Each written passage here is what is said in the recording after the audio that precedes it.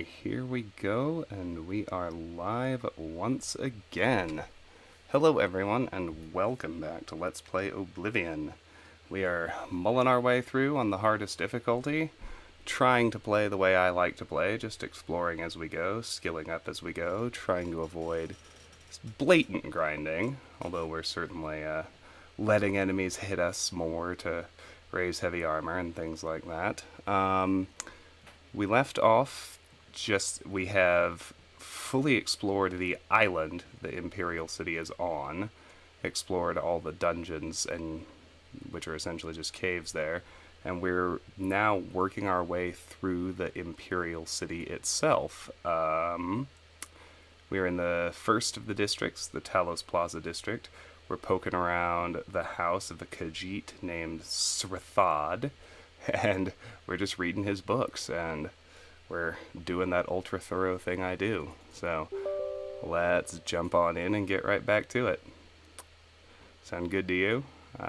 I have to admit, I'm always a little surprised by the excitement people have for Oblivion streams, but I realize, number one, in my channel, it's essentially the one I haven't done yet, and it's not very well covered. It's like Morrowind in that there's just not a lot of help out there if you're a hyper-completionist. Like, I don't have the... I know I don't actually have the time to do it, but I've got the itch to write a guide for it, just like I did for Morrowind, because the existing state of Oblivion guides is a total wasteland. They're just lists of quests, and that's fucking useless, for all the reasons I've always said they're fucking useless. Anyway, let's jump right in. Hey, Lone Wonder, it's good to see you. Welcome back, my friend. Always a pleasure. Always a pleasure.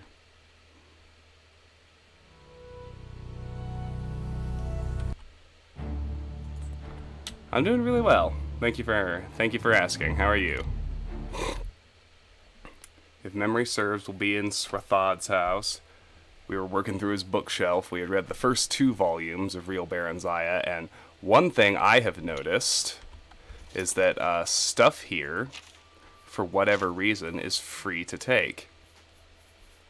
We're trying to get heavy armor to 40, I think to 45. Let me actually look at that right quick. Now we're trying to get it heavy armor to 40, sneak to 55. That's this level. But notice that his stuff is free to take. So let's certainly look for anything that's hits the right weight value ratio. Although really, I'm at 150. We should take these books, so we can always come back here.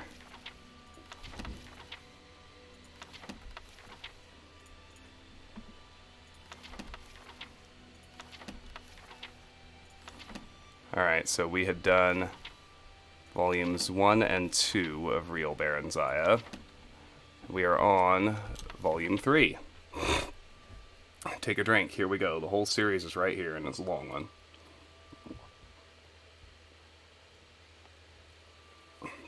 Yes, I was thirsty. The Real Baron Zaya Part 3, Anonymous. For several days, Baron Zaya felt a weight of sorrow at her separation from her friends, but by the second week out, her spirits began to rise a little. She found that she enjoyed being on the road again, although she missed Straw's companionship more than she would have thought. They were escorted by a troop of Red Guard knights with whom she felt comfortable, although these were much more disciplined and decorous than the guards of the merchant caravan she had spent time with. They were genial but respectful toward her, despite her attempts at flirtation. Symmachus scolded her privately, saying a queen must maintain royal dignity at all times. "You mean I'm never to have any fun?" she inquired petulantly. "Aye, not with such as these. They are beneath you. Graciousness is to be desired from those in authority, milady. Familiarity is not. You will remain chaste and modest while you are at the Imperial City." Baron Zaya made a face. I might as well be back at Darkmoor Keep. Elves are promiscuous by nature, you know. Everyone says so. Everyone is wrong, then. Some are, some aren't. The Emperor and I expect you to display both discrimination and good taste. Let me remind you, Your Highness, that you hold the throne of Mournhold not by right of blood, but solely at the pleasure of Tiber Septim. If he judges you unsuitable, your reign will end ere it begins. He requires intelligence, obedience, discretion, and total loyalty of all his appointees, and he favors chastity and modesty in women. I strongly suggest you model your deportment after our good Dreliane, milady. I'd as lief be back in Darkmoor. Baronziah snapped resentfully, offended at the thought of emulating the frigid, prudish Dreliane in any way. That is not an option, Your Highness. If you are of no use to Tiber Septim, he will see to it that you are of no use to his enemies either, the general said portentously. If you would keep your head on your shoulders, take heed. Let me add that power offers pleasures other than those of carnality and cavorting with base company. He began to speak of art, literature, drama, music, and the grand balls thrown at the imperial court. Baronziah listened with growing interest, spurred on not entirely by his threats. But afterwards she asked timidly if she might continue her study of magic while at the Imperial City. Symmachus seemed pleased at this and promised to arrange it. Encouraged, she then said that she noted 3 of their knights' escort were women, and asked if she might train a little with them, just for the sake of exercise. The general looked less delighted at this, but gave his consent, though stressing it would only be with the women. The late winter weather held fair, though slightly frosty, for the rest of their journey, so that they traveled quickly over firm roads. On the last day of their trip, spring seemed to have arrived at last, for there were hints of a thaw. The road grew muddy underfoot, and everywhere one could hear water trickling and dripping, faintly but steadily. It was a welcome sound. They came to the great bridge that crossed into the Imperial City at sunset. The rosy glow turned the stark white marble edifices of the metropolis a delicate pink. Excuse me. It all looked very new and grand and immaculate. A broad avenue led north toward the palace. A crowd of people of all sorts and races filled the wide concourse. Lights winked out in the shops and on in the inns as dusk fell, and stars came out singly, then by 2s and 3s. Even the side streets were broad and brightly illuminated. Near the palace, the towers of an immense mage's guild hall reared toward the east, while westward the stained glass windows of a huge tabernacle glittered in the dying light. Symmachus had apartments in a magnificent house 2 blocks from the palace, past the temple. Dang. The Temple of the One, he identified as they passed it, an ancient Nordic cult which Tiber Septim had revived. He said that Baronziah would be expected to become a member should she prove acceptable to the Emperor. The place was quite splendid, although little to Baronziah's taste. The walls and furnishings were done in utter pristine white, relieved only by touches of dull gold, and the floors in dully gleaming black marble. Baronziah's eyes ached for color and the interplay of subtle shadings. In the morning, Symmachus and Dreliane escorted her to the imperial palace. Baronziah noted that everyone they met greeted Symmachus with a deferential respect, in some cases bordering on obsequiousness. The general seemed to take it for granted. They were ushered directly into the imperial presence. Morning sun flooded a small room through a large window with tiny panes, washing over a sumptuously laden breakfast table, and the single man who sat there, dark against the light. He leapt to his feet as they entered and hurried toward them. "Ah, Symmachus, our most loyal friend, we welcome your return most gladly." His hands held Symmachus's shoulders briefly, fondly, halting the deep genuflection the dark elf had been in the process of effecting. Baronziah curtsied as Tiber Septim turned to her. "Baronziah, our naughty little runaway. How do you do, child? Here, let us have a look at you. Why, Symmachus, she's charming, absolutely charming. Why have you hidden her from us all these years? Is the light too much, child? Shall we draw the hangings? Yes, of course." He waved aside Symmachus's protests and drew the curtains himself, not troubling to summon a servant. "You will pardon us for this discourtesy toward yourselves, our dear guests. We've much to think of, though that's scant excuse for hospitality's neglect. But pray join us. There's some excellent nectarines from Black Marsh." They settled themselves at the table. Baronziah was dumbfounded. Tiber Septim was nothing like the grim, gray giant warrior she'd pictured. He was of average height, fully half a head shorter than tall Symmachus, although he was well knit of figure and lithe of movement. He had a winning smile, bright, indeed piercing blue eyes, and a full head of stark white hair above a lined and weathered face. He might have been any age from 40 to 60. He pressed food and drink upon them, then repeated the question the general had asked her days ago. Why had she left home? Had her guardians been unkind to her? No, Excellency. Baronzaya replied, in truth, no, although I fancied so at times. Symmachus had fabricated a story for her, and Baronzaya told it now, although with a certain misgiving. The stable boy, Straw, had convinced her that her guardians, unable to find a suitable husband for her, meant to sell her off as a concubine in Rihad, and when a red guard had indeed come, she had panicked and fled with Straw. Tiber Septim seemed fascinated and listened raptly as she provided details of her life as a merchant caravan escort. Why, 'tis like a ballad, he said. By the one, we'll have the court bard set it to music. What a charming boy you must have made. General Symmachus said. Baronzaya stopped in some confusion, then proceeded. He said, well, that I no longer look much like a boy. I have grown in the past few months. She lowered her gaze in what she hoped approximated maidenly modesty. Give me 1 second. I'm gonna try switching chairs. I know everybody likes good old Mr. Chair. I'm gonna try rolling him over, see if he's a little better for my back today. Be right back.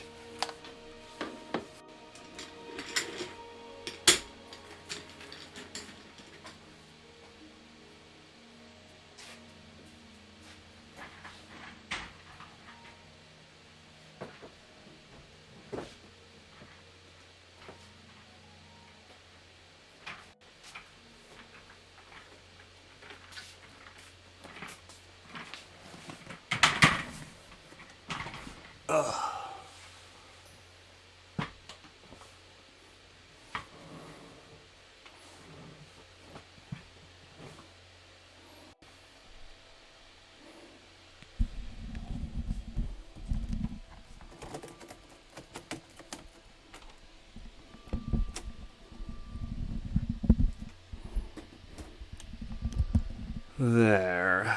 I think that actually works pretty well.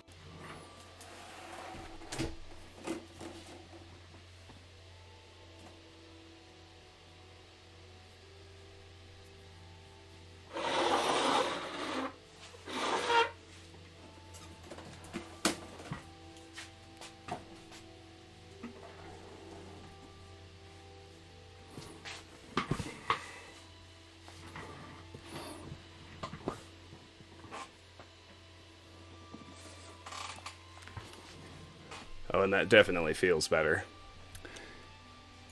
He's a very discerning fellow, is our loyal friend Symmachus. I know I've been a very foolish girl, Excellency. I must crave your pardon, and that of my kind guardians. I realized that some time ago, but I was too ashamed to go back home. But I don't want to return to Darkmoor now, Excellency. I long for Mournhold. My soul pines for my own country. Our dear child, you shall go home, we promise you.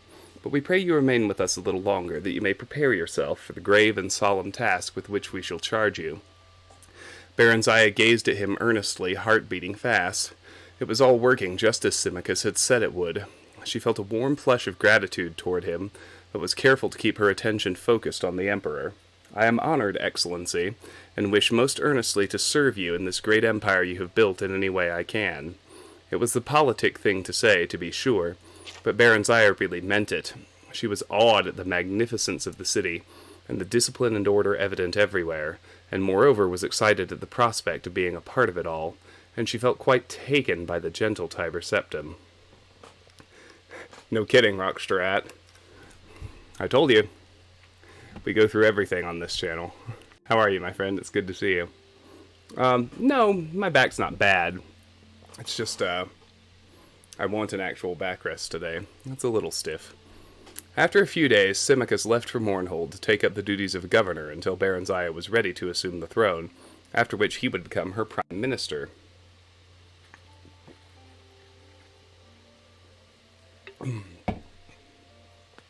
Baronzaya, with Dreliane as chaperone, took up residence in a suite of rooms at the Imperial Palace.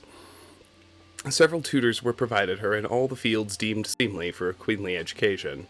During this time she became deeply interested in the magical arts, but she found the study of history and politics not at all to her preference. On occasion, she met with Tiber Septim in the palace gardens, and he would unfailingly and politely inquire as to her progress, and chide her, although with a smile, for her disinterest at matters of state. However, he was always happy to instruct her on the finer points of magic, and he could make even history and politics seem interesting. "They're people, child, not dry facts in a dusty volume," he said. As her understanding broadened, their discussions grew longer, deeper, more frequent. He spoke to her of his vision of a united Tamriel, each race separate and distinct, but with shared ideals and goals, all contributing to the common weal. "Some things are universal, shared by all sentient folk of goodwill," he said. "So the one teaches us. We must unite against the malicious and the brutish, the miscreated, the orcs, trolls, goblins, and other worse creatures, and not strive against one another." His blue eyes would light up as he stared into his dream, and Barenziah was delighted just to sit and listen to him. If he drew close to her, the side of her body next to him would glow as if he were a smoldering blaze. If their hands met, she would tingle all over as if his body were charged with a shock spell. "Hi, Cyclo. Welcome back. Good to see you." One day, quite unexpectedly, he took her face in his hands and kissed her gently on the mouth. She drew back after a few moments, astonished by the violence of her feelings, and he apologized instantly.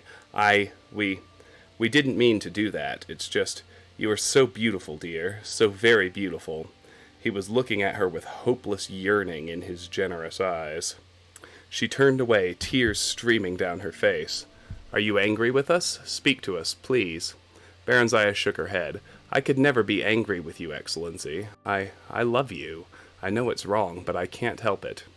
"We have a consort," he said. "She is a good and virtuous woman, the mother of our children and future heirs. We could never put her aside, yet there is nothing between us and her, no sharing of the spirit. She would have us be other than what we are. We are the most powerful person in all of Tamriel, and Barenziah, I think I am the most lonely as well." He stood up suddenly. "Power," he said with sublime contempt. "I'd trade a goodly share of it for youth and love if the gods would only sanction it." "But you are strong and vigorous and vital, more than any man I've ever known." He shook his head vehemently. "Today, perhaps. Yet I am less than I was yesterday, last year, 10 years ago. I feel the sting of my mortality, and it is painful. If I can ease your pain, let me." Barenziah moved toward him, hands outstretched. "No, I would not take your innocence from you." "I'm not that innocent." "How so?" The Emperor's voice suddenly grated harshly, his brows knitted. Barenziah's mouth went dry. What had she just said? But she couldn't turn back now. He would know. "There was straw," she faltered. I was lonely too. Am lonely. And not so strong as you." She cast her eyes down in abashment. I guess I'm not worthy, Excellency. No. Not so, Barenziah. My Barenziah. It cannot last for long. You have a duty toward Mournhold, and a duty toward the Empire. I must tend toward mine as well. But while we may, shall we share what we have, what we can, and pray the One forgives us our frailty?" Tiber Septim held out his arms, and wordlessly, willingly, Barenziah stepped into his embrace. "You caper on the edge of a volcano, child," Dreliane admonished as Barenziah admired the splendid star-sapphire ring her imperial lover had given her to celebrate their 1-month anniversary.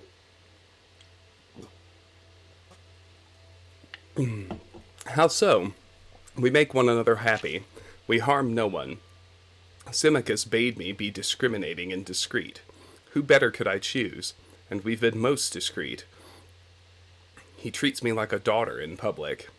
Tiber Septim's nightly visits were made through a secret passage that only few in the palace were privy to, himself and a handful of trusted bodyguards. "He slavers over you like a cur his supper. Have you not noticed the coolness of the Empress and her son toward you?" Barenziah shrugged. Even before she and Septim had become lovers, she'd received no more from his family than bare civility. Threadbare civility. What matter? It is Tiber who holds the power. But it is his son who holds the future. Do not put his mother up to public scorn, I beg you. Can I help it if that dry stick of a woman cannot hold her husband's interest even in conversation at dinner? Have less to say in public, that is all I ask. She matters little, it is true, but her children love her, and you do not want them as enemies. Tiber Septim has not long to live. I mean, Dreliane amended quickly at Baronzia's scowl, humans are all short-lived, ephemeral, as we of the elder races say. They come and go as the seasons, but the families of the powerful ones live on for a time. You must be a friend to this family if you would see lasting profit from your relationship. Ah, but how can I make you see truly, you who are so young and human-bred as well? If you take heed, and wisely, you and Mournhold are like to live to see the fall of Septim's dynasty, if indeed he has founded one, just as you have witnessed its rise. It is the way of human history. They ebb and flow like the inconstant tides. Their cities and dominions bloom like spring flowers, only to wither and die in the summer sun. But the elves endure. We are as a year to their hour, a decade to their day. Baronzia just laughed. She knew that rumors abounded about her and Tiber Septim. She enjoyed the attention, for all save the Empress and her son seemed captivated by her. Minstrels sang of her dark beauty and her charming ways. She was in fashion and in love, and if it was temporary, well, what was not? She was happy for the first time she could remember, each of her days filled with joy and pleasure, and the nights were even better. "What is wrong with me?" Baronzia lamented. "Look, not one of my skirts fit. What's become of my waistline? Am I getting fat?" Baronzia regarded her thin arms and legs and her undeniably thickened waist in the mirror with displeasure. Dreliane shrugged. "You appear to be with child, young as you are. Constant pairing with a human has brought you to early fertility. I see no choice but for you to speak with the Emperor about it. You are in his power. It would be best, I think, for you to go directly to Mournhold if he would agree to it, and bear the child there. Alone?" Baronzia placed her hands on her swollen belly, tears forming in her eyes. Everything in her yearned to share the fruit of her love with her lover. "He'll never agree to that. He won't be parted from me now. You'll see." Dreliane shook her head. Although she said no more, a look of sympathy and sorrow had replaced her usual cool scorn. That night, Baronzia told Tiber Septim when he came to her for their usual assignation. "With child?" He looked shocked. No, stunned. "You're sure of it? But I was told elves do not bear at so young an age." Baronzia forced a smile. "How can I be sure? I shall have my healer fetched." The healer, a high elf of middle years, confirmed that Baronzia was indeed pregnant, and that such a thing had never before been known to happen. It was a testimony to his excellency's potency, the healer said in sycophantic tones. Tiber Septim roared at him. "This must not be," he said. "Undo it. We command you." "Sire," the healer gaped at him. I may not." "Of course you can, you incompetent dullard," the Emperor snapped. "It is our express wish that you do so." Baronzia, till then silent and wide-eyed with terror, suddenly sat up in bed. "No," she screamed. "No, what are you saying?" "Child," Tiber Septim sat down beside her, his face wearing one of his winning smiles. "I'm so sorry, truly, but this cannot be. Your issue would be a threat to my son and his sons. I shall no more put it plainly than that." "The child I bear is yours," she wailed. "No. It is now but a possibility, a might-be, not yet gifted with a soul or quickened into life. I will not have it so. I forbid it." He gave the healer another hard stare, and the elf began to tremble. "Sire, it is her child. Children are few among the elves. No elven woman conceives more than 4 times, and that is very rare. 2 is the usual number. Some bear none even, and some only 1. If I take this one from her, sire, she may not conceive again. You promised us she would not bear to us. We've little faith in your prognostications." Baronzia scrambled naked from the bed and ran for the door, not knowing where she was going, only that she could not stay. She never reached it. Darkness overtook her. Hi, Alex. I'm doing great. How are you? It's good to see you." She awoke to pain and a feeling of emptiness, a void where something used to be, something that used to be alive, but now was dead and gone forever. Dreliane was there to soothe the pain and clean up the blood that still pooled at times between her legs, but there was nothing to fill the emptiness, there was nothing to take the place of the void. The Emperor sent magnificent gifts and vast arrangements of flowers, and came on short visits, always well attended. Baronzia received these visits with pleasure at first, but Tiber Septim came no more at night. and after some time, nor did she wish him to. Some weeks passed, and when she was completely physically recovered, Dreliane informed her that Symmachus had written to request she come to Mournhold earlier than planned. It was announced that she would leave forthwith. She was given a grand retinue, an extensive trousseau befitting a queen, and an elaborate and impressive ceremonial departure from the gates of the Imperial City. Some people were sorry to see her leave and expressed their sadness in tears and expostulations, but some others were not, and did not. Check my carry weight, 93, good. Alright, Volume 4.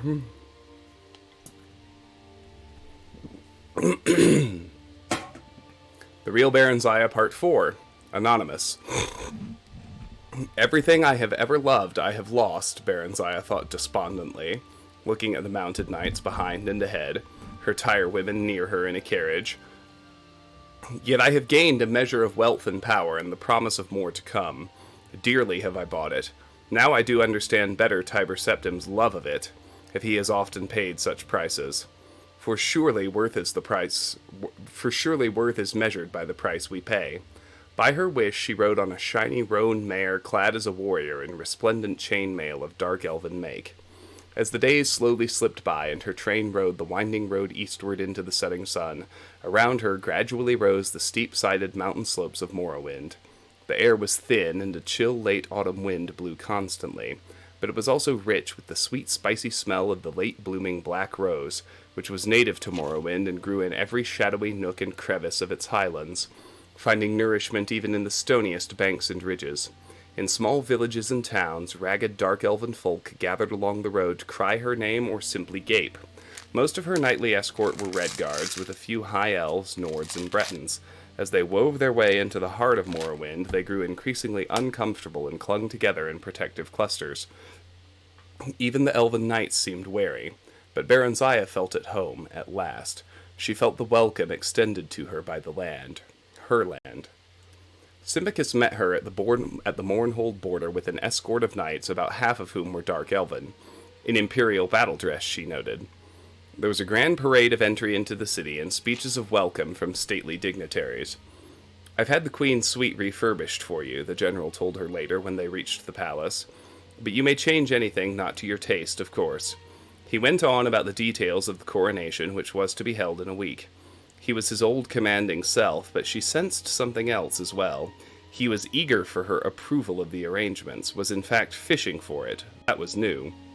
He had never required her commendation before. He asked her nothing about her stay in the Imperial City or of her affair with Tiber Septim, although Baronzaya was certain Dreliane had told him, or earlier written him, everything in detail.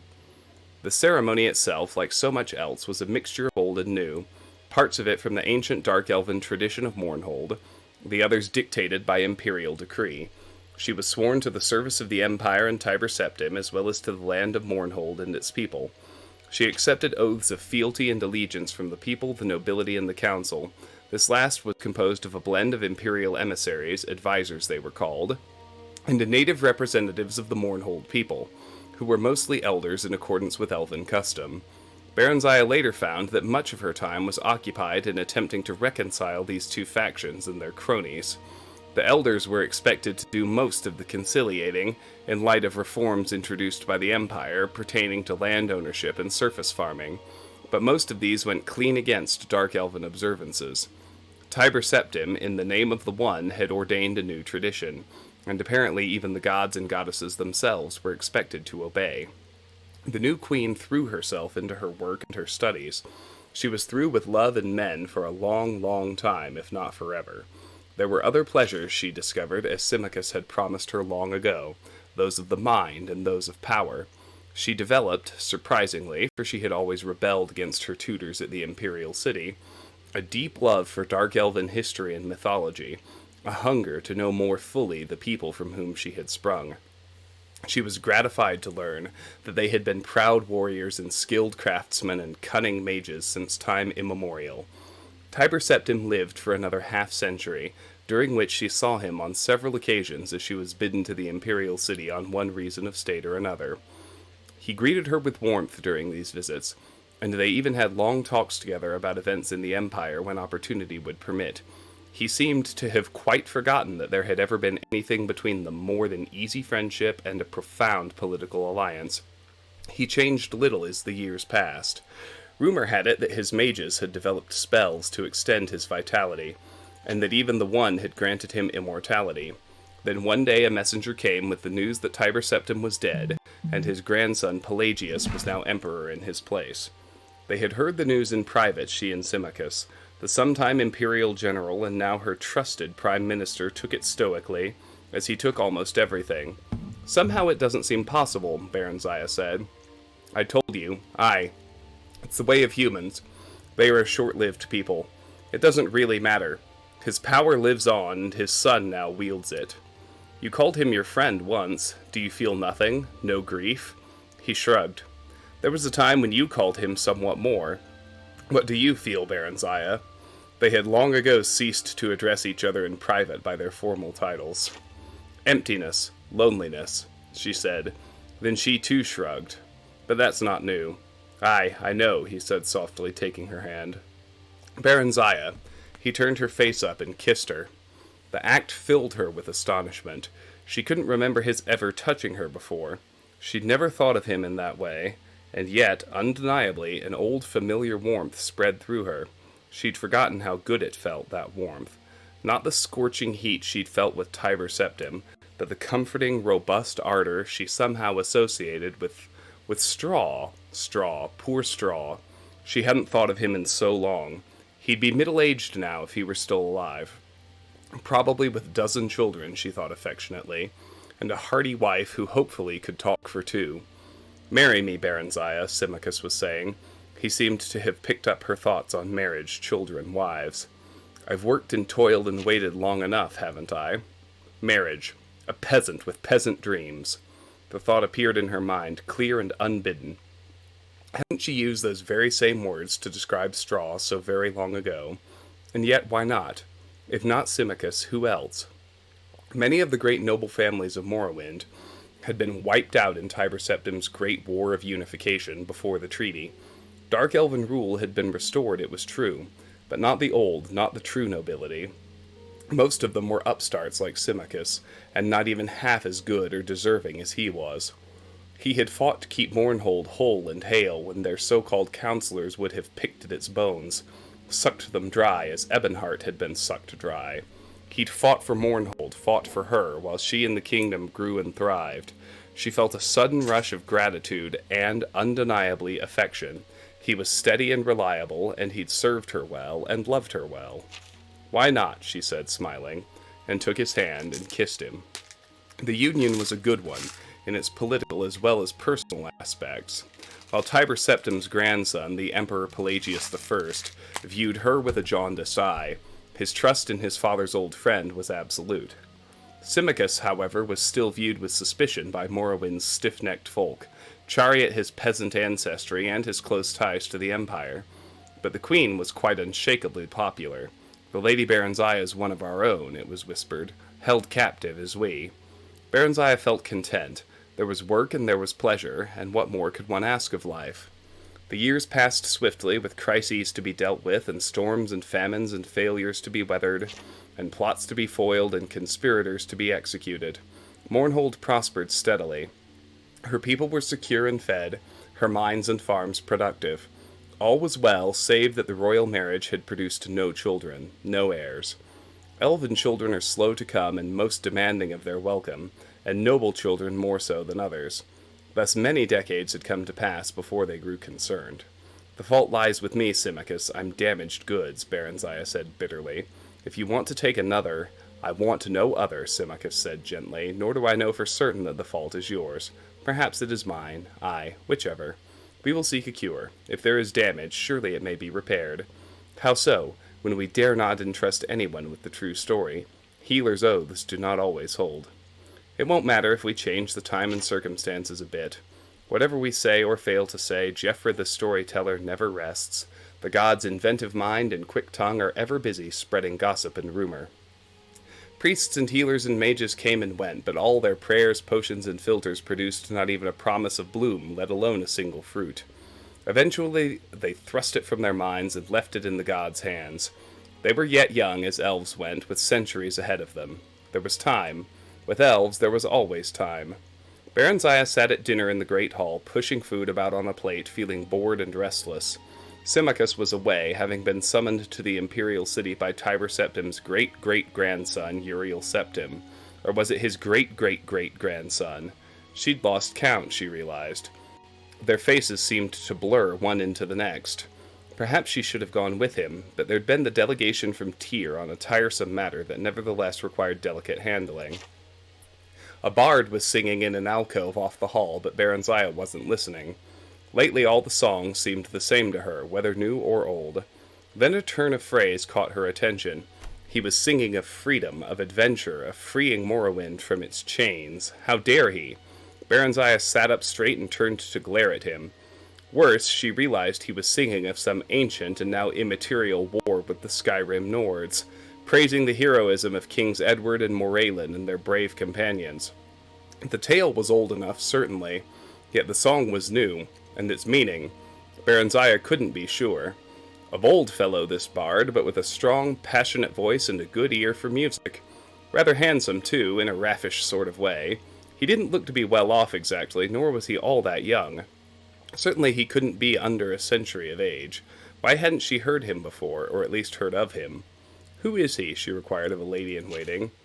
The woman shrugged and said, "Calls himself the Nightingale, milady. No one seems to know anything about him. Bid him speak with me when he has done." The man called the Nightingale came to her, thanked her for the honor of the Queen's audience and the fat purse she handed him. His manner wasn't bold at all, she decided, rather quiet and unassuming. He was quick enough with gossip about others, but she learned nothing about him. He turned all questions away with a joking riposte or a ribald tale. Yet these were recounted so charmingly it was impossible to take offense. "My true name? Milady, I am no one. No, my parents named me No One. Or was it Nobody? What matters it? It matters not. How my parents give name to that which they know not. Ah, I believe that was the name, Know Not. I have been the Nightingale for so long I do not remember, since, last month at the very least. Or was it last week? All my memory goes into song and tale, you see, milady. I've none left for myself. I'm really quite dull. Where was I born? Why, nowhere. I plan to settle in Dunroman when I get there, but I'm in no hurry." "I see. And will you then marry at all, sure?" "Very perceptive of you, milady. Perhaps. Although I find in haste quite charming too, at whiles." "Ah, you are fickle then?" "Like the wind, milady. I blow hither and yon, hot and cold, as chance suits." "Chance is my suit. Naught else wears well on me." Baranziah smiled. "Stay with us a while then, if you will, milord erratic." "As you wish, milady bright." After that brief exchange, Baranziah found her interest in life somehow rekindled. All that had seemed stale became fresh and new again. She greeted each day with zest, looking forward to conversation with the Nightingale and the gift of his song. Unlike other bards, he never sang her praises, nor other women's, but only of high adventure and bold deeds. When she asked him about this, he said, "What greater praise of your beauty could you ask, milady, than that which your own mirror gives you? And if words you would have, you have those of the greatest, of those greater than my callow self. How should I vie with them, I who was born but a week gone by?" For once they were speaking privately.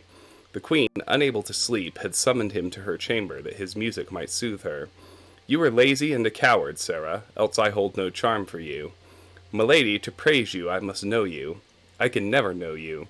You are wrapped in enigma, in clouds of enchantment. Nay, not so. Your words are what weave enchantment. Your words and your eyes, and your body. Know me if you will. Know me if you dare." He came to her then. They lay close, they kissed, they embraced. "Not even Baranziah truly knows Baranziah," he whispered softly. "So how may I? Milady, you seek and know it not, nor yet for what. What would you have that you have not?" "Passion," she answered back. "Passion, and children born of it." "And for your children what? What birthright might be theirs?" "Freedom," she said, "the freedom to be what they would be. Tell me, you who seem wisest to these eyes and ears and the soul that knits them, where may I find these things? One lies beside you, the other beneath you, but would you dare stretch out your hand that you might take what could be yours and your children's?" Symmachus. "In my person lies the answer to part of what you seek. The other lies hidden below us, and these your very kingdom's mines, that which will grant us the power to fulfill and achieve our dreams. That which Edward and Morayland between them used to free High Rock and their spirits from the hateful domination of the Nords. If it be properly used, milady, none may stand against it, not even the power the Emperor controls. Freedom, you say? Baronzaya, freedom it gives from the chains that bind you. Think on it, milady. He kissed her again, softly, and withdrew. You're not leaving, she cried out. Her body yearned for him. For now, he said. Pleasures of the flesh are nothing beside what we might have together. I would have you think on what I have just said. I don't need to think. What must we do? What preparations must be made? Why, none. The mines may not be entered freely, it is true. But with the Queen at my side, who will stand athwart?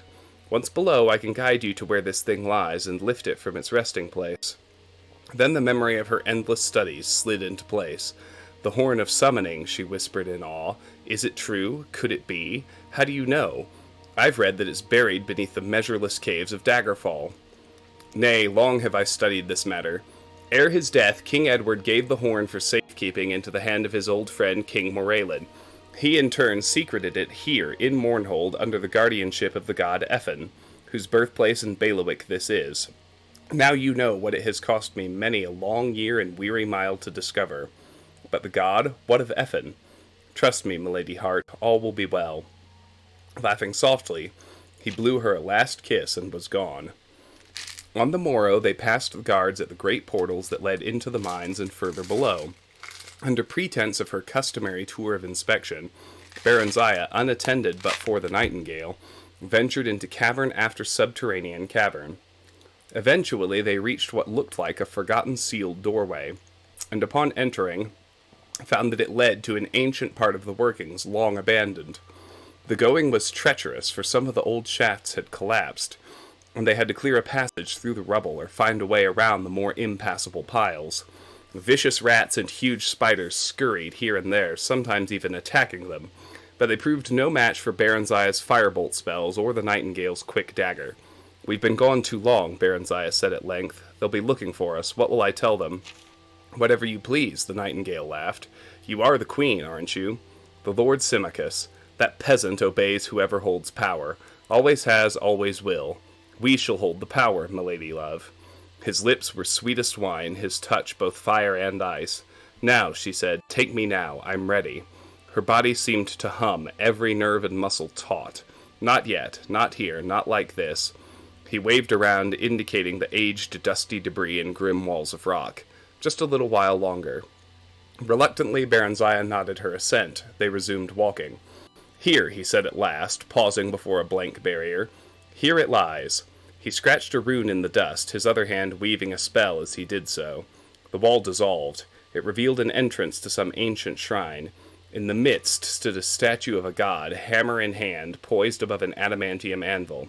By my blood, Effin, the Nightingale cried, I bid thee waken. Morayland's heir of Ebonheart am I, last of the royal line, sharer of thy blood. At Morrowind's last need, with all of Elvendom in dread peril of their selves and souls, release to me that guerdon which thou guardst. Now I do bid thee, strike. At his final words the statue glowed and quickened, the blank stone eyes shone a bright red. The massive head nodded, the hammer smote the anvil, and it split asunder with a thunderous crash, the stone god itself crumbling. Baronzaya clapped her hands over her ears and crouched down, shaking terribly and moaning out loud. The Nightingale strode forward boldly and clasped the thing that lay among the ruins with a roar of ecstasy. He lifted it high. Someone's coming, Baronzaya cried in alarm, then noticed for the first time what it was that he was holding aloft. Wait, that's not the horn, it's a staff. Indeed, milady. You see truly at last. The Nightingale laughed aloud. I am sorry, milady sweet, but I must leave you now. Perhaps we shall meet again one day. Until then, Symmachus, he said to the mail-clad figure who had appeared behind them. She is all yours. You may claim her back. No, Baronzaya screamed. She sprang up and ran toward him, but he was gone, winked out of existence. Just as Symmachus, claymore drawn, reached him. His blade cleaved a single stroke through empty air. Then he stood still, as if taking the stone god's place. Baronzaya said nothing. heard nothing, saw nothing, felt nothing. Symmachus told the half-dozen or so elves who had accompanied him that the Nightingale and Queen Berenziah had lost their way and had been set upon by giant spiders. That the Nightingale had lost his footing and fallen into a deep crevice which closed over him, that his body could not be recovered, that the Queen had been badly shaken by the encounter and deeply mourned the loss of her friend, who had fallen in her defense. Such was Symmachus's presence and power of command that the slack-jawed knights, none of whom had caught more than a glimpse of what happened, were convinced that it was all exactly as he said. The queen was escorted back to the palace and taken to her chamber, whereupon she dismissed her servants in waiting. She sat still before her mirror for a long time, stunned, too distraught even to weep. Symmachus stood watching over her. "Do you have any idea at all what you have just done?" he said finally, flatly, coldly. "You should have told me," Berenziah whispered. "The Staff of Chaos, I never dreamed it lay here. He said... A mewling escaped her lips, and she doubled over in despair. "Oh, what have I done? What have I done? What happens now? What's to become of me, of us?" "Did you love him?" Yes.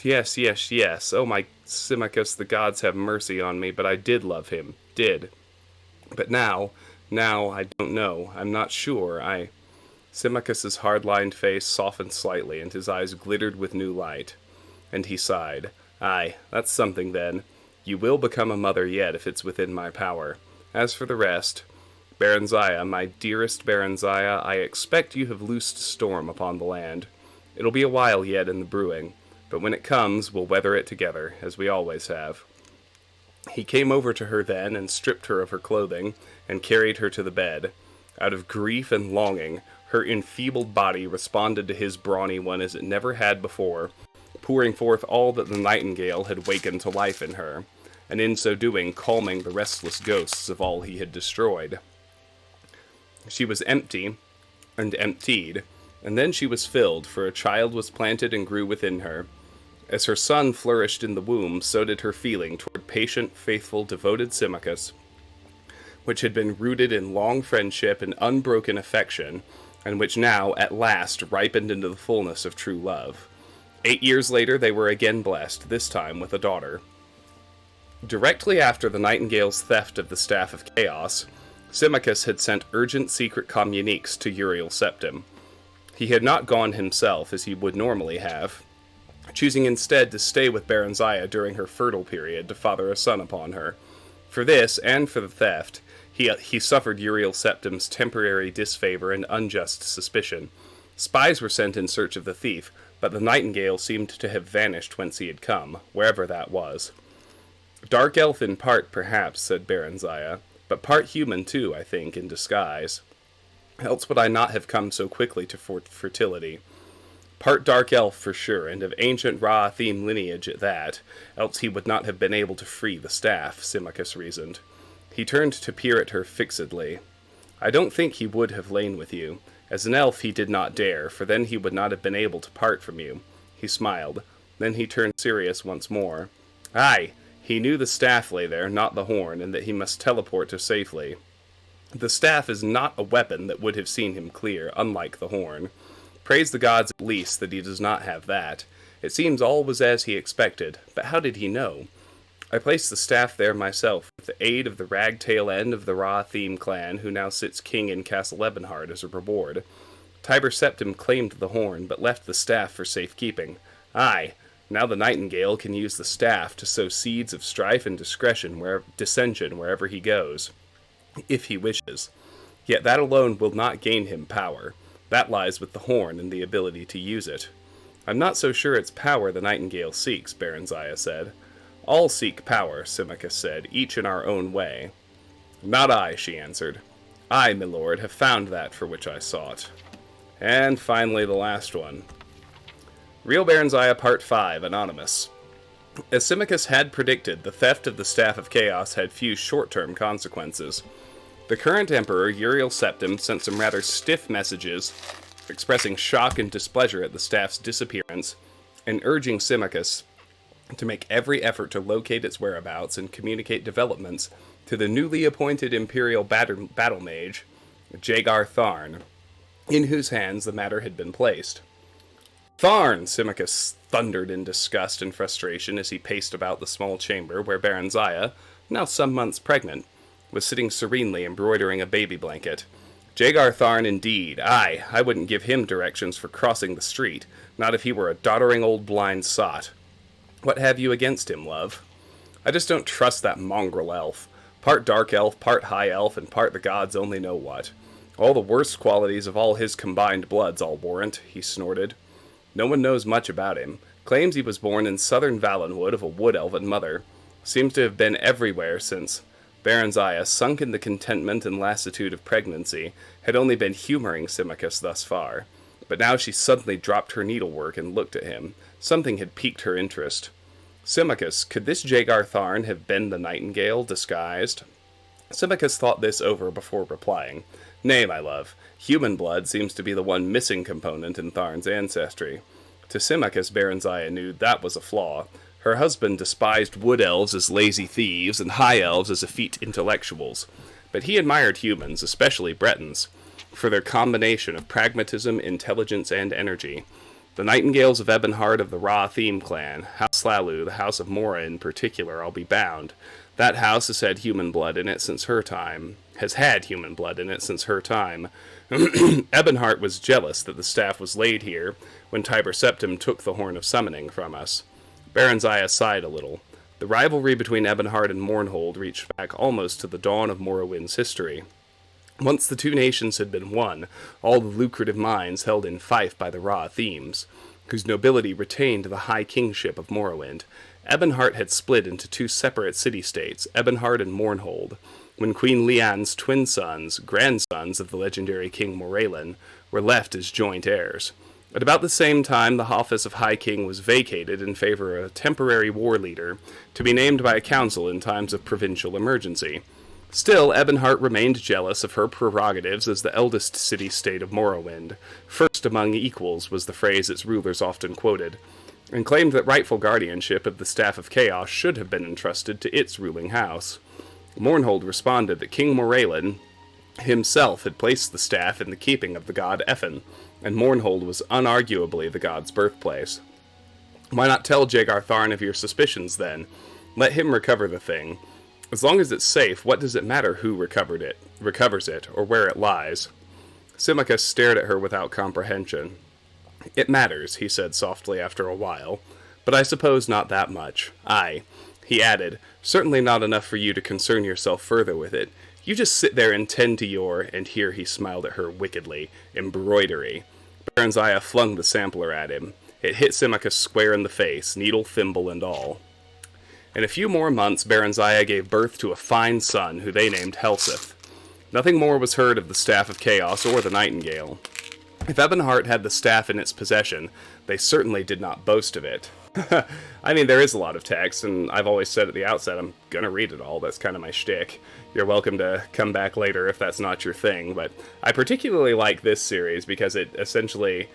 It takes what was the very, very, very basic dungeon crawler that was the Elder Scrolls Arena, the very first game in the series, and it really, really fleshes it out with an actual storyline, which I think is fun.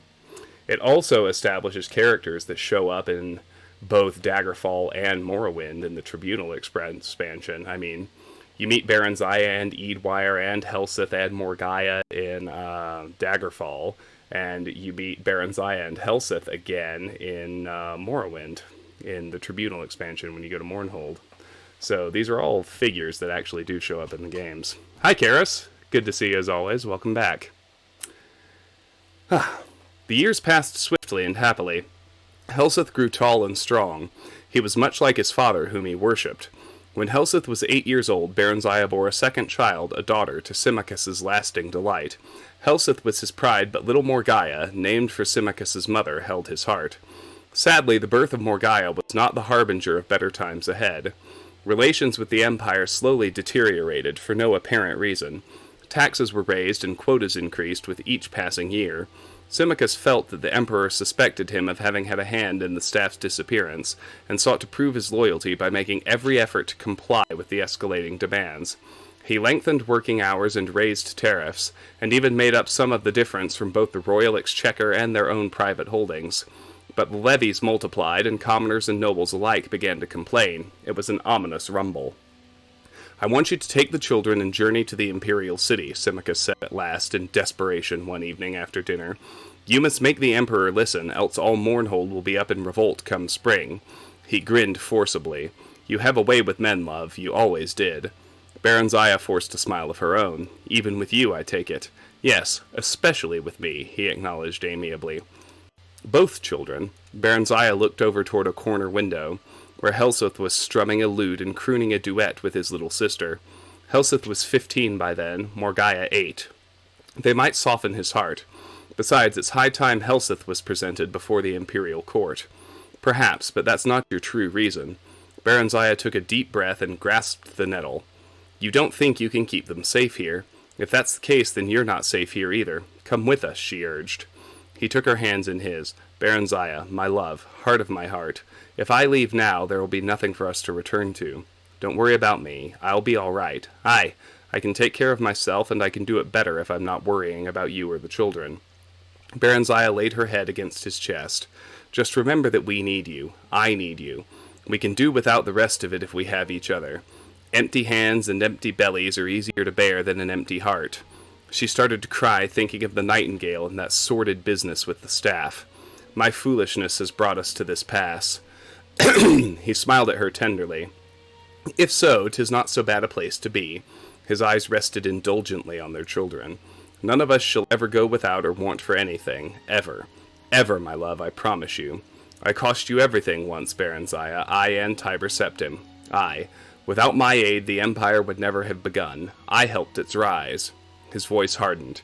"I can bring about its fall. You may tell Uriel Septim that. That, and that my patience is not infinite." Baronziah gasped. Symmachus was not given to empty threats. She'd no more imagined that he would ever turn against the Empire than that the old house wolf lying by the grate would turn on her. "How?" she demanded breathlessly, but she shook his head. "Better that you not know," he said. "Just tell him what I told you should he prove recalcitrant. And do not fear. He's septum enough that he will not take it out on the messenger." He smiled grimly. "For if he does, if he ever harms the least hair on you, my love, or the children, so help me all the gods of Tamriel, he'll pray that he hadn't been born. Aye, I'll hunt him down, him and his entire family, and I won't rest until the last septum is dead."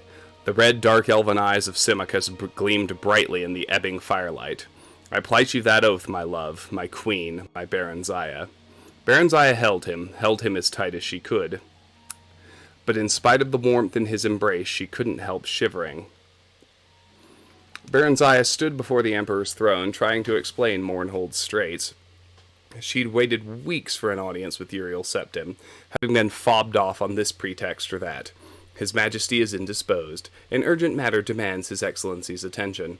"I am sorry, Your Highness, there must be some mistake. Your appointment is for next week." No, see. And now it wasn't even going well. The Emperor did not even make the slightest pretense at listening to her.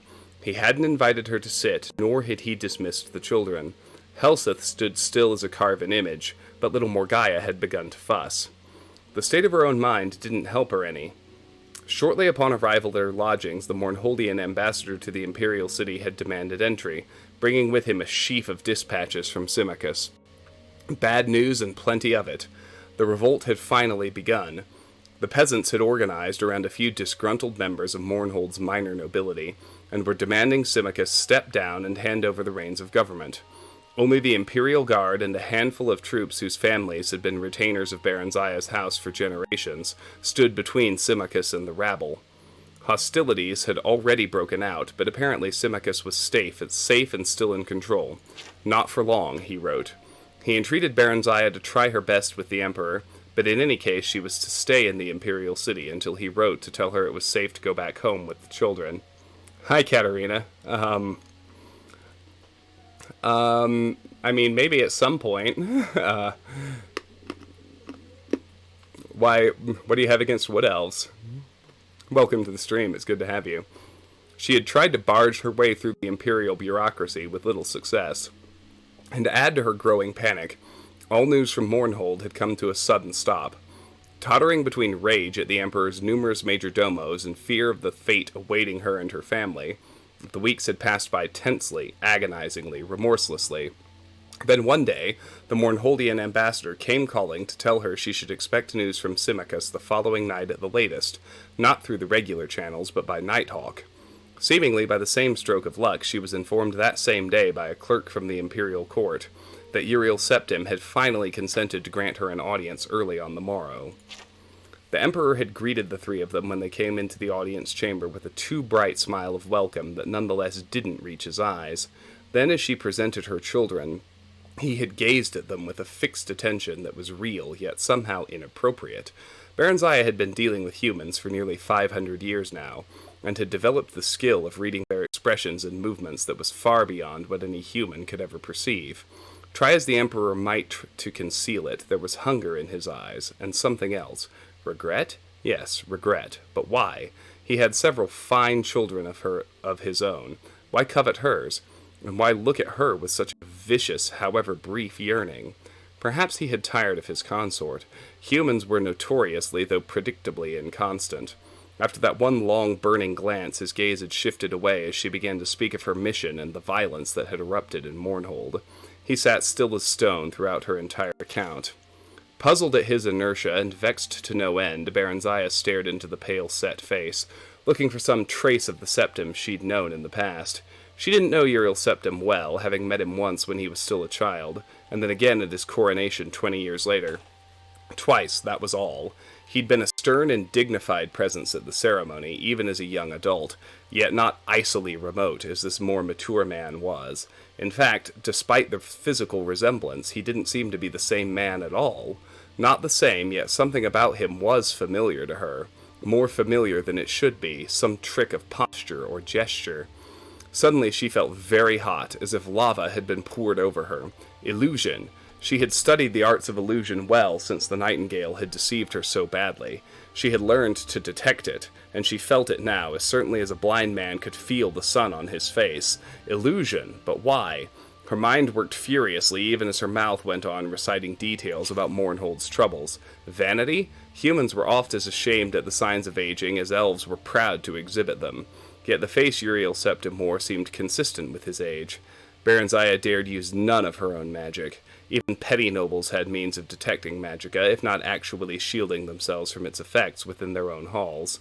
The use of sorcery here would bring down the Emperor's wrath as surely as drawing a dagger would. Magic. Illusion.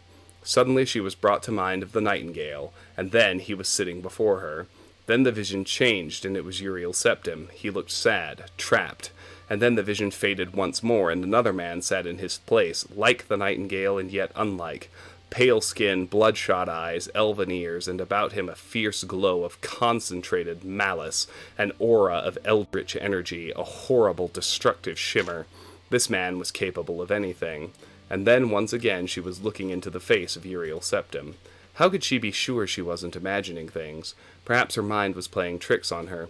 She felt a sudden vast weariness, as if she'd been carrying a heavy burden too long and too far. She decided to abandon her earnest narrative of Mournhold's ills, as it was quite plainly getting her nowhere, and switch back to pleasantry. Pleasantry, however, with a hidden agenda. Do you remember, sire, Symmachus and I had dinner with your family shortly after your father's coronation? You were no older than tiny Morgaya here. We were greatly honored to be the only guests that evening, except for your best friend Justin, of course. Ah, yes, the Emperor said, smiling cautiously, very cautiously. I do believe I recall that. You and Justin were such friends, your majesty. I was told he died not long after. A great pity. Indeed, I still do not like to speak of him. His eyes turned blank, or blanker, if it had been possible. As for your request, milady, we shall take it under advisement and let you know. Baranziah bowed, as did the children. A nod from the Emperor dismissed them, and they backed away from the imperial presence. She took a deep breath when they emerged from the throne room. Justin had been an imaginary playmate, although young Uriel had insisted a place be set for Justin at every meal. Not only that, Justin, despite the boyish name, had been a girl. Symmachus had kept up the joke long after she had gone the way of imaginary childhood friends, inquiring after Justin's health whenever he and Uriel Septim met, and being responded to in as mock-serious a fashion. The last Baronzaya had heard of Justin several years ago. The Emperor had evidently joked elaborately to Symmachus that she had met an adventurous though incorrigible Khajiit youth, married him, and settled down in Lilandril to raise fire ferns and mugworts. The man sitting on the Emperor's divan was not Uriel Septim. The Nightingale, could it be? Yes, yes, a chord of recognition rang through her, and Baronzaya knew she was right. It was him. It was the Nightingale, masquerading as the Emperor. Symmachus had been wrong, so wrong. What now, she wondered frantically? What had become of Uriel Septim? And more to the point, what did it mean for her and Symmachus and all of Mournhold? Thinking back, Baronzaya guessed that their troubles were due to this false emperor, this nightingale-spawned glamour, or whatever he really was. He must have taken Uriel Septim's place shortly before the unreasonable demands on Mournhold had begun. That would explain why relations had deteriorated for so long, as humans reckoned time, long after her disapproved liaison with Tiber Septim. The Nightingale knew of Symmachus's famed loyalty to and knowledge of the Septim House, and was effecting a preemptive strike. If that were the case, they were all in terrible danger. She and the children were in his power here in the Imperial City, and Symmachus was left alone to deal with troubles of the Nightingale's brewing in Mournhold. What must she do? Baronzaya impelled the children ahead of her, a hand on each shoulder, trying to stay cool, collected, her ladies-in-waiting and personal knight's escort trailing behind. Finally, they reached their waiting carriage. Even though their suite of rooms was only a few blocks from the palace, royal dignity forbade travel on foot for even short distances, and for once Baronzaya was glad of it. The carriage seemed a kind of refuge now, false as she knew the feeling must be. A boy dashed up to one of the guards and handed him a scroll, then pointed toward the carriage. The guard brought it to her. The boy waited, eyes wide and shining. The epistle was brief and complimentary, and simply inquired if King Eadwire of Wayrest, of the province of High Rock, might be granted an audience with the famed Queen Baronzaya of Mournhold, as he had heard much of her and would be pleased to make her acquaintance. Baronzaya's first impulse was to refuse. She wanted only to leave this city. Certainly she had no inclination toward any dalliance with a dazzled human. She looked up frowning, and one of the guards said, "Milady, the boy says his master awaits your reply yonder." She looked in the direction indicated and saw a handsome elderly man on horseback, surrounded by a half-dozen courtiers and cavaliers. He caught her eye and bowed respectfully, taking off a plumed hat. "Very well," Baronzaya said to the boy on impulse. "Tell your master he may call on me tonight, after the dinner hour." King Eadwire looked polite and grave and rather worried, but not in the least love-struck. At least that was something, she thought pensively. Baronzaya stood at the tower window waiting. She could sense the familiar's nearness, but though the night sky was clear as day to her eyes, she could not yet see him. Then suddenly he was there, a swift-moving dot beneath the wispy night clouds. A few more minutes and the great nighthawk finished its descent, wings folding, talons reaching for her thick leather armband. She carried the bird to its perch, where it waited, panting, as her impatient fingers felt for the message secured in a capsule on one leg.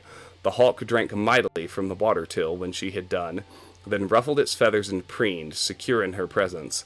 A tiny part of her consciousness shared its satisfaction at a job well done, mission accomplished, and rest earned. Yet beneath it all was unease. Things were not right, even to its humble avian mind. Her fingers shook as she unfolded the thin parchment and pored over the cramped writing. Not Symmachus's bold hand. Baronzaya sat slowly, fingers smoothing the document while she prepared her mind and body to accept disaster calmly, if disaster it would be. Disaster it was. The Imperial Guard had deserted Symmachus and joined the rebels. Symmachus was dead. The remaining loyal troops had suffered a decisive defeat. Symmachus was dead. The rebel leader had been recognized as King of Mournhold by Imperial envoys. Symmachus was dead. Baronzaya and the children had been declared traitors to the Empire and a price set on their heads. Symmachus was dead. So the audience with the Emperor earlier that morning had been nothing but a blind, a ruse, a charade. The Emperor must have already known. She was just being strung along, told to stay put, take things easy, milady queen, enjoy the Imperial City and the delights it has to offer. Do make your stay as long as you want. Her stay, her detention, her captivity, and in all probability her impending arrest. She had no delusions about her situation. She knew the Emperor and his minions would never let her leave the Imperial City ever again, at least not alive. Symmachus was dead. "Milady?" Baronzaya jumped, startled by the servant's approach. "What is it?"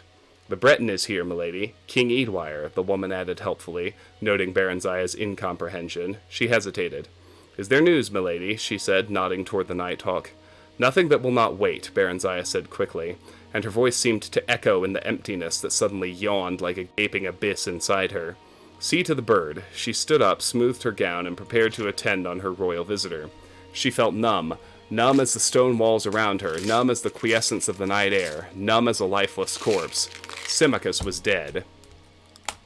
King Eadwire greeted her gravely and courteously, if a bit fulsomely.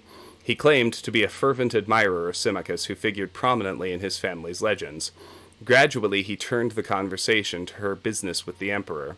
He inquired after details and asked if the outcome had been favorable to Mournhold. Finding her non-committal, he suddenly blurted out, "Milady Queen, you must believe me. The man who claims himself the Emperor is an impostor. I know it sounds mad, but "No," Baronziah said with sudden decisiveness. "You are entirely correct, my Lord King. I know." Eadwire relaxed into his seat for the first time, eyes suddenly shrewd. "You know? You're not just humoring someone you might think a madman?" "I assure you, my lord, I am not." She took a deep breath. "And who do you surmise is dissembling as the Emperor?" "The Imperial battle mage, Jagar Tharn." "Ah, my Lord King, have you perchance heard of someone called the Nightingale?" "Yes, milady, as a matter of fact I have. My allies and I believe him to be one and the same man as the renegade Tharn." "I knew it." Baronziah stood up and tried to mask her upheaval. The Nightingale, Jagar Tharn. Oh, but the man was a demon, diabolical and insidious, and so very clever. He had contrived their downfall seamlessly, perfectly. Symmachus, my Symmachus. Eadwire coughed diffidently. "Milady, we need your aid." Baronziah smiled grimly at the irony. "I do believe I should be the one saying those words, but go on, please. Of what assistance might I be, my Lord King?" Quickly the monarch outlined a plot. The mage Rhea Silmain, of late apprenticed to the vile Jagar Tharn, had been killed and declared a traitor by the false emperor. Yet she had retained a bit of her powers and could still contact a few of those she had known well on the mortal plane. She had chosen a champion who would undertake to find the Staff of Chaos, which had been hidden by the traitorous sorcerer in an unknown site. This champion was to wield the staff's power to destroy Jagar Tharn, who was otherwise invulnerable, and rescue the true emperor being held prisoner in another dimension. However, the champion, while thankfully still alive, now languished in the Imperial dungeons. Tharn's attention must be diverted while the Chosen One gained freedom with Rhea's spirit's help. Baronziah had the false emperor's ears and seemingly his eyes. Would she provide the necessary distraction? "I suppose I could obtain another audience with him," Baronziah said carefully. "But would that be sufficient? I must tell you that my children and I have just recently been declared traitors to the Empire. In Mournhold, perhaps, milady, and Morrowind. Things are different in the Imperial City and the Imperial Province.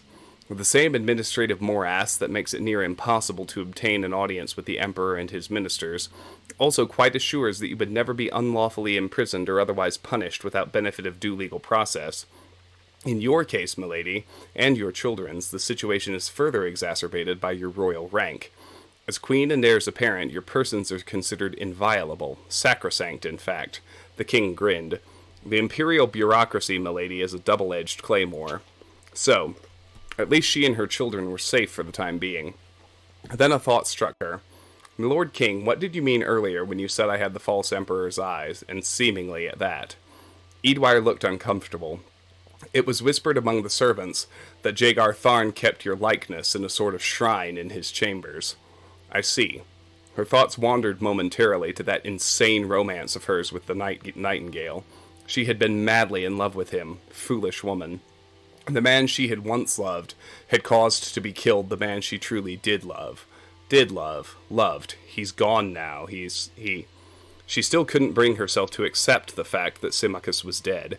But even if he is, she told herself firmly, my love is alive and remains. He would always be with her, as would the pain of living the rest of her life without him, the pain of trying to survive each day, each night, without his presence, his comfort, his love. The pain of knowing he would never see his children grow into a fine pair of adults, who would never know their father, how brave he was, how strong, how wonderful, how loving, especially little Morgaya. And for all you have done to my family, Nightingale, you must die. Does that surprise you?" Eadwire's words broke into her thoughts. "What? Does what surprise me?" "Your likeness in Tharn's room." "Oh." Her features set imperturbably. Yes, and no. Eadwire could see from her expression that she wished to change the subject. He turned once again to their plans. Our chosen one may need a few days to escape, milady. Can you gain him a bit more time? Trust me in this, my lord king? Why? We are desperate, milady. We have no choice. But even if we did, why, yes. Yes, I would trust you. I do trust you. Your husband has been good to my family over the years. The Lord Symmachus is dead. What? Baron Zaya related the recent events quickly and coolly. Milady, queen, but how dreadful. I'm so sorry. For the first time, Baron Zaya's glacial poise was shaken. In the face of sympathy, she felt her outward calm start to crumble. She gathered her composure and willed herself to stillness. Under the circumstances, milady, we can hardly ask. Nay, good my lord, under the circumstances I must do what I may to avenge myself upon the murderer of my children's father.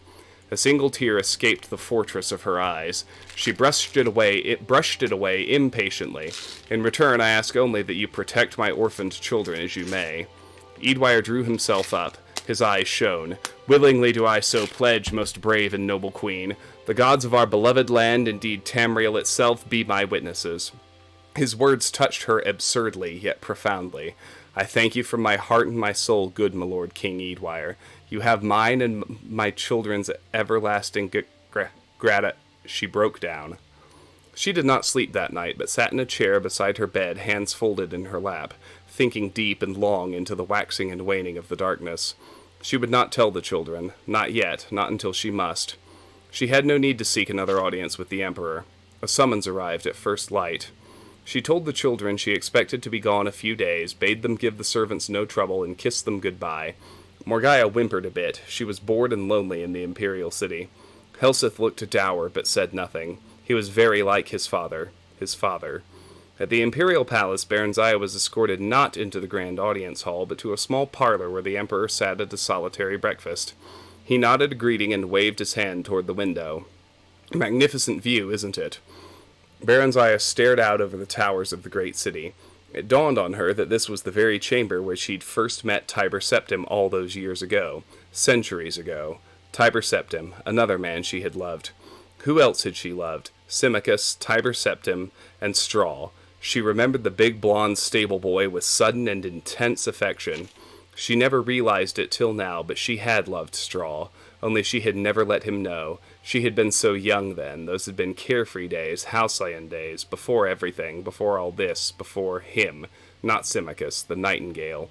She was shocked in spite of herself. The man could still affect her, even now, even after all that had happened. A strong wave of inchoate emotion swept over her. When she turned back at last, Uriel Septim had vanished, and the nightingale sat in his place. You knew, he said quietly, scanning her face. You knew, instantly. I wanted to surprise you. You might at least have pretended. Baron Zaya spread her arms, trying to pacify the maelstrom churning deep inside her. I'm afraid my skill at pretense is no match for yours, my liege.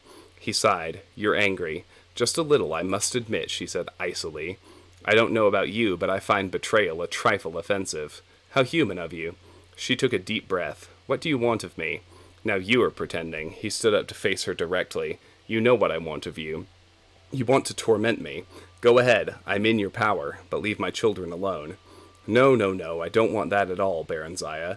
He came near, speaking low in the old, caressing voice that had sent shivers cascading through her body. The same voice that was doing the same thing to her here and now. Don't you see? This was the only way. His hands closed on her arms. She felt her resolve fading, her disgust at him weakening. You could have taken me with you. Unbidden tears gathered in her eyes. He shook his head. I didn't have the power. But now, I have it all. Mine to have, mine to share, mine to give, to you. He once more waved his hand toward the window and the city beyond. All Tamriel is mine to lay at your feet, and that is only the beginning. It's too late. You left me to him. He's dead. The peasant's dead. A scant few years. What do they matter? The children can be adopted by me, and we'll have others together, Baron Zaya. Oh, and what children they'll be. What things we shall pass on to them. Your beauty and my magic. I have powers you haven't even dreamt of. Not in your most untamed imaginings. He moved to kiss her. She slipped his grasp and turned away. I don't believe you. You do, you know. You're still angry, that's all. He smiled, but it didn't reach his eyes. Tell me what you want, Baronzaya, my beloved. Tell me, it shall be yours. Her whole life flashed in front of her, the past, the present, and the future still to come. Different times, different lives, different Baronzayas. Which one was the real one? Which one was the real Baronzaya? For by that choice she would determine the shape of her fate. She made it. She knew. She knew who the real Baronzaya was and what she wanted.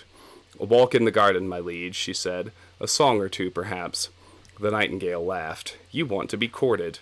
And why not? You do it so well. It's been long, besides, since I've had the pleasure. He smiled.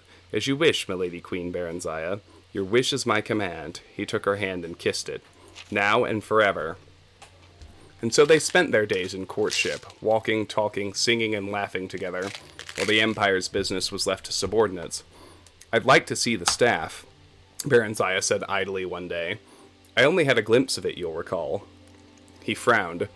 Nothing would give me greater pleasure, Heart's Delight, but that would be impossible. You don't trust me, Baronzaya pouted, but softened her lips when he leaned over for a kiss. Nonsense, love, of course I do. But it isn't here. He chuckled. In fact, it isn't anywhere. He kissed her again, more passionately this time. You're talking in riddles again. I want to see it. You couldn't have destroyed it. Ah, you've gained in wisdom since last we met. You inspired my hunger for knowledge somewhat. She stood up. The Staff of Chaos can't be destroyed, and it can't be removed from Tamriel, not without the direst consequences to the land itself. Ah, you impress me, my love. All true. It is not destroyed, and it is not removed from Tamriel, and yet, as I said, it isn't anywhere. Can you solve the puzzle? He pulled her to him, and she leaned into his embrace. Here's a greater riddle still, he whispered. How does one make one of two? That I can and will show you. Their bodies merged, limbs tangled together. Later, when they had drawn a bit apart and he lay dozing, she thought sleepily, 1 of 2, 2 of 1, 3 of 2, 2 of 3. What cannot be destroyed or banished might be split apart, perhaps. She stood up, eyes blazing. She started to smile. The Nightingale kept a journal. He scribbled entries onto it every night after quick reports from underlings. It was locked in a bureau, but the lock was a simple one. She had, after all, been a member of the Thieves' Guild in a past life. In another life. Another Baronzaya. One morning, Baronzaya managed to sneak a quick look at it while he was occupied at his toilet. She discovered that the first piece of the Staff of Chaos was hidden in an ancient dwarvish mine called Fang Lair, although its location was given only in the vaguest of terms. The diary was crammed with jotted events in an odd shorthand and was very hard to decipher. All Tamriel, she thought, in his hands and mine, and more perhaps, and yet, for all his exterior charm, there was a cold emptiness where his heart should have been, a vacuum of which he was quite unaware, she thought. One could glimpse it now and then, when his eyes would go blank and hard. And yet, though he had a different concept of it, he yearned for happiness too, and contentment. Peasant dreams, Baronzaya thought, and straw flashed before her eyes again, looking lost and sad. And then Theris, with a feline Khajiit smile, Tiber Septim, powerful and lonely, Symmachus, solid, stolid Symmachus, who did what ought to be done quietly and efficiently. The Nightingale, a riddle and a certainty, both the darkness and the light. The Nightingale who would rule all and more, and spread chaos in the name of order. Baronzaya got reluctant leave from him to visit her children, who had yet to be told of their father's death, and of the Emperor's offer of protection. She finally did, and it wasn't easy. Morgaya clung to her for what seemed an era, sobbing wretchedly, while Helseth ran off into the garden to be alone, afterward refusing all her attempts to speak to him on the subject of his father, or even to let her hold him to her breast. Eadwire called on her while she was there. She told him what she had discovered so far, explaining that she must remain a while yet and learn more as she could. The Nightingale teased her about her elderly admirer. He was quite aware of Eadwire's suspicion, but he wasn't the least bit perturbed, for no one took the old fool seriously. Baronzaya even managed to arrange a reconciliation of sorts between them. Eadwire publicly recanted his misgivings, and his old friend the Emperor forgave him. He was afterward invited to dine with them at least once a week.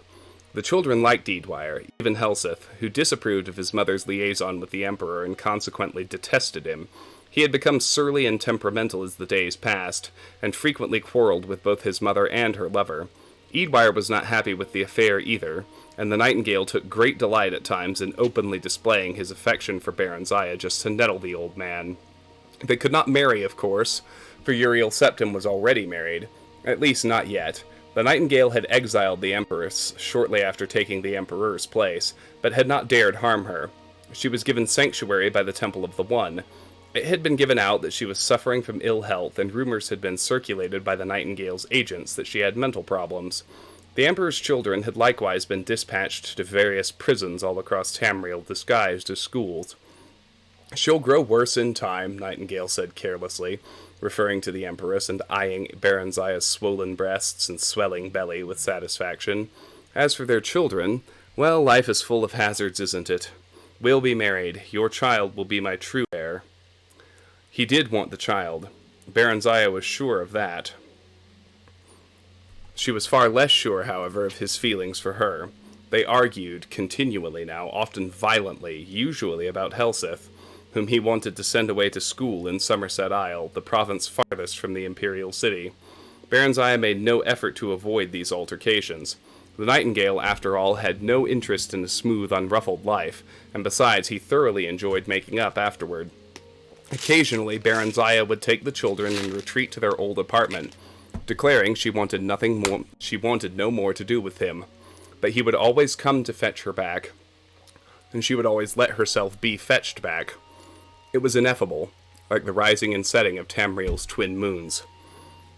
She was 6 months pregnant before she finally deciphered the location of the last staff piece. An easy one, since every dark elf knew where the Mount of Dagoth was. When she next quarreled with the Nightingale, she simply left the city with Eadwire and rode hard for High Rock and Wayrest. The Nightingale was furious, but there was little he could do. His assassins were rather inept, and he dared not leave his seat of power to pursue them in person. Nor could he openly declare war on Wayrest. He had no legitimate claim on her or her unborn child. True to form, the Imperial City's nobility had disapproved of his liaison with Baranzia, as they had so many years ago of Tiber Septim's, and were glad to see her go. Wayrest was equally distrustful of her, but Eadwire was fanatically loved by his prosperous little city-state, and allowances were readily made for his eccentricities. Baranzia and Eadwire were married a year after the birth of her son by the Nightingale. In spite of this unfortunate fact, Eadwire doted on her and her children. She in her turn did not love him, but she was fond of him, and that was something.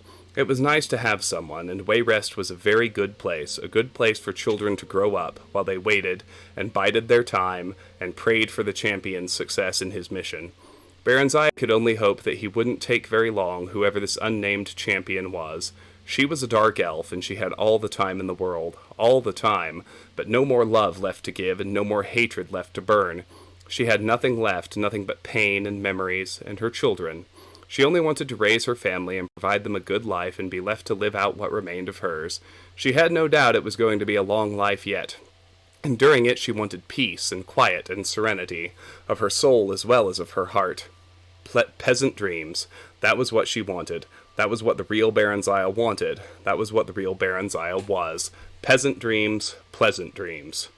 Alright, I think those are the longest books in the game, for what that's worth. We got more, but I need a drink.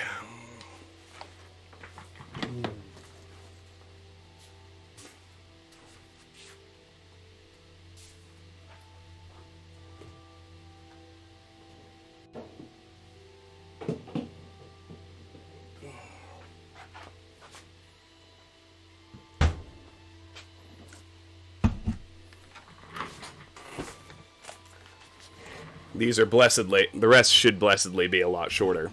Mixed Unit Tactics in the 5 Years' War, Volume 1 by Codus Colonus.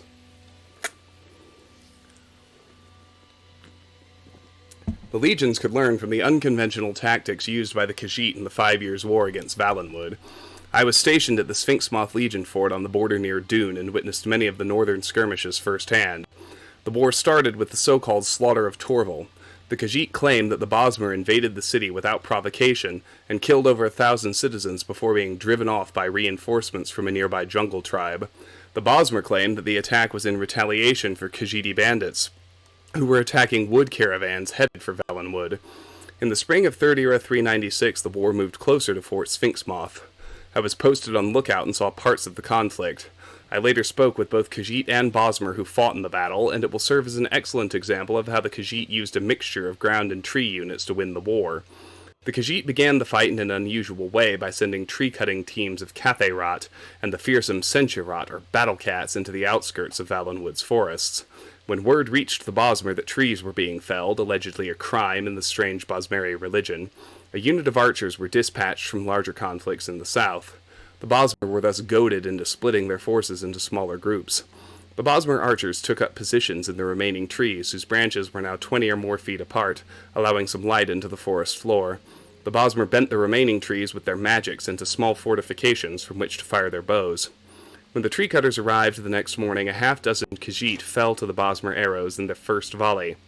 After that, the Khajiit took large wooden shields from the backs of the Senshi-Rat and made a crude shelter.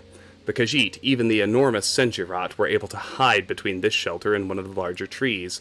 When it became apparent that the Khajiit would not leave their shelter, some Bosmer chose to descend and engage the Khajiit sword to claw. When the Bosmer were nearly upon the shelter, one of the Khajiit began playing on a native instrument of plucked metal bars.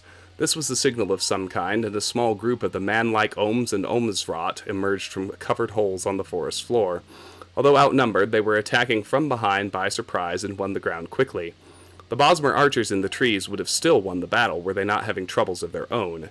A group of Degi and Degi-Rat, two of the less common forms of Khajiit who live in the trees of the Tenmar forest, jumped from one tree to another under a magical cover of silence. They took up positions in the higher branches that could not hold a Bosmer's weight. When the signal came, they used their claws and either torches or spells of fire, accounts from the two survivors I spoke with vary on this point, to distract the archers while the battle on the ground took place. A few of the archers were able to flee, but most were killed. Apparently the Degi and Degi-Rat have more magical ability than is widely believed if they were able to keep themselves magically silenced for so long. One of the surviving Bosmer told me that he saw a few ordinary cats among the Degi, and even claimed that these ordinary cats are known as Alfik and that they were the spellcasters. But Bosmer are almost as unreliable as the Khajiit when it comes to the truth, and I cannot believe that a house cat can cast spells. At the end of the day, the Khajiit lost perhaps a half-dozen fighters out of force of no more than 4 dozen, while the Bosmer lost nearly an entire company of archers. The survivors were unable to report back before a second company of archers arrived, and this strategy was repeated again with similar results. Finally, a much larger force was sent, and the Bosmer won that battle with the help of the native animals of Valenwood.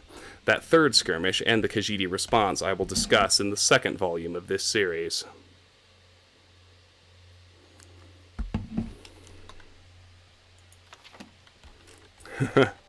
Trials of Saint Alicia.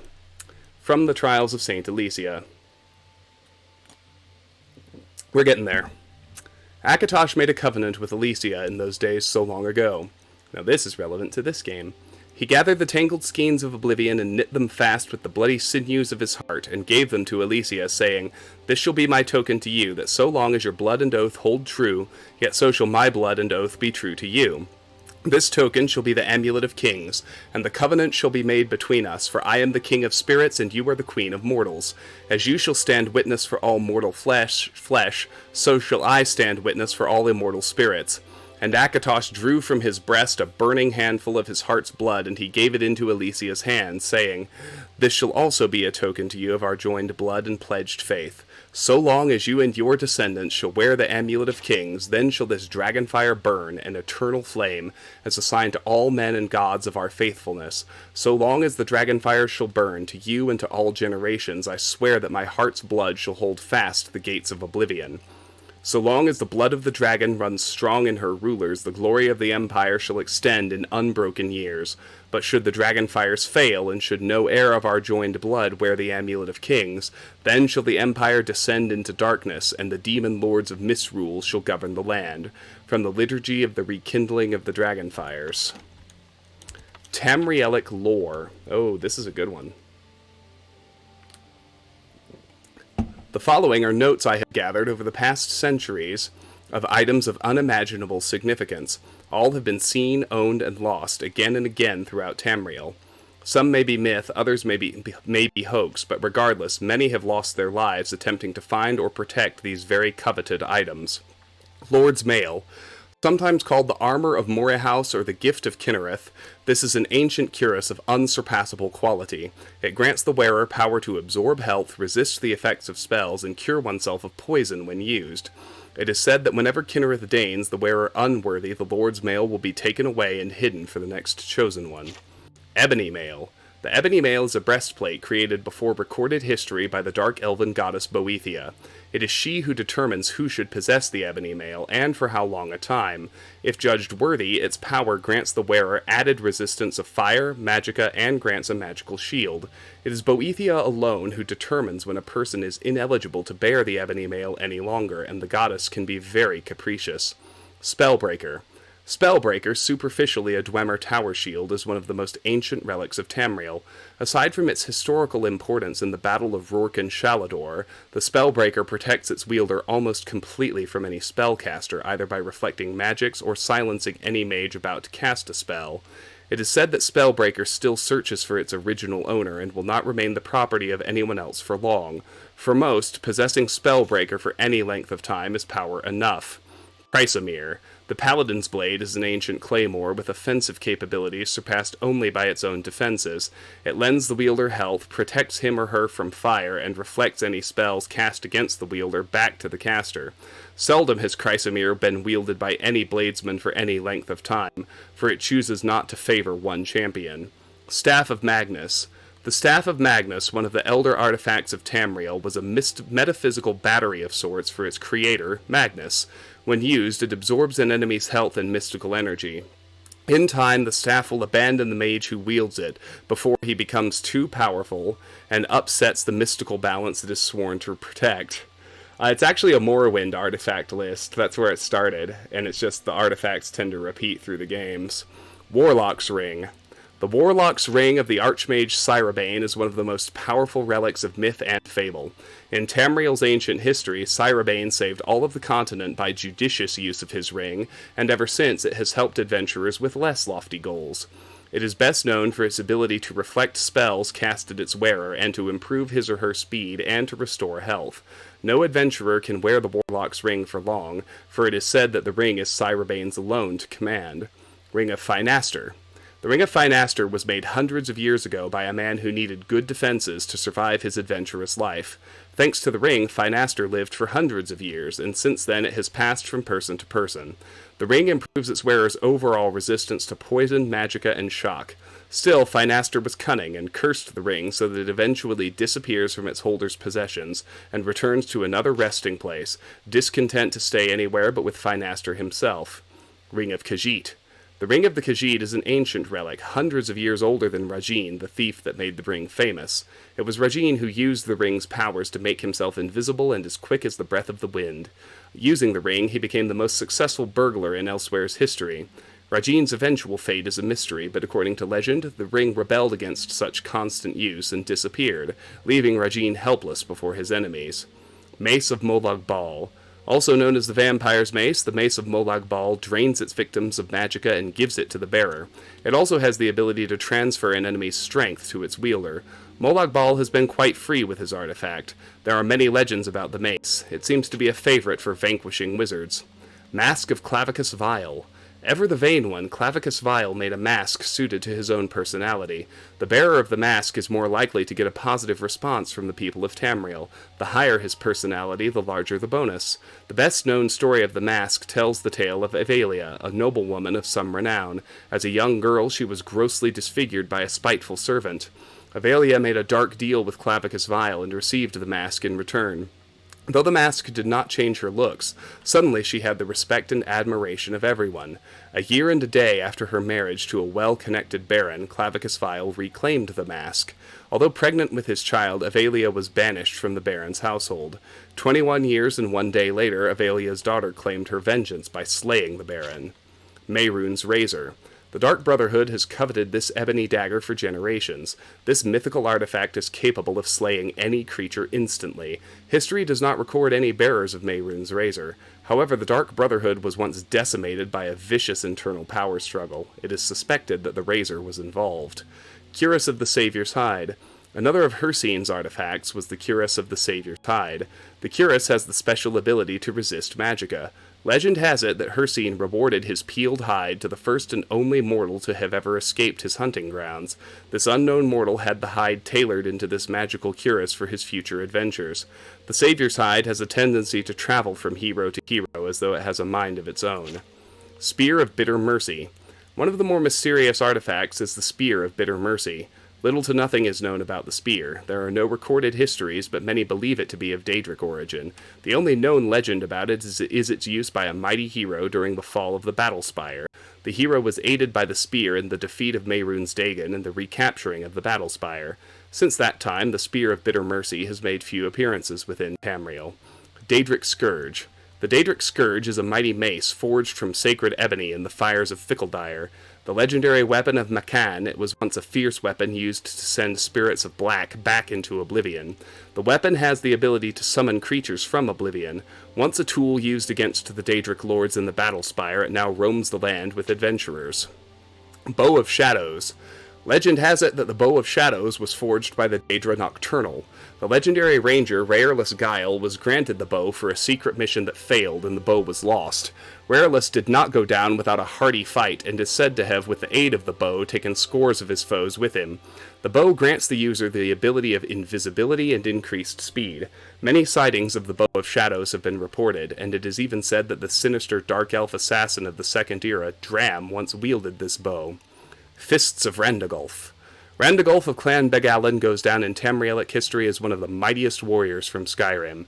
He was known for his courage and ferocity in battle and was a factor in many battles. He finally met his fate when King Harold conquered Skyrim. King Harold respected this great hero and took Randagulf's gauntlets for his own. After King Harold died, the gauntlets disappeared. The king claimed that the fists granted the bearer added strength. Ice Blade of the Monarch. The Ice Blade of the Monarch is truly one of Tamriel's most prized artifacts. Legend has it that the evil archmage Almian Selmo enchanted the claymore of a great warrior with the soul of a frost monarch, a stronger form of the more common frost atronach.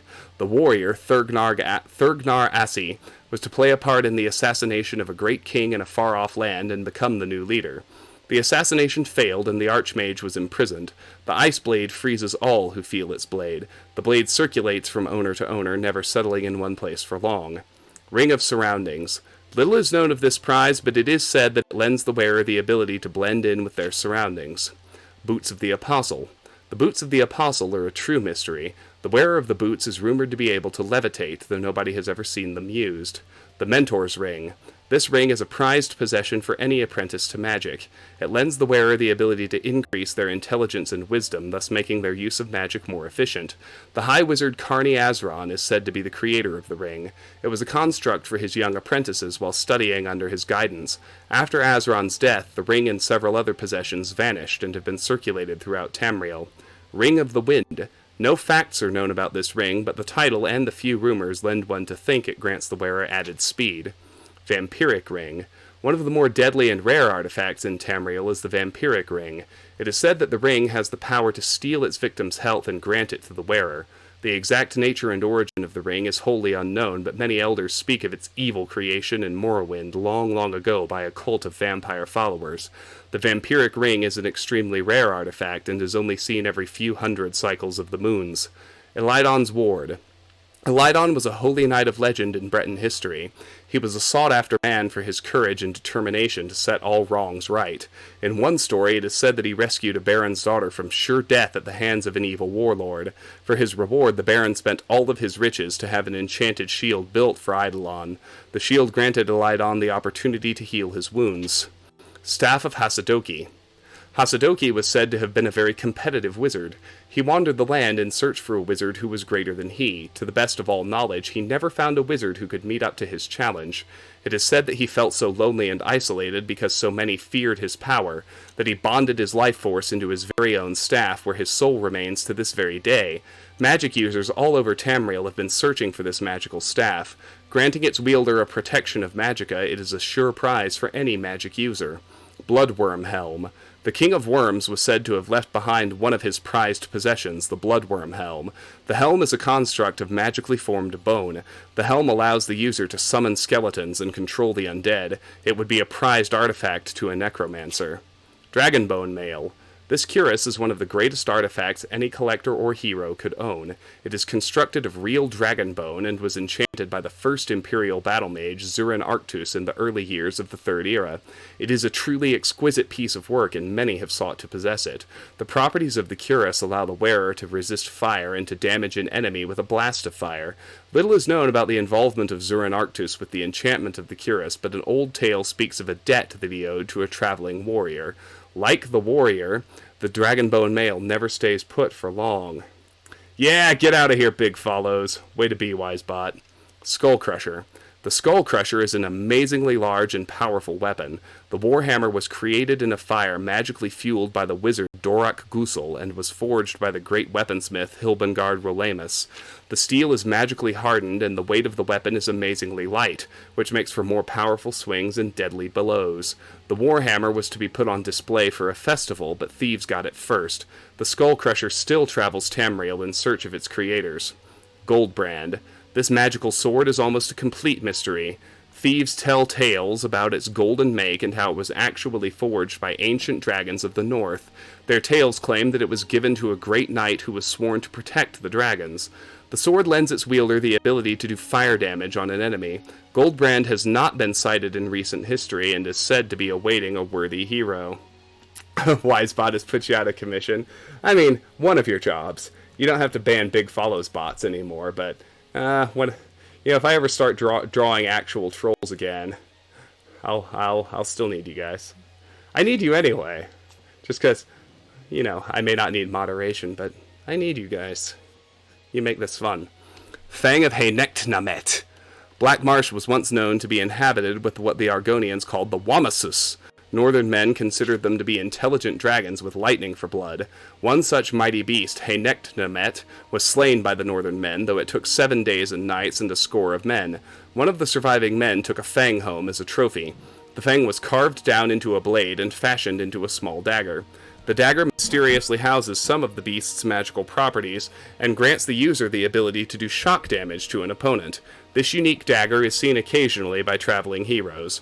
Umbra Sword. The Umbra Sword was chanted by the ancient witch Naenra Weir, and its sole purpose was the entrapment of souls. Used in conjunction with a soul gem, the sword allows the wielder the opportunity to imprison an enemy's soul in the gem. Naenra was executed for her evil creation, but not before she was able to hide the sword. The Umbra Sword is very choosy when it comes to owners, and therefore remains hidden until a worthy one is found. Denstagmer's Ring. All that is known of this ring is that it may grant the user protection from certain elements. Even the name Denstagmer is a mystery. Helm of Orien Bearclaw. One of Valenwood's legendary heroes is Orien Bearclaw. Son of King Fome Todai, he was a respected clan hunter and a future leader.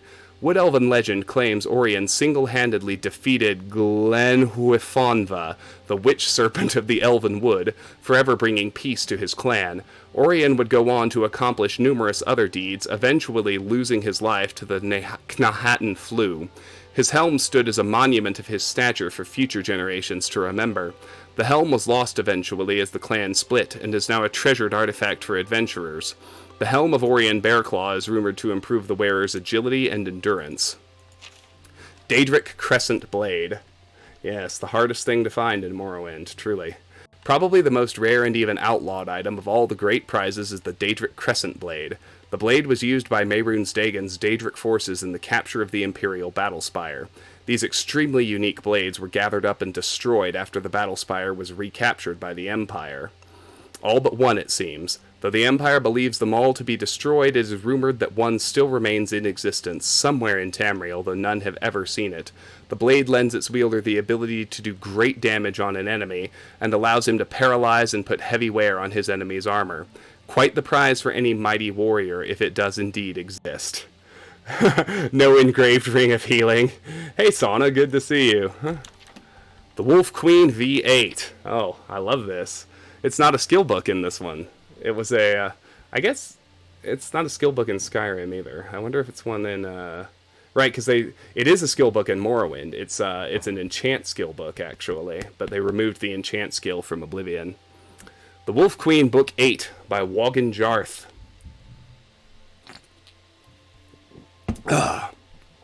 From the pen of Inzolicus, 2nd century sage, 3rd era 127.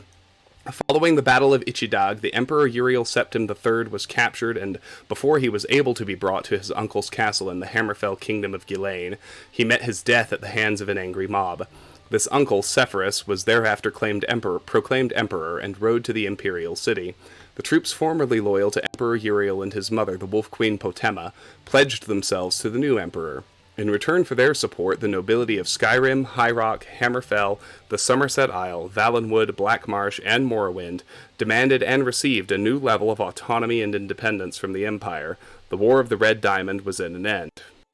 Potema continued to fight a losing battle, her area of influence dwindling and dwindling until only her kingdom of solitude remained in her power. She summoned Daedra to fight for her, had her necromancers resurrect her fallen enemies as undead warriors, and mounted attack after attack on the forces of her brothers, the Emperor Sepphoris Septim I and King Magnus of Lilmoth. Her allies began leaving her as her madness grew, and her only companions were the zombies and skeletons she had amassed over the years. The Kingdom of Solitude became a land of death.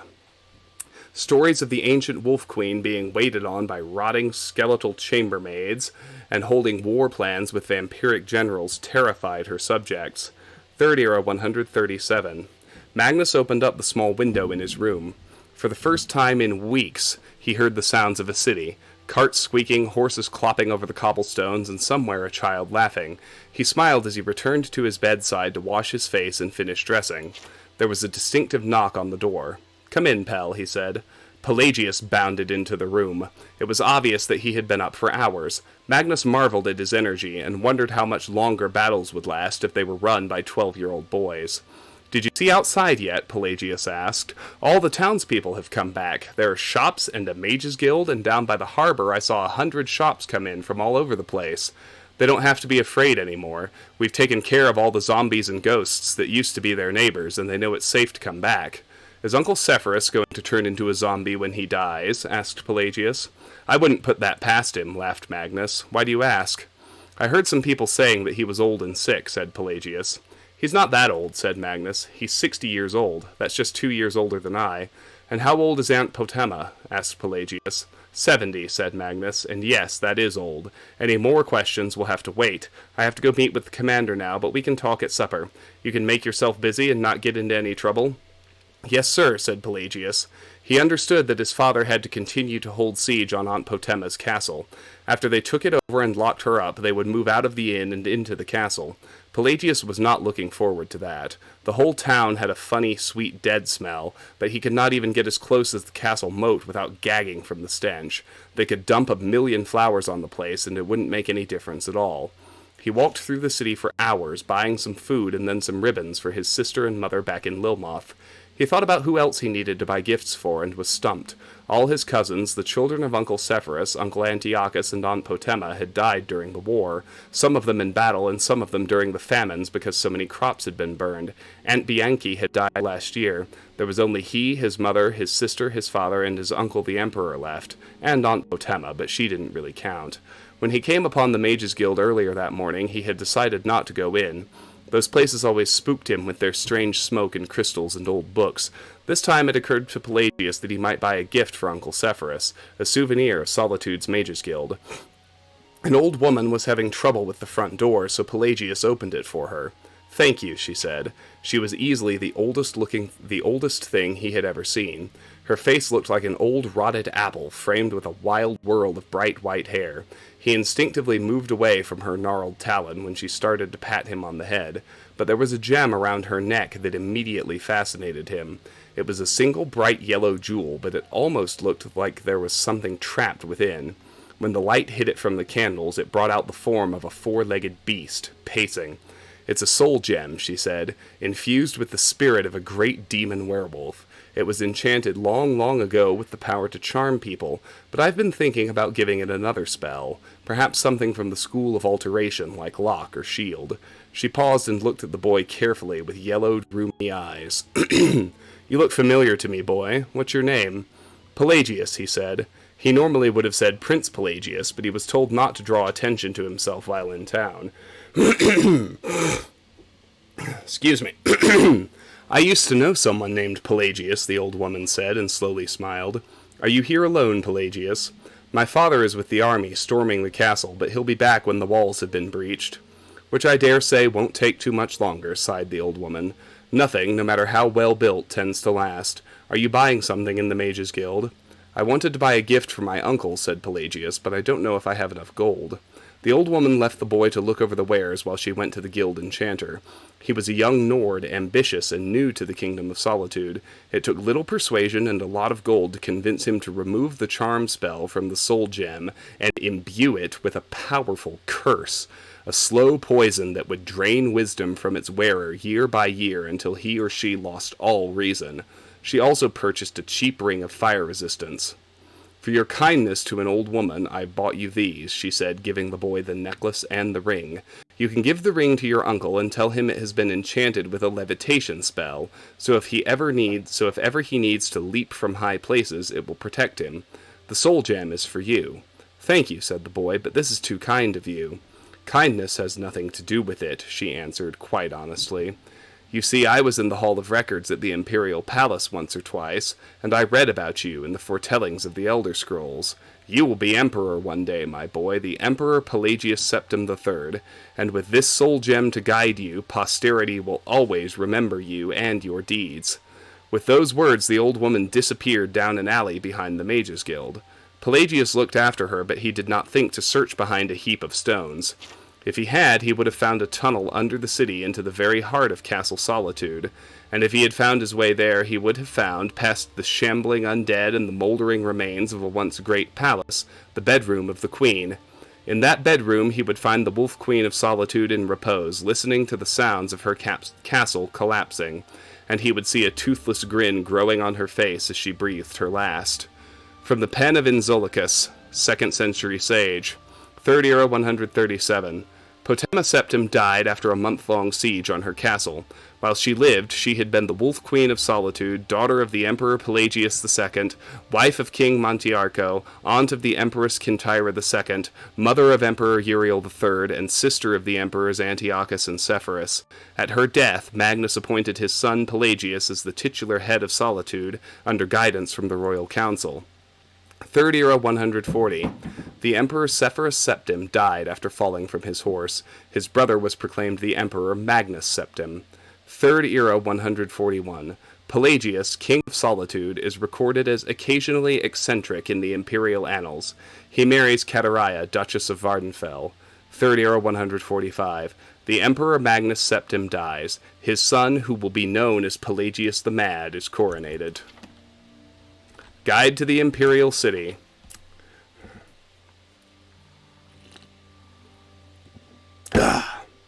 Elysiadis' Guide to the Imperial City. Praise Akatosh, bless the Empire and all its people. My name is Elysiadis, and I'd like to tell you all about the Imperial City. The Imperial City. Who do you think lives in the Imperial City? Uriel Septim, Emperor of Tamriel, Defender of the Faith, and descendant of the sainted Tiber Septim, Lord Talos, the holy god of state and law, and our blessed 9 divines. All know the Emperor to be a good and holy man, for he may often be seen in the Temple of the One, making his devotions to the 9 divines and the communion of saints. And where does he live? In the Imperial Palace, in the center of the Imperial City, in the white gold tower which was built many ages ago by the godless, Daedra-loving Aelids. How fine it is that the stones raised high by this ancient evil empire are now reconsecrated as a monument to imperial justice and piety. People who visit the Imperial Palace like to walk among the graves of saints and counts, battle mages and emperors, and gaze with wonder upon white gold tower which can be seen from any place within the city. The Elder Council Chamber here cannot be entered, and though you may marvel at their curious ancient armors, you will soon want to be away from the rude and discourteous Imperial Guards. Imperial City Districts. The Imperial City is divided into 10 districts. At the center is the Imperial Palace. The other districts are grouped around the palace. To the northwest is Elven Gardens, a pleasant residential district. Continuing Widdershins, the Talos district, an exclusive residential area, lies to the west.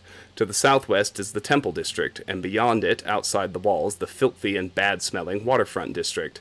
To the southeast lies the Arboretum, and beyond that, outside the walls, the infamous arcane university of the Mages Guild. To the east is the notorious Arena district, and last, to the northeast of the palace lies the Market district, where anything may be bought, and beyond the Market district, outside the city walls, the Imperial Prison. The Temple district. I live in the Temple District of the Imperial City, and it is a very pretty place. You are welcome to visit me, my husband, and daughter when you come to worship at the Temple of the One. This district is very pretty, and only pleasant and well-bred persons live here, though, as in all parts of the city, beggars are a constant problem. The Arboretum. In this beautiful garden you will find the famous statues of the Nine Divines. In the center you will find the statue of Lord Talos, Emperor Tiber Septim. But is it right that Talos should have this place of honor, rather than Akatosh, King of Gods? It is the scheming pride of the Elder Council who sought favor with the sons of Talos that is responsible for this shameful error. The Market District.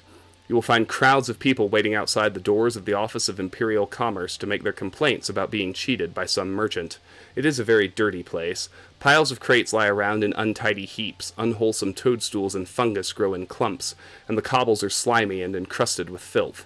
If you may send your servant rather than visit yourself, it would be far better. Arcane University. This place is unspeakably dirty and unkempt, no better than a slum. You will never find the students or wizards outside in the air, for they are squatting in their dark dungeons, poring over profane texts and making crabbed scribbles on scrolls. Within the Archmage's Tower is hidden the Imperial Orrery, which the mages use to study the sky. Such fools! Why do they not look on the glory of creation itself and give praise to the Nine as they ought, rather than squat and peer at such a ridiculous and expensive machine? The mages are said to have a great library of precious books, but they jealously hoard them for themselves. This is no loss for the righteous, for these books are surely full of wicked nonsense. Imperial Waterfront. This is a terrible place. It is not uncommon to stumble over the bodies of women and children who have been murdered here. There are no more wicked and godless men in Tamriel than merchants and sailors, and they gather here to plot and cheat citizens of their hard-earned gold. Gambling and slaving and skooma-sucking and even more depraved activities take place in warehouses and ships here. And where the city watch? Nowhere to be seen. Imperial Prison. The prisons are very cruel and horrible, damp and dirty, with chains and pincers and manacles and instruments of torture on every hand. But did I find any prisoners in these cells? No, for the watch is so lazy and careless that the cells are all empty. There are guards everywhere in the Imperial City. They travel in groups, for even they are afraid of the cruel bandits and thieves that lurk everywhere in the city. I do not know why they do not throw the impertinent beggars into prison. Criminals are so bold as to introduce themselves to you on the street. One outlaw was so brazen as to boast that he had stolen his weapons and armor from the Imperial prison. How careless and idle these watchmen must be to allow this. They know no shame, for the wicked officers of the watch are corrupt, and accept gold from the hands of the very people they are supposed to place behind bars. The Arena.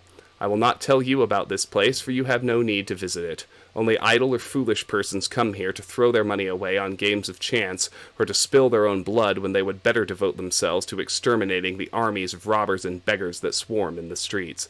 May the Nine bless you and keep you. And a guide to Cheydinhal. Last book in the shelf. Alicia Otis's Guide to Cheydinhal. Arcade, bless my body and soul. My name is Alicia Otis, and I'd like to tell you all about Cheydinhal. The first impression of the visitor to Cheydinhal is of broad green parklands, graceful willows along the banks of the Corbolo, neatly groomed gardens and flowering shrubs. Cheydinhal looks prosperous, with clean, well-trimmed houses and neat stonework ornamented with striking designs in glass, metal, and wood. But what lurks beneath this pleasing appearance? Crime, scandal, corruption. Cheydinhal is divided into 3 districts. To the north, on a hill, is the courtyard and inner keep of Castle Cheydinhal. A road runs east-west below the castle from Eastgate to Westgate. The Corbolo River runs roughly north-south from this road, dividing southern Cheydinhal into 2 districts, Chapel in the east and Market in the west. In Market District lie all the shops, inns, and guild halls. In Chapel District are the chapel itself and Cheydinhal's residences. Bridges span the Corbolo in the north and south, with the south bridges connecting upon a pretty little island park in the middle of the river. Though Cheydinhal lies in the Nibinian East, its culture is shaped by the dark elf immigrants who emigrated here in the past half-century from Morrowind. Many of these immigrants were fleeing Morrowind's rigid society and heathen temple theocracy. In Cyrodiil, they hoped to find the stimulating commercial atmosphere inspired by Zenithar's patronage. One of these immigrants is now Count Cheydinhal. Andal Indaris was of House Hlalu in Morrowind, but he came to Cheydinhal searching for greater opportunity. His sudden rise into the highest ranks of Cyrodiilic nobility is hard to explain, and most old families of Cyrodiil rightly regard him as a presumptuous upstart. However, the discovery of the Count's wife, Lady Lathasa Indaris, badly battered and dead at the foot of the county hall stairs, immediately attracted scandal, and rumors of the Count's dissipation, rages, and infidelity suggest a darker mystery behind her death. The Chapel of Arkay in Shadenhall is poorly attended. The Count sets a poor example. He never sets foot inside the chapel, but perhaps it is from fear of divine judgment that he avoids placing himself under the eyes of the Nine. Shadenhall's primate, priest, and healer are goodly people and staunch professors of the faith, but the most honored and respected of the chapel's clerics is Erandil, the living saint of Arkay, a tireless crusader against the wicked practice of necromantic sorcery in the Mages Guild and the Imperial Battle College. Both of Shadenhall's inns appear respectable from the outside, but the Newlands Inn is owned by a wicked, profane, dark elf ruffian, and the Shadenhall Bridge Inn is owned by a dignified, devout imperial matron, so I am sure you know which place will serve you good, reasonable food, and which will provide you with a safe, clean bed where you are unlikely to be murdered for your purse. The owner-proprietor of Shadenhall's bookstore is Machna an Argonian, and a ruder, more disagreeable creature I have never met. Nonetheless, his selection of books is excellent, and his prices reasonable. The poorest of Shadenhall's residences are bright and clean, with well-groomed grounds, and the citizens think it no inconvenience when you step in to admire their furniture and appointments, provided you do this at a decent hour. However, be warned, many of these residents seem respectable to all appearances, but no sooner do they open their mouths than they reveal themselves to be evil brutes, shocking and rude, and more likely to murder you and bury you in their basements as to speak a civil word to you. That many of these rough, unpleasant people are orcs should be no surprise to you. However, you will not wish to miss the house of Shadenhall's most notable citizen, the celebrated painter Raith Lathandus. He is often hard at work in his studio and not to be disturbed, but his wife is gracious and hospitable, and may be persuaded to show you those of his paintings which hang on his own walls. Follow the Nine to glory. Alright, so she's something of a xenophobe and zealot, that much is clear. Let's take the rest of this stuff since it's free. Free to take, I mean. We're even getting some alchemy ingredients. We'll be able to make some potions. And remember when we're playing Oblivion, what? There's no chance of potion failure. Hallelujah. I know.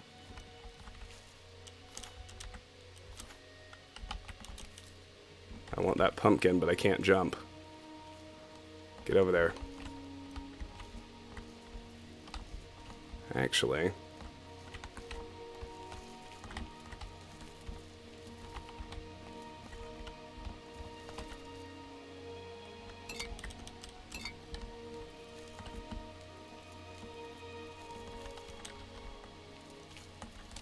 I'll just TCL it right quick. Shh, don't tell anyone.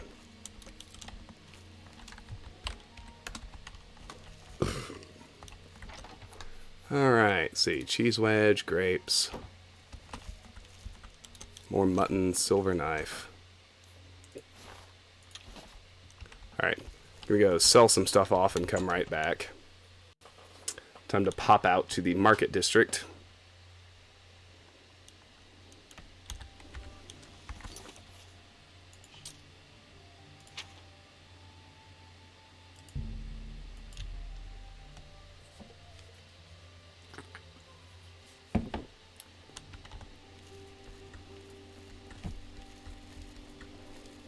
Yes? What?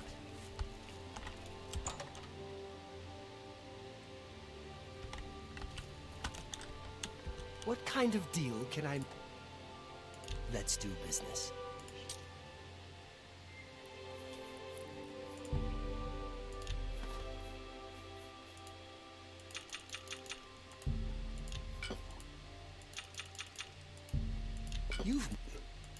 I need to keep my damage health poisons. They're how I currently win hard fights. Keep all my ingredients. You got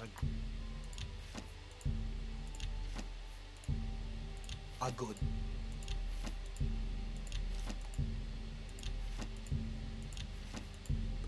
Can sell these books. Hi, Karis. I have been doing really well, actually. That's a fun.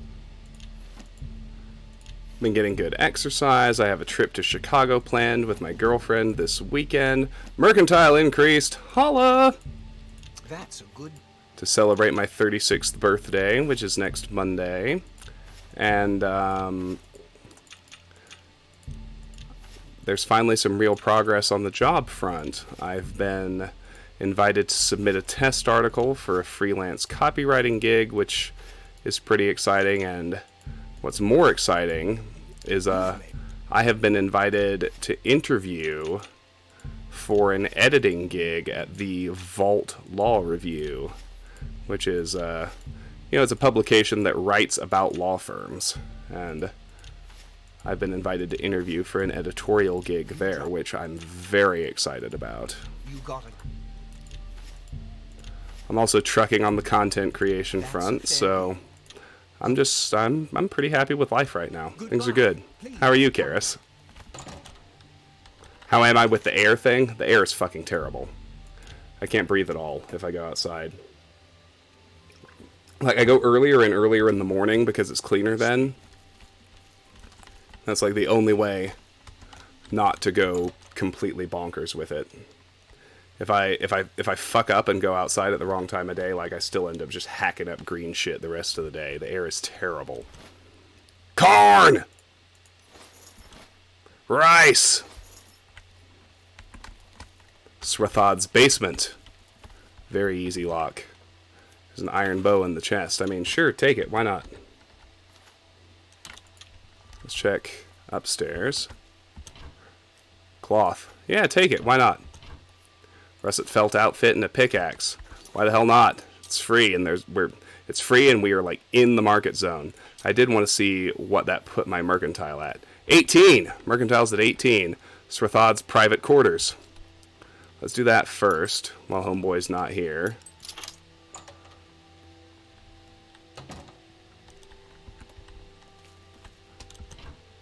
This is still free to take.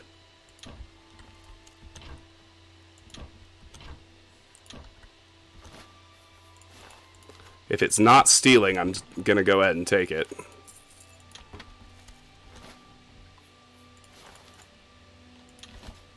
Holy shit, a novice retort. Our alchemy's going to get better, boys.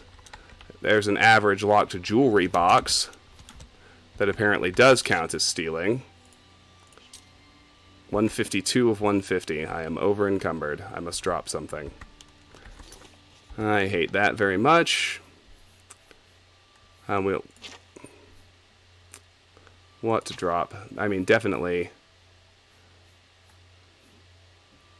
Let's drop the cloth.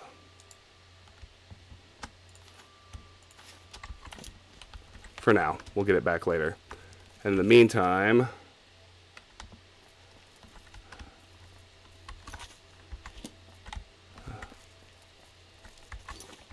there we go. Had to fix my caps lock shift situation. Okay, first we'll go back to the market.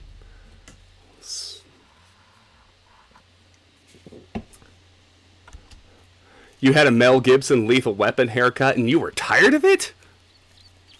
That doesn't add up for me. I'm teasing. I need to get a haircut. I'm actually planning to get one tomorrow morning since we go to Chicago Thursday night. What kind of deal can... Let's do business. Yeah, take the iron bow. I don't need that. That's... You drive... That's a good deal. Keep my ingredients, and I should actually make a stop at my house just to drop off that retort as well as my ingredients, because I'll do alchemy after I finish looting the house and I theoretically have a full set of ingredients. Thank you. Come again.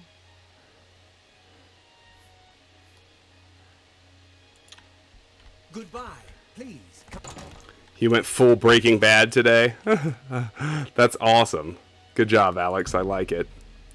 Do you also fall into the category of the balder you get, the more evil and criminal you get?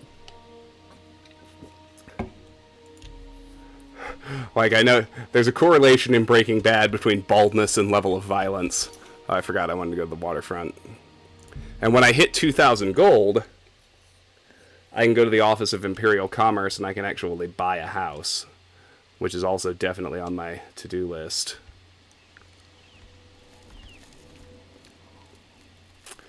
In Thief, be stealthy, don't take anything you don't need. That is not true.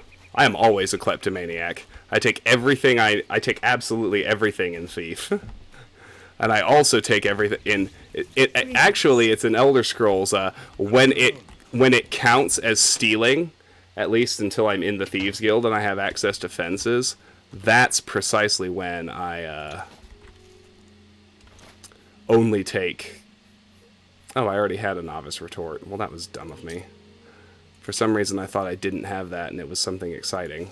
Well, that's okay. Put away the ingredients.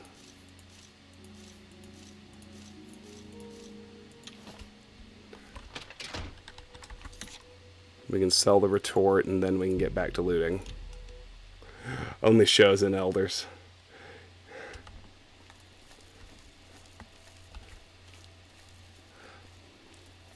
Tidings, citizen. I mean, just think about it, right? You watch Breaking Bad, Walt starts out with hair, and when Walt has hair, he's like trembling and terrified and in tears over killing Crazy 8 and Emilio in what is absolutely an act of self-defense. I mean, by the time he shaves his head, he's just fucking murdering people willy-nilly like it's nothing. Breaking Bad posits that bald equals violent. Yeah, so I think after we finish looting this house, and it's I think it's definitely a glitch that we can just take his stuff and it's not marked as owned. But given that it isn't marked as owned and we can take it and sell it off, why not? Why not? That's what I say. You know, I mostly agree with that, Sauna. My only caveat is I actually think Better Call Saul is even better. Crystal Ball. Novice Alembic. Let's see, we've read the Manual of Spellcraft. We've read a Less Rude Song. The Mages Guild Charter. This is new. Imperial Charter of the Guild of Mages. Purpose. The Guild of Mages provides benefits to scholars of magic and established laws regarding the proper use of magic. The Guild is dedicated to the collection, preservation, and distribution of magical knowledge with an emphasis on ensuring that all citizens of Tamriel benefit from this knowledge. 2. Authority. The Guild of Mages was established on Somerset Isle in the year 230 of the Second Era by Vanus Galerian and Relis XII. It was later confirmed by the Guilds Act of Potentate Versidue Shea. 3. Rules and Procedures. Crimes against fellow members of the Guild are treated with the harshest discipline. Whether a member may regain their status in the Guild is determined by the Archmage. Addendum. Effective 3rd Era 431, any Guild member committing a crime against the Guild is to be suspended immediately. The suspension may be lifted at the discretion of the Steward of the Council of Mages. Any Guild member receiving multiple suspensions may, at the determination of the Council, be summarily and permanently dismissed from the Guild. 4. Membership requirements. The Guild of Mages only accepts candidates of keen intelligence and dominant will. Candidates must exhibit mastery in the great schools of magic, destruction, alteration, illusion, and mysticism. No love for conjuration and restoration, which is silly. Candidates must also display practical knowledge of enchantments and alchemical processes. 5. Applications for membership. Candidates must present themselves to the steward of the guild hall for examination and approval. Addendum. Effective 3rd Era 431, as per Archmage Traven, all candidates for membership in the Guild of Mages must be approved by all presiding guild hall stewards, with said approval submitted in writing to the Council of Mages in a timely manner. Addendum. Effective 3rd Era 431, as per Council mandate, sale of spells in the Imperial Province is to be redistributed across guild halls. The following halls are to be responsible for each school of magic. Alteration, Shaden Hall. Conjuration, Coral. Destruction, Skingrad. Illusion, Breville. Mysticism, Leowin. Restoration, Anvil. Alright, sure. Take these as well. And now let's pick open this average locked jewelry box. Devastating. This is why we Time Lord.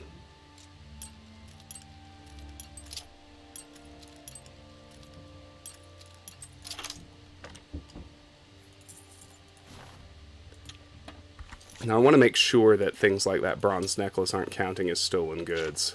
They are! Okay, so let's put that back. That's no good to me. But none of the rest of this is, which is fascinating. Apparently Srathod is, at minimum, an aspiring artist.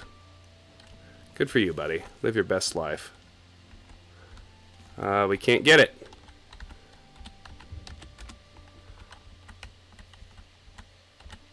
Or can we? I can fix bugs myself.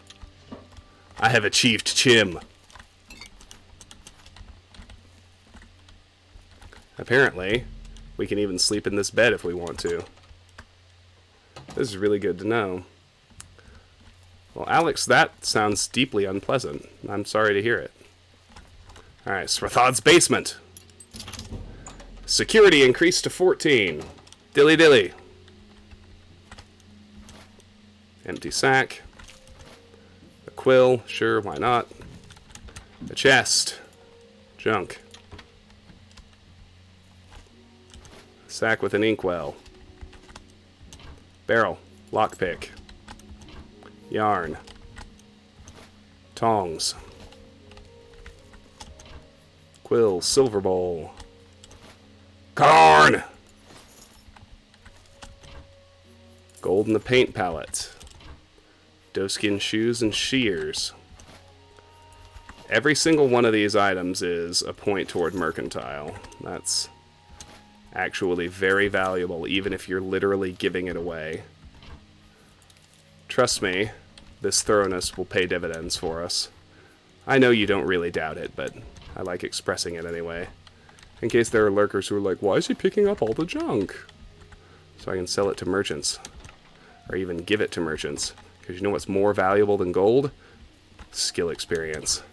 Including mercantile points. Alright. We're done in Srathod's house. We do have a bed that's free to sleep in. Not that we're going to need it for long, because we're about to have an actual house of our own anyway. Which is great. Alright, let's go visit Thorinir again.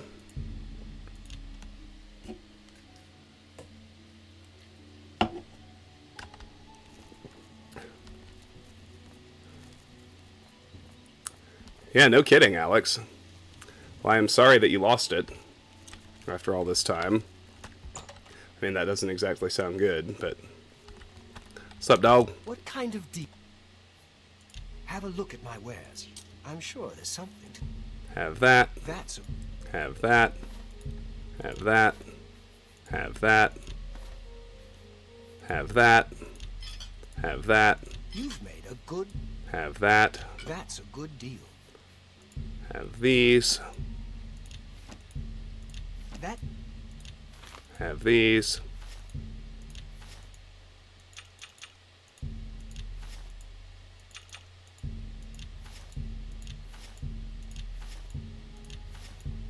That's... Have these.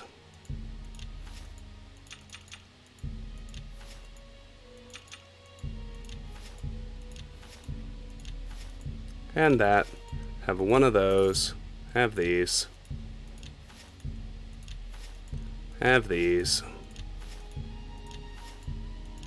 Have these. Sure, take these. Why not?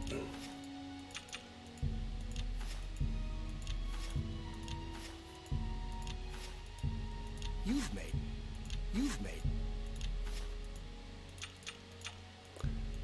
And yes, we have to sell stacks of items one at a time, because that's the way Bethesda programmed their game.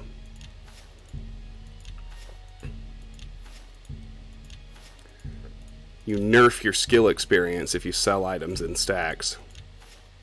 It's crazy, but pleasure. You'll notice we now have over 2,000 gold.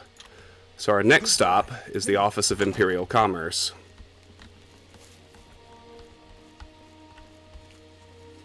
If it's still open. Hello! Venencia Milicea, Office of Imperial Commerce.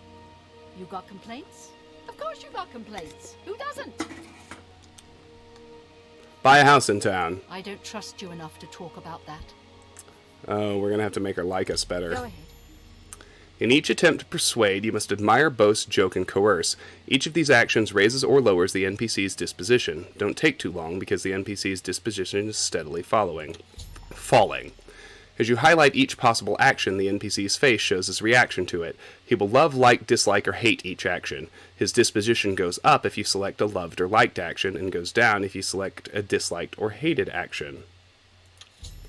The potential gain or loss for each action is based on your speechcraft and how full the wedge is. Try to select fuller wedges when they are aligned with actions the NPC likes. Try to select less full wedges when they are aligned with actions he doesn't like. But all we're going to do is bribe, because bribing doesn't skill up speechcraft, and it does get us disposition, which is what we need. How nice. It's just what I wanted. We got her above 50. Right. I mean, of course. All I have available right now is a hovel on the waterfront. I just happen to have 2,000 gold. Really? Then you've just become a homeowner. Here is your house key. You'll find it in the waterfront district. It's not much to look at. You may want to spruce it up a bit with some furnishings. I'd suggest talking to Sergius Verus at Three Brothers Trade Goods in the Market District. Which we'll do.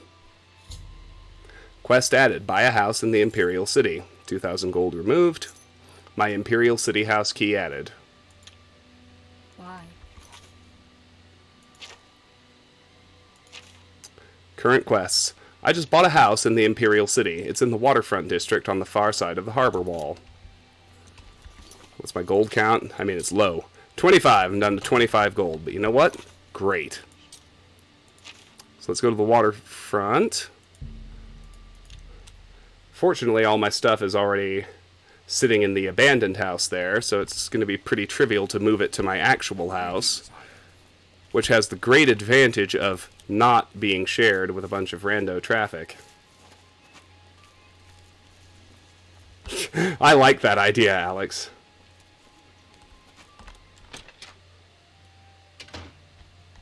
Okay, so first things first.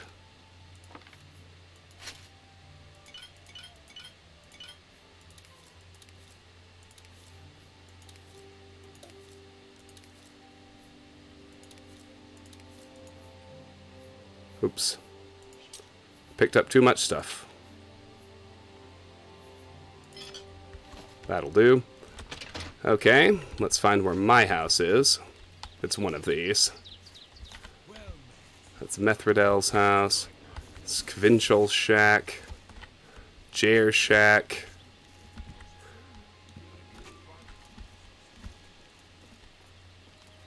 There it is, my Imperial City house. Door opened with my Imperial City house key. Quest updated. Buy a house in the Imperial City. Jake! Hello! Thank you for the raid. So good to see you.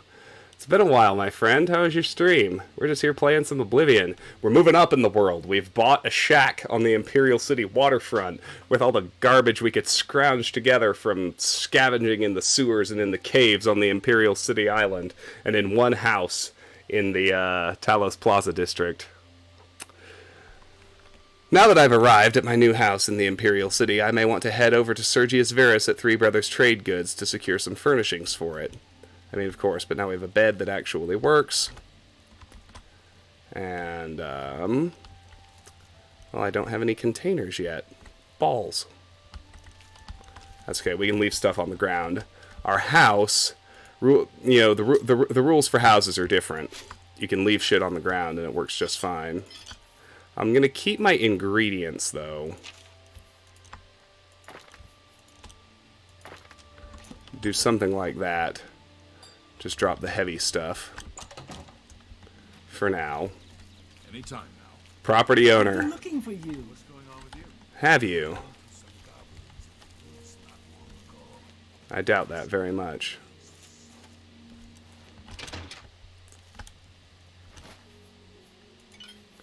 I should like the rest of my stuff,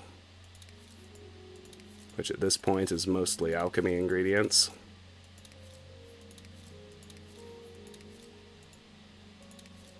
Oops. Okay, put back. What was the heavy piece? Is it the crab meat or the rat meat? It was the crab meat. Let's put back 11 pounds of that. For now. Don't worry, we'll do some alchemy. And we'll sell that stuff off, and we'll be able to buy some furnishings. We'll have containers in here before long. In the meantime... Oh, I did not want you to do that, duder. Not at all. Good thing I saved. Shift click. That's the ticket. Where's the other heavy ones? Mutton's pretty heavy. The pumpkins are very heavy. Rat meat's pretty heavy. That should be good enough. The classic Altmer 149, 150 weight. You know it. This man has Oblivioned. He knows what's up. How was your stream, Jake? What were you playing?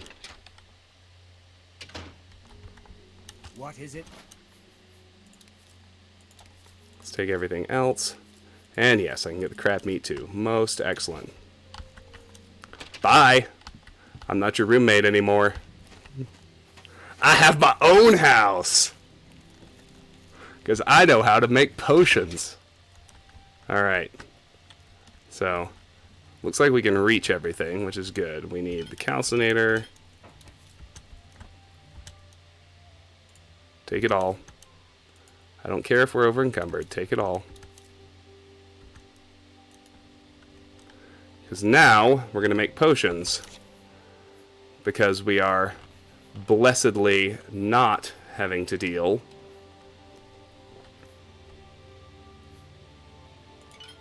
with the... No, not the retort. That was stupid. It's the mortar and pestle. There we go. Blessedly, we don't have to deal with potion failure in Oblivion, and that makes me so happy. Alright, so of everything we've got, Karen Billette. I can do venison and ham. Make potions of restore health. Alright, now I can drop my Karen Billette. For now.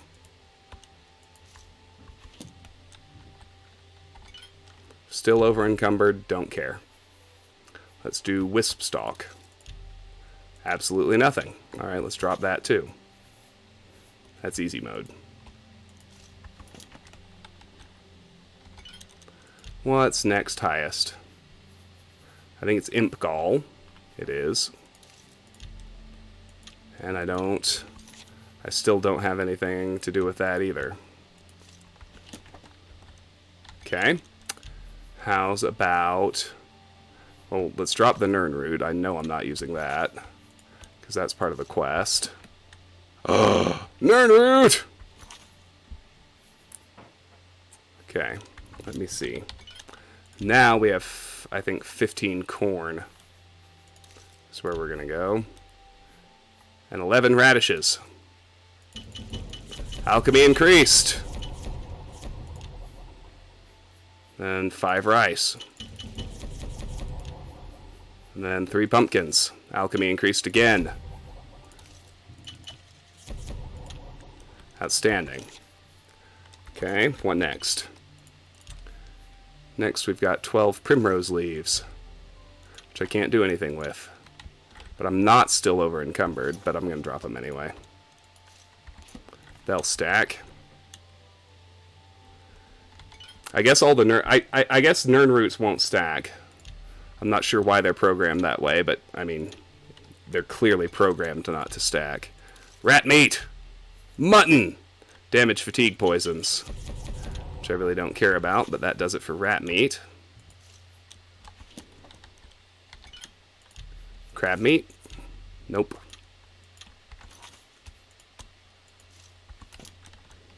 Alright.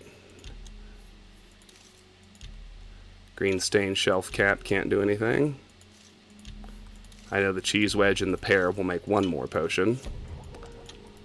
Alright, so let's drop the rest of the stuff for now. Look how tiny that crab meat is. Weird glitches, friends. Weird glitches. That's okay. Alright, all the stuff is in here, ready to sell. Alchemy increased to 39. We need to go to the market district. Probably need to wait for the stores to open. At this point.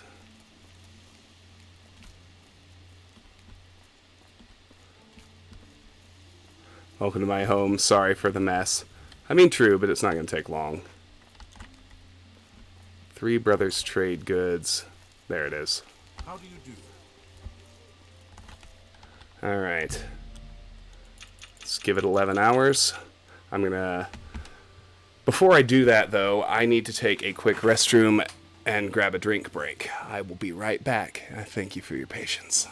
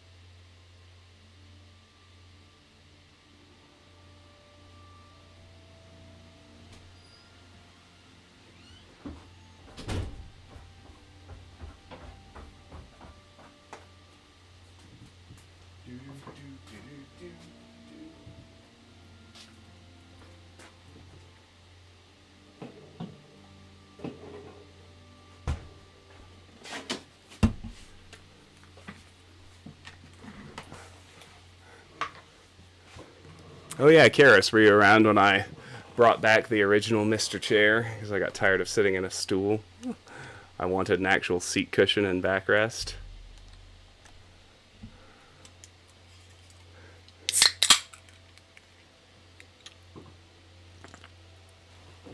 Alright. Don't be the last to read today's. Actually, I should go to, Everybody needs a copy of the Black Horse Courier. I should go to Thorinir first, because he's the one who will buy everything, including my potions. So we'll start there.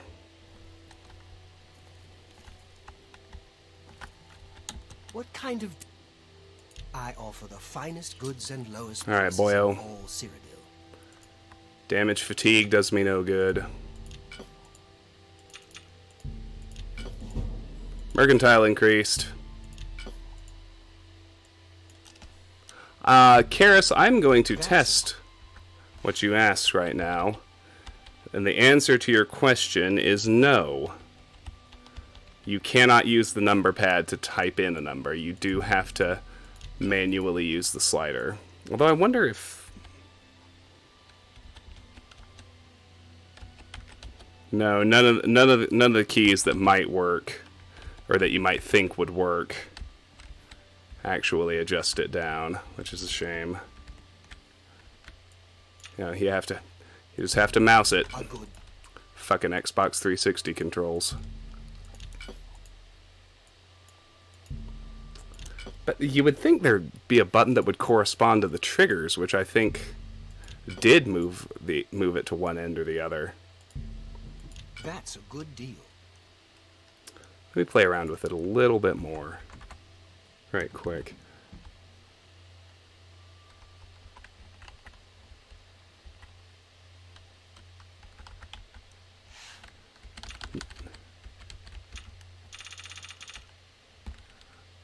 And the arrows increment it one at a time.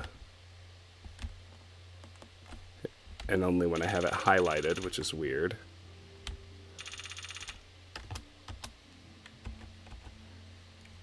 Oh well. And that's... A fine. It's easier than using the... It's easier than using the mouse. It's a bit of an upgrade.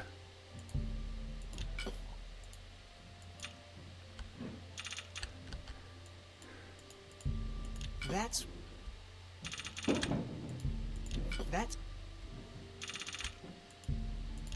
a...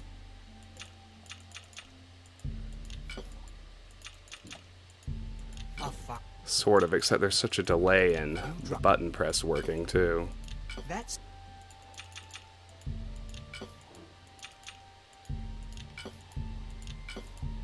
That's a fair deal. Okay. Thank you. 249 gold. Goodbye, please. I wonder if I can buy a container. That would make me happy. What? Any kind. Any kind will do. Sergius Verus, where are you? There he is. Tertullian, Sergius, and Cicero, the three Verus brothers. I'm Sergius. I tried home and end, Lemming. It didn't work. Also, hi, Lemming. Welcome in. Good to see you, as ever. Only quality goods for sale here. What can I interest you in? He's got some neat stuff. Okay, 732 per furnishing. So, we need more money. Good day. What a shocker, right? Anyway, I suppose what we can do is move on to the next building. See what we can find in there, eh?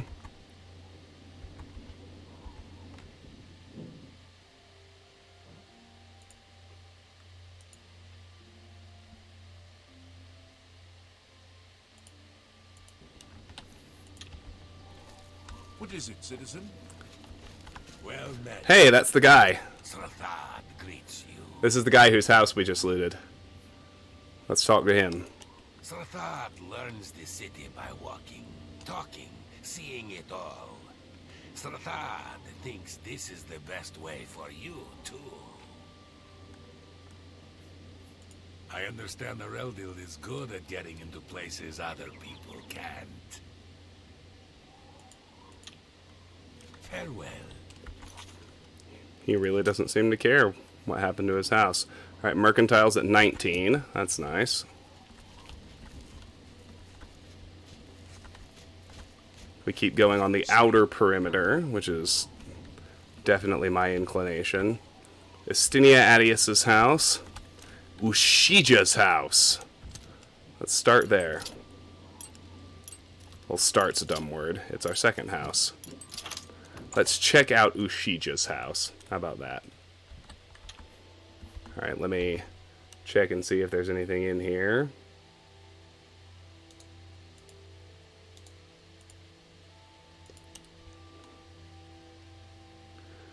Ushija himself is probably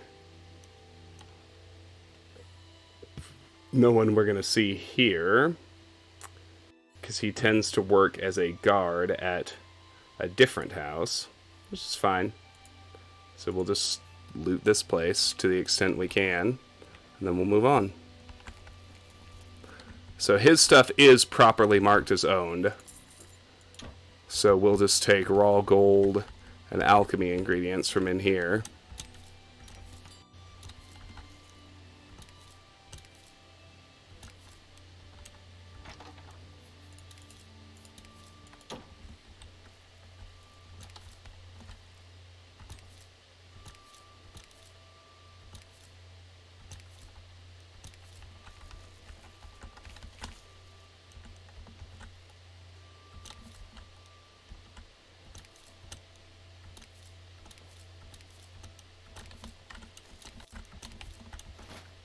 Corn!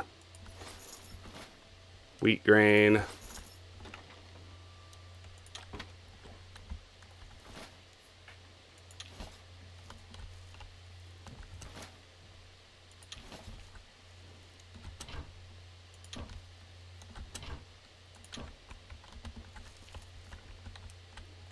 See, the guide to Skingrad. This one's new. Will I go for a romance in Mass Effect? I think not. Just based on the conversations that I've had so far, like I really didn't like Ashley or Liara, and I found myself naturally inclined to be pretty mean to both of them, and that's what I did. And I understand they're the only options for a male shepherd, so no, I don't think so. Alicia Otis's Guide to Skingrad. In Julianos, all justice and wisdom. My name is Alicia Otis, and I'd like to tell you all about Skingrad. Skingrad County is famous for its wines, tomatoes, and cheeses, and the town of Skingrad is one of the cleanest, safest, and most prosperous towns in Cyrodiil. Located in the heart of the Westweald Highlands, Skingrad is the gem of old Colovia, and a model of the Colovian virtues of independence, hard work, and tough-mindedness. Now, Liara kind of creeped me out. She came on too strong. I like her as a party member. I like her even better than Rex. Singularity is a super cool talent.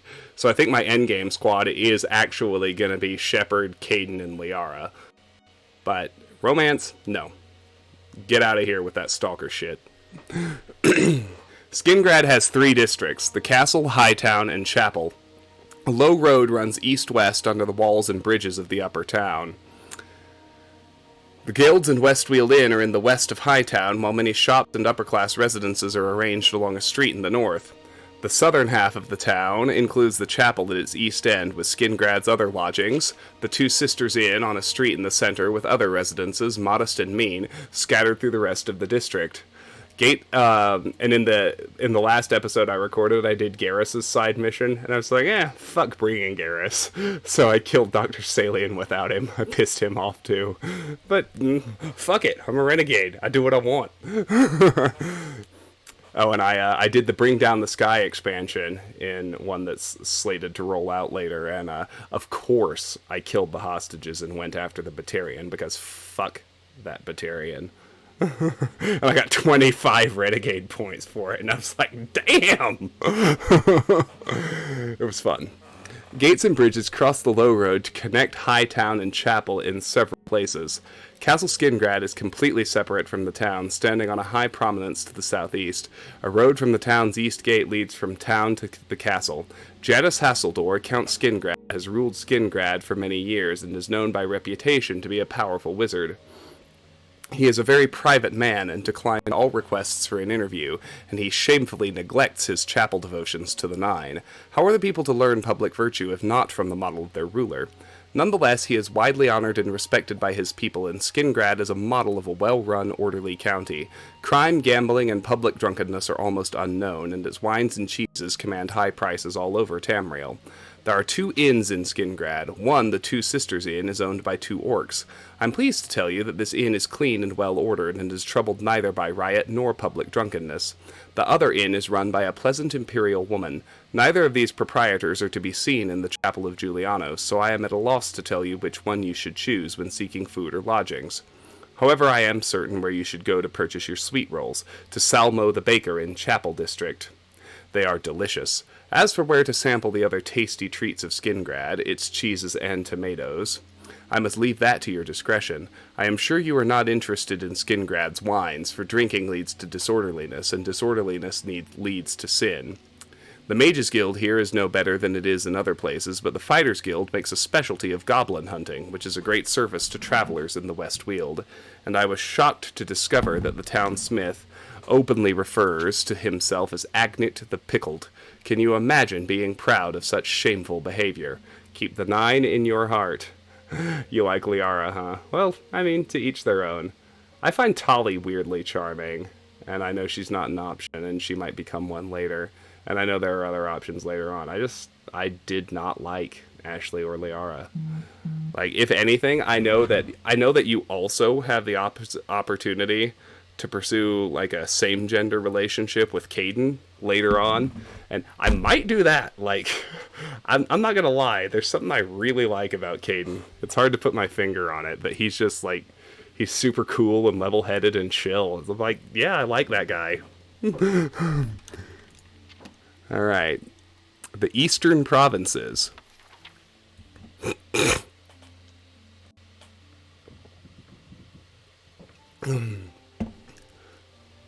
And even the Eastern Provinces impartially considered.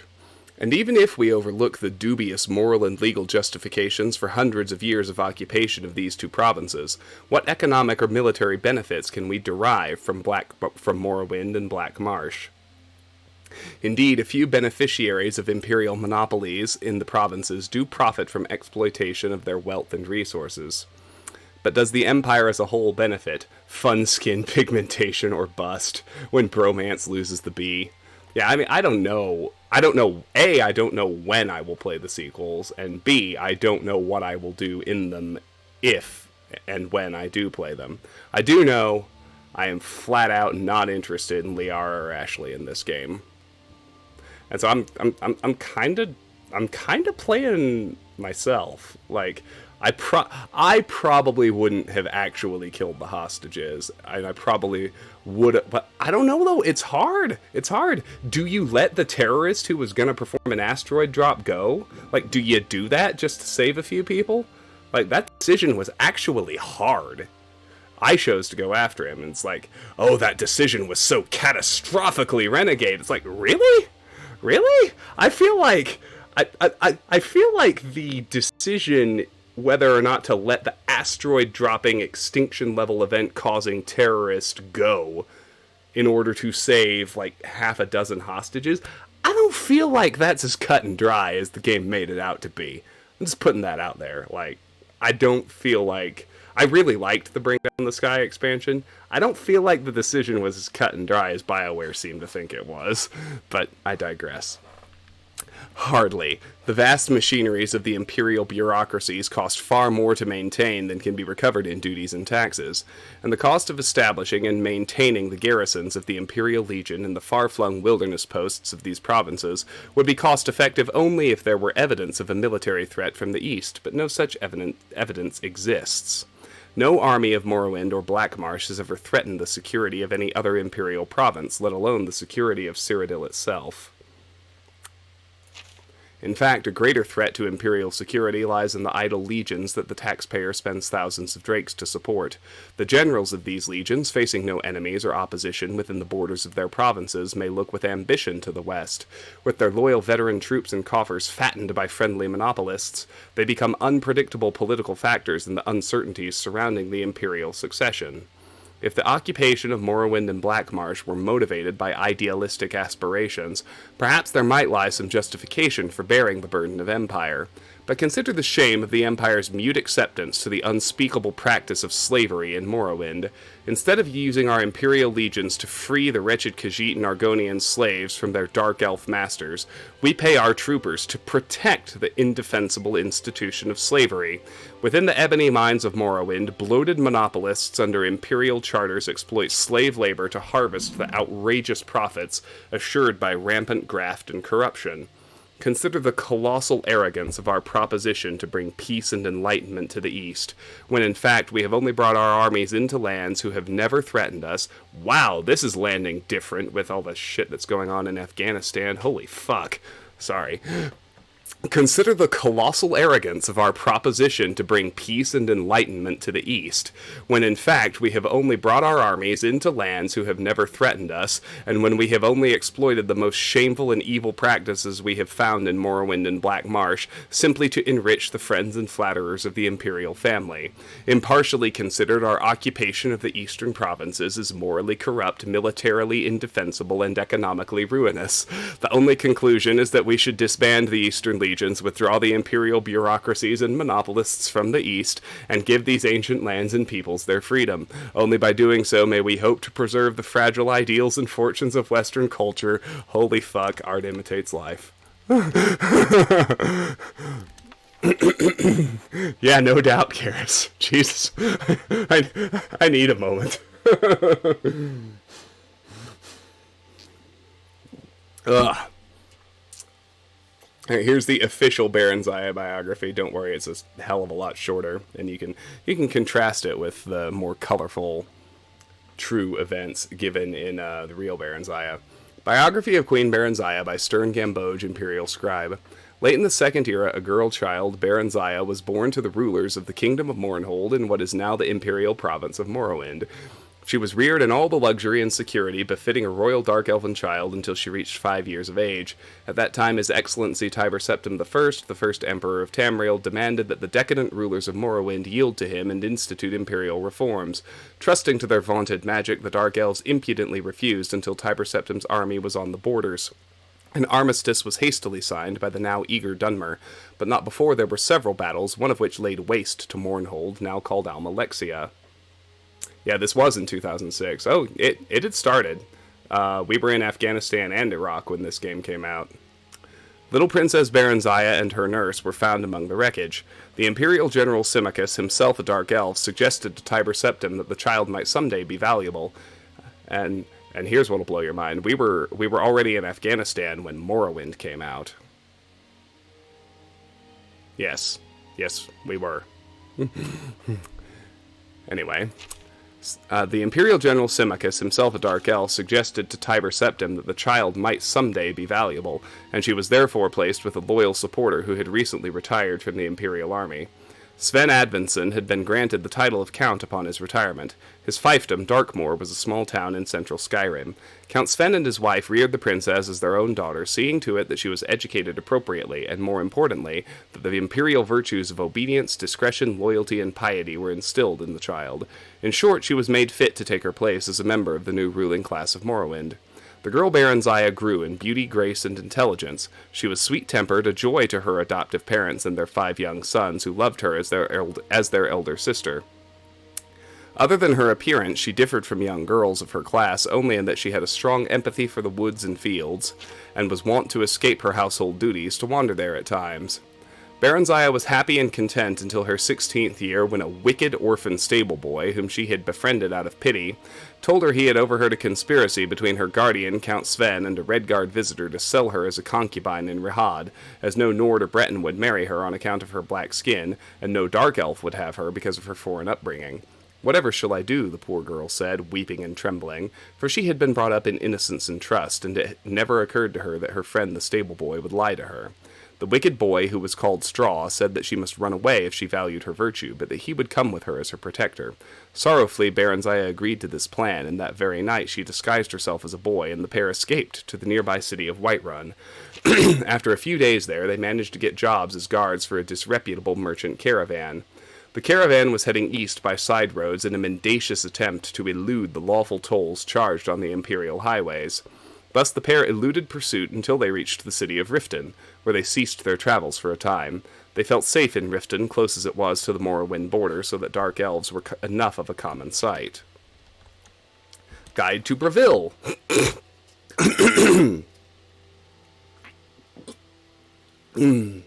Alicia Otis's Guide to Breville. Mara, Mother Mild, make us hale and hearty. My name is Alicia Otis, and I'd like to tell you all about Breville. Breville is the dark grate of the sewer drain where foul and unappetizing debris collects.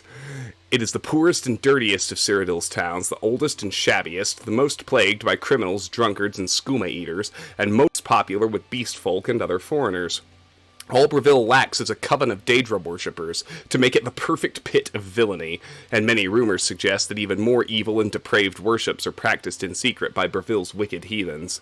This town is grey, grim, and depressing. The climate is damp and the atmosphere foul because of the fetid channels of the Larzius River that serve as Breville's sewers, and because of the rank swamps of the lowland margins of the Niben Bay where insects and diseases breed in abundance. The architecture of the town is remarkable for its unequaled ugliness and disorder. The houses, shops, and guilds are built from cracked and splintered timbers, soft from rot and green with mold and mildew. It is a pity that they do not fall down, for they might be rebuilt in a more pleasing manner, but rather they continue to grow on top of one another like mounded middens reaching lofty heights of 3 and 4 stories. Beggars and thieves lounge indolently on balconies overhanging the streets and dump their refuse directly upon the unfortunate passers-by. Whole families live in teetering shacks on the tops of the buildings in unimaginable squalor. Breville's people are dirty and dishonest. They live little better than goblins in caves, squatting in filthy tumble-down shacks. The town citizens are divided into two classes: the smugglers, skooma eaters, bandits, thieves, and murderers, and the wretched beggars and fools that these criminals prey upon. Breville is ruled by crime lords, and the town guard lives in the pockets of the skooma kingpins. You will not be surprised to find there are many Argonians and Khajiit in this miserable place, since elsewhere in Black Marsh are close by, but you may be surprised to find many orcs there. However, beast folk are comfortable in the company of other beast folk, as are thieves and brutes naturally drawn to the company of one another. Breville is not organized into orderly districts. However, some landmarks may serve to orient the unfortunate visitor. The castle is approached by rickety bridges over the river to the east. The chapel is to the west. The shops and guilds are arranged in a line with their backs to the east wall and the channels of the river. Between the chapel and the shops and guilds are Breville's ramshackle slums and tenements. The castle is the only sturdy, stone-built dwelling in Breville. It is nowhere as dirty and ill-fashioned, furnished as the timber shacks of the people, but it is still little better than the houses of the poorest paupers in Anvil or the Imperial City. Count Regulus Terentius, from a respectable family, once a noted tournament champion, is now widely recognized by his people as a drunken wastrel and ne'er-do-well, and his son, Gellius Terentius, is a strutting peacock who cultivates the society of crime lords and skooma eaters. The chapel stonework is in poor repair and covered with mold and mildew. The graveyard is surrounded by a ramshackle, unpainted wooden fence, and the graves are untidy and neglected. The primate is a good servant of Mara, but she is unequal to the task of driving sin and wickedness from this nine-forsaken town. The priestess is wise and well liked by those few who visit the chapel, but most people never pass once through the chapel's doors, except to beg and steal. The inns are a disgrace. It is common to step over prostrate drunks and through pools of sick upon entering, and idlers, gamblers, and pickpockets swarm in the darkness and prey upon unwary travelers. A visitor foolish enough to sleep in these places should expect to be murdered in his bed. The guilds, by contrast, are relatively clean, dry, and quiet, and one forced by necessity to spend the night in Breville might be justified in joining the Fighters' Guild or the Mages' Guild, despite their savage and godless ways, simply to be assured of a safe place to sleep. The shops are no worse than any other feature of Breville, and you may be more safe in them from assault or murder on account of the prodigious provisions merchants must take to protect themselves from thieves. If you are forced by circumstances to visit Breville, you will very soon wish to leave, and you will wish to watch your back as you leave to be sure you are not followed by parades of bandits and assassins. Honor the Nine in prayer. Yeah, no doubt, that definitely has echoes. Okay, we've read Fundaments of Alchemy, we've read The Guide to Cheydinhal. So those aren't new. Let's keep moving. Ushija's basement. Let's look there.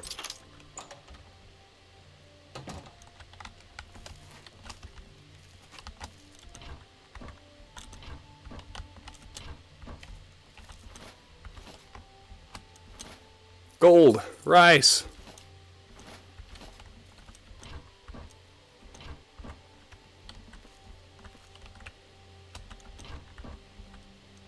Ooh, average locked chest.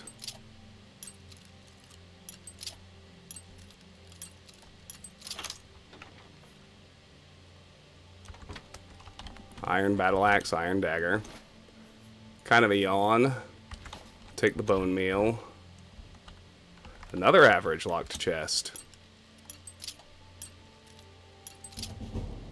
Security to 15. I love it. Take the gold. I'll take.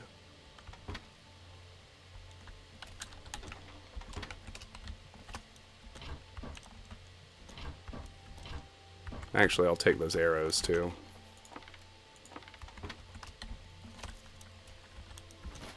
Wheat grain, naturally. Rice, of course.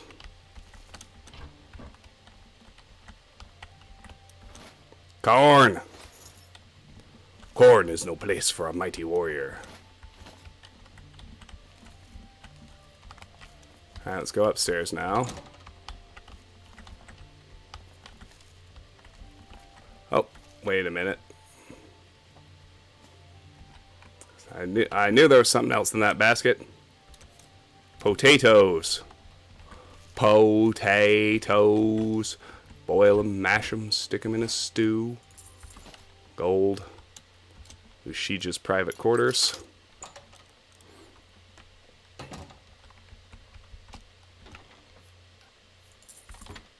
Gold.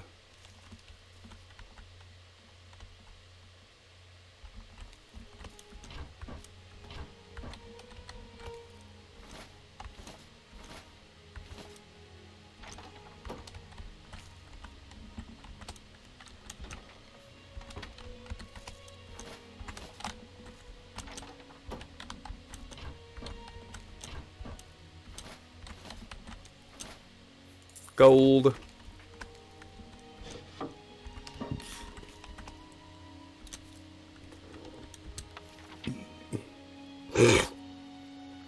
Have I read a manual of spellcraft? I don't think so.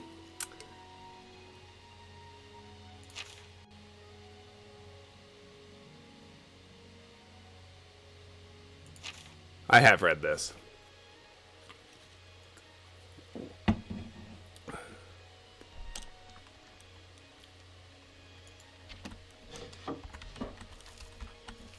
Okay. That's it for this house. Let's get out of here. Let's go back to my place, which is actually a thing now. First, we'll do some more alchemy. I actually think going this way is faster.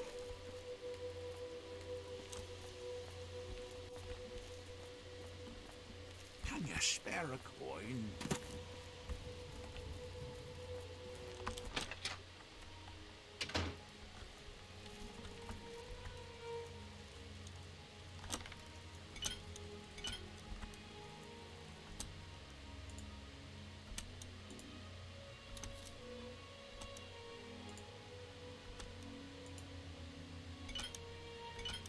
I'm going to leave the Nern root on the ground. Try to pick up everything else.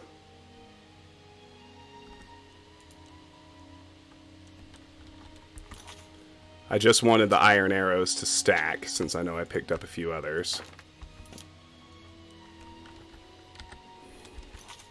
I don't like that I always have to reset this hotkey if it leaves my inventory.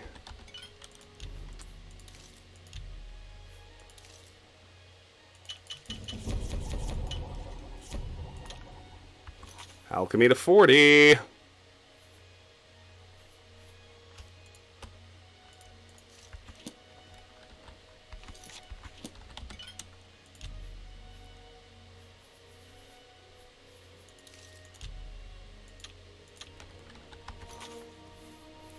I can't wait until it hits 50. We unlock more effects.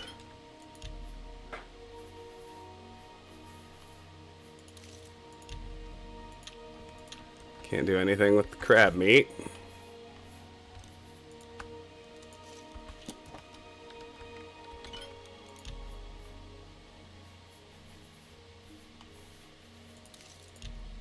Or the imp gall. Because of course I can't.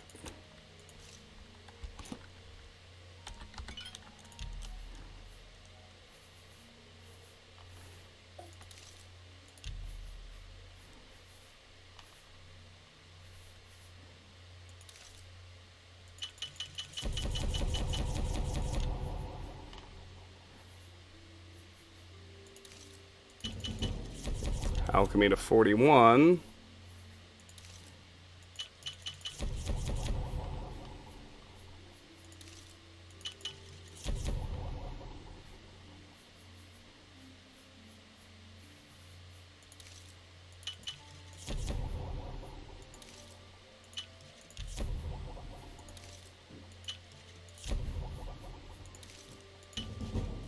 $42.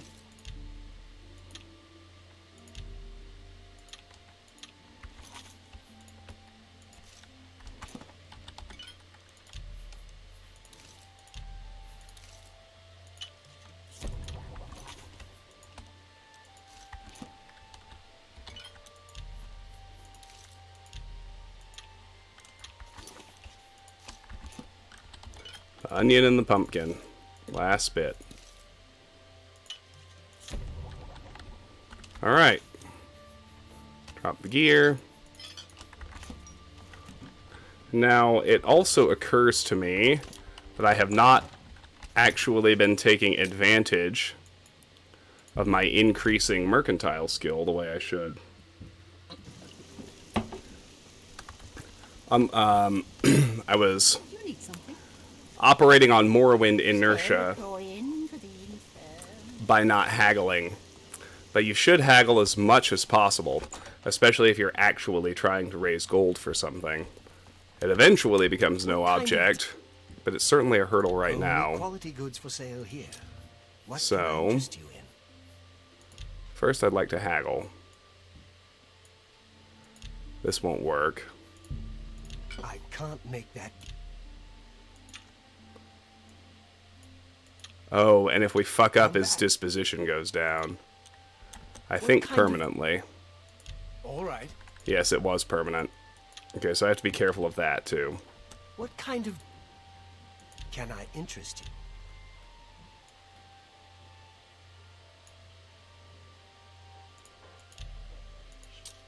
Can I do that? You need to make a bet. Tell you Nope, that's too far. what kind of. Let's do business. Okay, what did I... Let's try 165. And 165.54. Can we do that? Let's find out. That works. I'm good. What kind of deal? Have a look at my web. Can I go up another?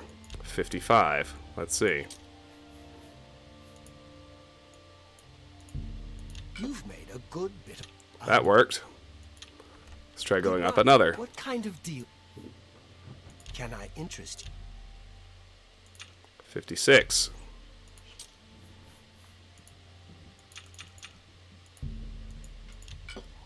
We can do that. Thank. Goodbye. What kind of. Let's try 57. Have a look at my. We must be close to the line now, but...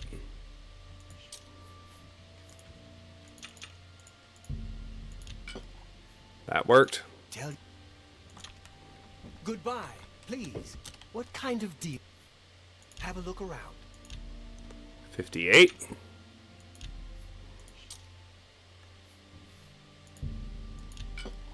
That worked. Thank you. Goodbye. Can What we kind boost of to deal 59? Can I interest?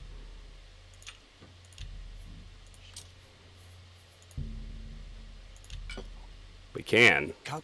Wow. Goodbye. Can we What do kind of- 60? Let's do business.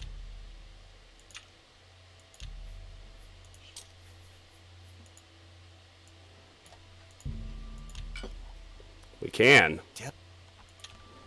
Goodbye. What kind of? Have a look. Can we do 61?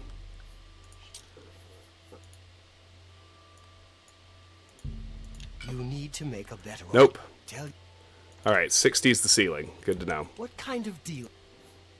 May I interest you in some of my fine wares? Good.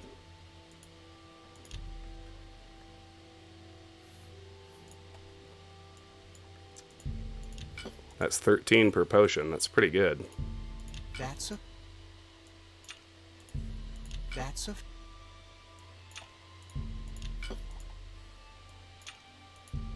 That's. You got.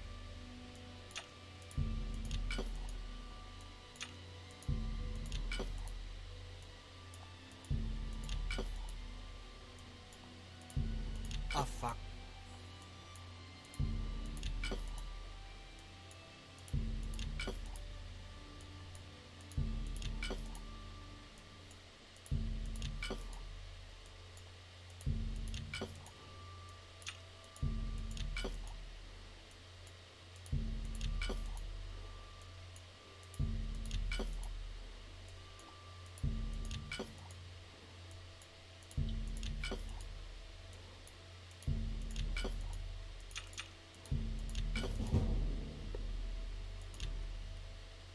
Mercantile increased.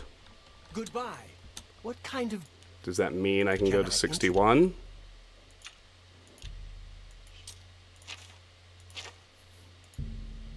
No deal. No. Okay. What kind of... Have a look around. You won't find better prices in all... You've made a good bit. Come. Goodbye, please. Now I'd like to also try haggling with Sergius. Just to see. That's 20 mercantile.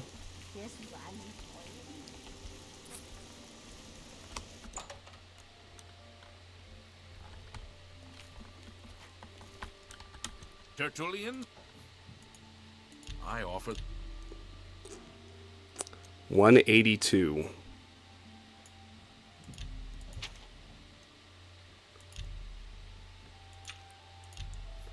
$663.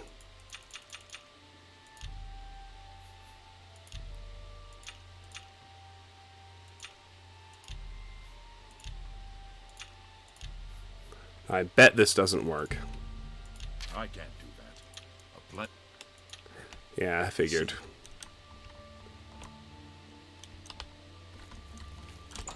Alright, we'll come back after the next house when we have even a little more gold.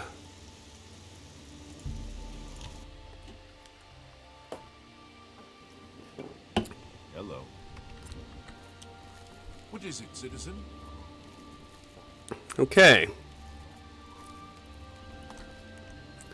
Next we have Estinia Adius's house. Let me see about the house and the occupant. I mostly want to see if there's any significance or if we're just exploring. Looks like we are just exploring. Which, obviously, I'm quite happy with.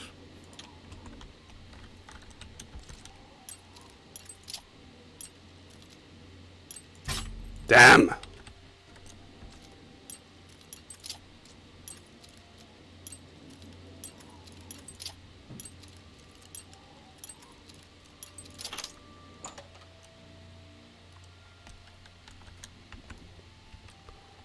don't care about a planter.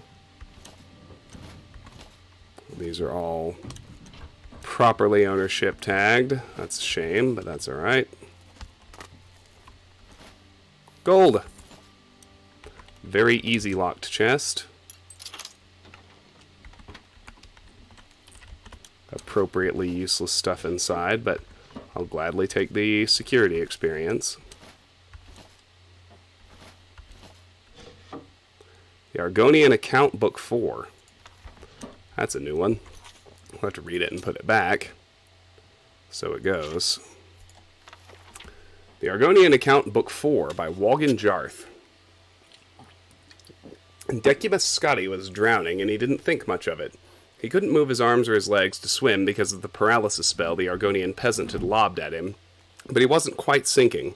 The Oncobra River was a crashing force of white water and currents that could carry along large rocks with ease, so Scotti tumbled head over heels, spinning, bumping, bouncing along. He figured that soon enough he would be dead, and that would be better than being in Black Marsh.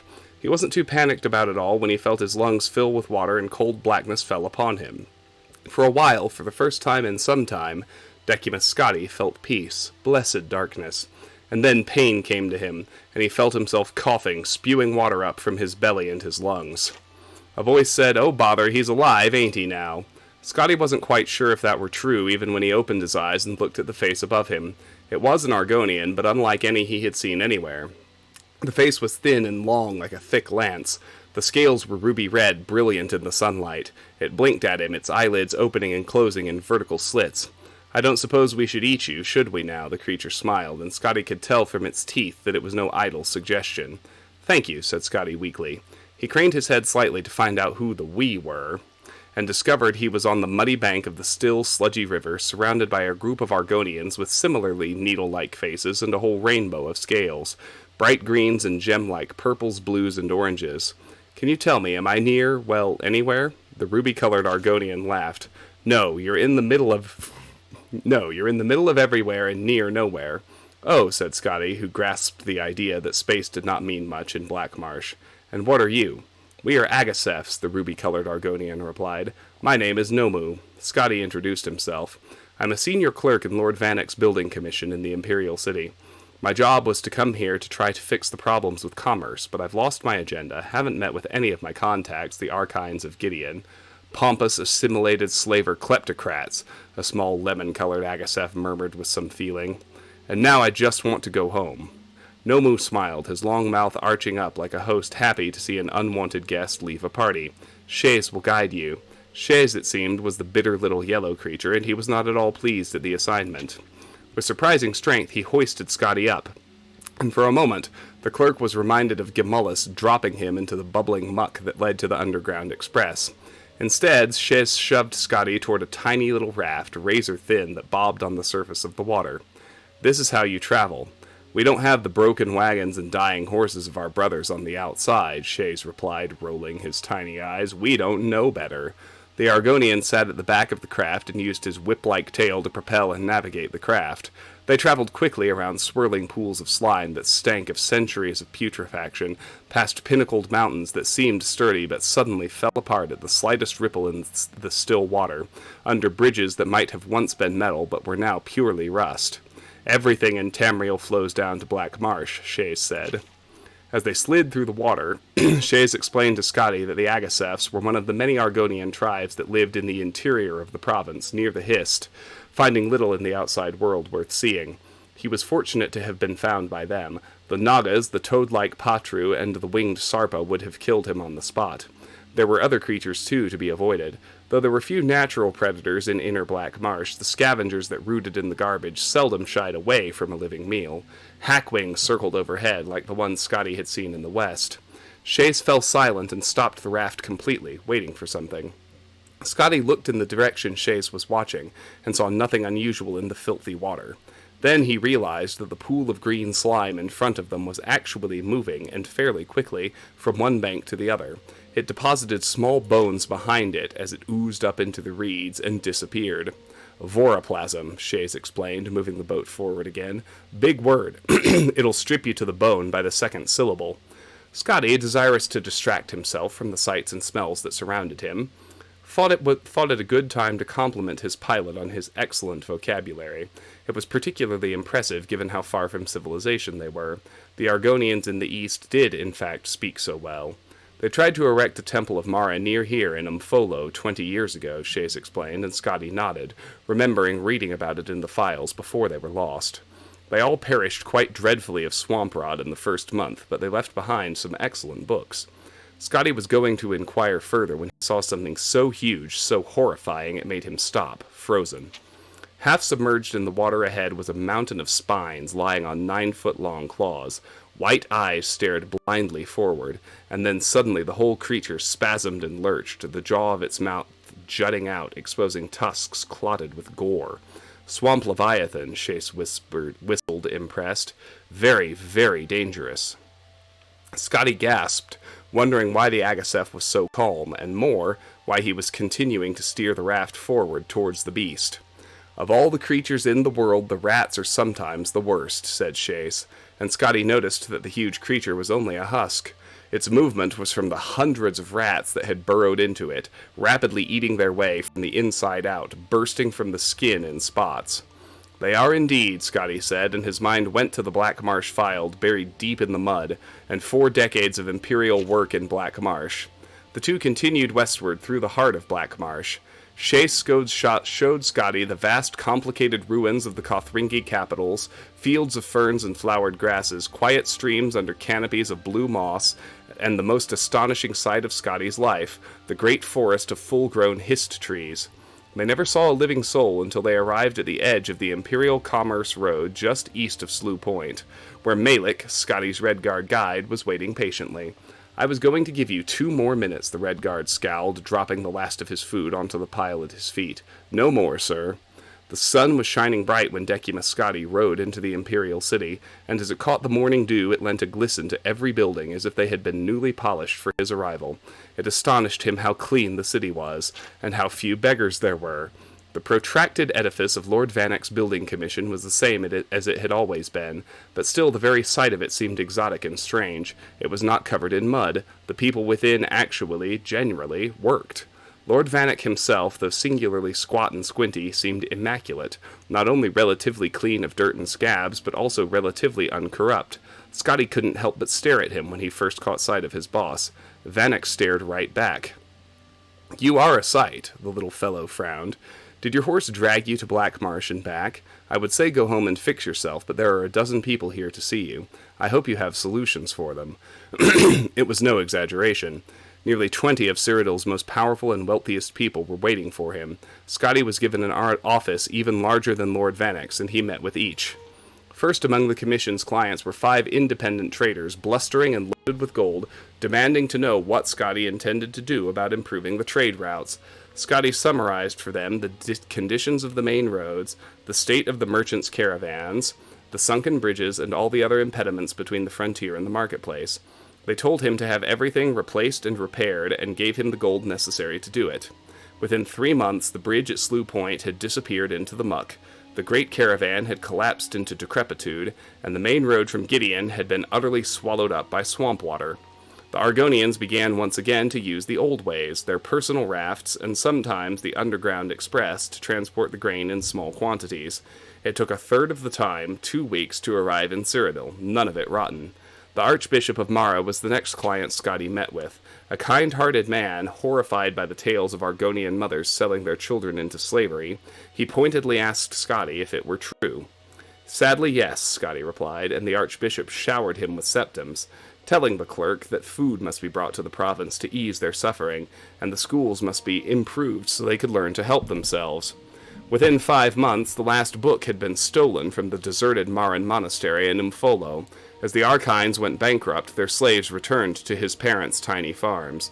The backwater Argonians found that they could grow enough to feed their families, provided they had enough hard workers in their enclave, and the buyer's market for slaves sharply declined. Ambassador Sleixth, concerned about the rising crime in northern Black Marsh, brought with him the contributions of many other expatriate Argonians like himself. They wanted more Imperial guards on the border at Slough Point, more magically lit lanterns posted along the main roads at regular intervals, more patrol stations, and more schools built to allow young Argonians to better themselves and not turn to crime. Within 6 months, there were no more Nagas roaming the roads as there were no merchants traveling them to rob.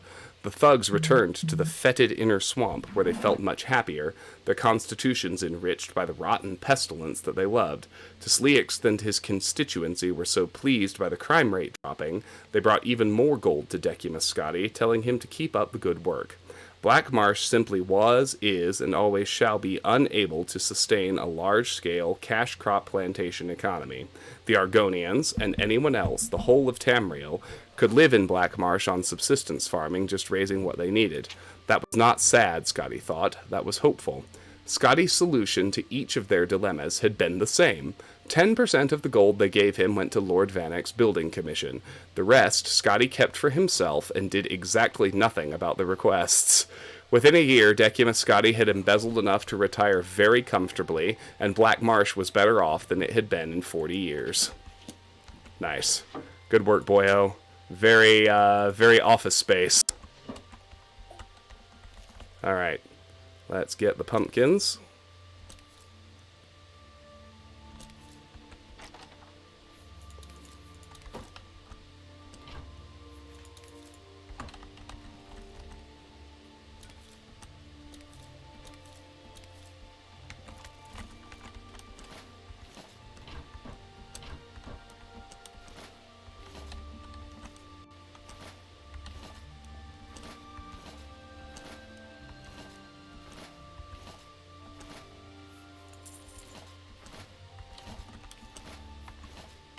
Alright, let's do the basement first. It's an easy lock, not a very easy one. You don't like that book? Give you the lusty Argonian maid. How you doing, Blacktails? Welcome back, good to see you. Oh, this one's locked.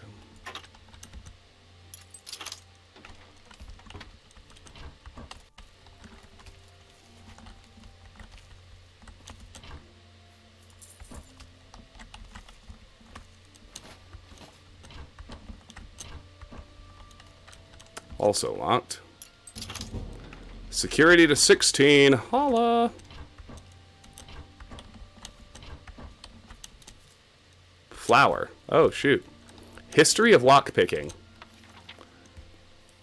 I expected that to be a security skill book. I'm surprised it's not. The modern lock has a fascinating history in Cyrodiil. The need to restrict access to one's home has been a problem since homes were first built. The very first security system was a simple bar across the door. This has the obvious shortcoming of only being functional when the owner is at home.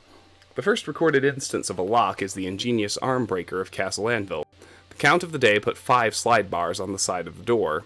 A hole in the door just above them allowed him to reach in and manipulate any of these bars. Only one of the bars truly locked or unlocked the door. The other 4 released the clasp on a hammer that fell down on the person's arm. Only by knowing which sliding bar was the true lock could one safely open the door. For over 100 years, the state-of-the-art in locks was defined by sliding bars and punished traps. Then the famous dwarf Mzunchind invented the pin lock. The first example had 3 pins. The key was turned in the lock 4 times, each turn depending on a different pin being in position. Obviously, a pin could be used more than once. It was 65 years before anyone devised a method to open a pin-based lock without the key and without damaging the lock. It wasn't that the problem was so difficult. It was that nobody other than royalty could afford Mzunchind's locks. An enterprising blacksmith named Orenthal decided to mass-produce a common form of the lock at a reasonable price. Suddenly, every shop had a lock. Now there was a reason to subvert the locks. It wasn't long before lockpicks and lockpicking appeared. Orenthal became quite wealthy, inventing more and more sophisticated locks. Today's locks are sophisticated mechanisms with spring-loaded pins. Each metal pin must be pushed up by the key precisely to open the lock. Any imprecision in the key, any poorly made copy, or any clumsy attempt at lockpicking releases the spring tension, causing the pin to clamp down upon or even break the key or lockpick. Locks are made more secure by using multiple pins in the lock. Multiple pin locks are more delicate and difficult to bake and more expensive, but provide a greater reliability against tampering. Multiple pin locks have the further virtue of resetting all pins when any single pin is tampered with. A single mistake with the 5th pin of a 5-pin lock requires the thief to reset all 5 pins again. Most affordable locks are 1-pin or 2-pin locks. The 5-pin lock is the highest achievement of the lockmaker's craft and the greatest challenge to a would-be intruder. Picking the modern lock is an art form. A lockpick is a thin metal bar with a small tooth on the end. The tooth is used to press the pin up into the lock mechanism. The thief uses skill and experience to manipulate each pin in turn to determine the exact tension necessary to set the spring-loaded pin at its catch point. With a subtle pressing and lofting of the pin, the master thief determines the exact motion required to set it. A novice thief breaks many picks while learning his trade. Only with time and practice will he get better at guessing the tension and timing necessary to set a pin. As a result, novice thieves tend to carry a great many lockpicks, while the masters only need to carry a few. I think that book did a good job explaining my decision to only carry 1 lockpick, Blacktails. I consider myself something of a master thief. Alright, let's check out the private quarters now. Very easy lock.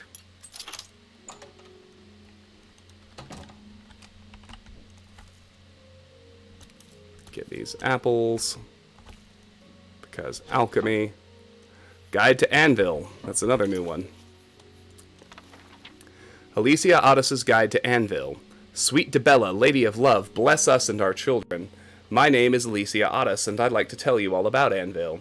The seat of Anvil County is by the sea, and at first glance is very pretty, but when you examine it closely, it turns out to be quite unpleasant.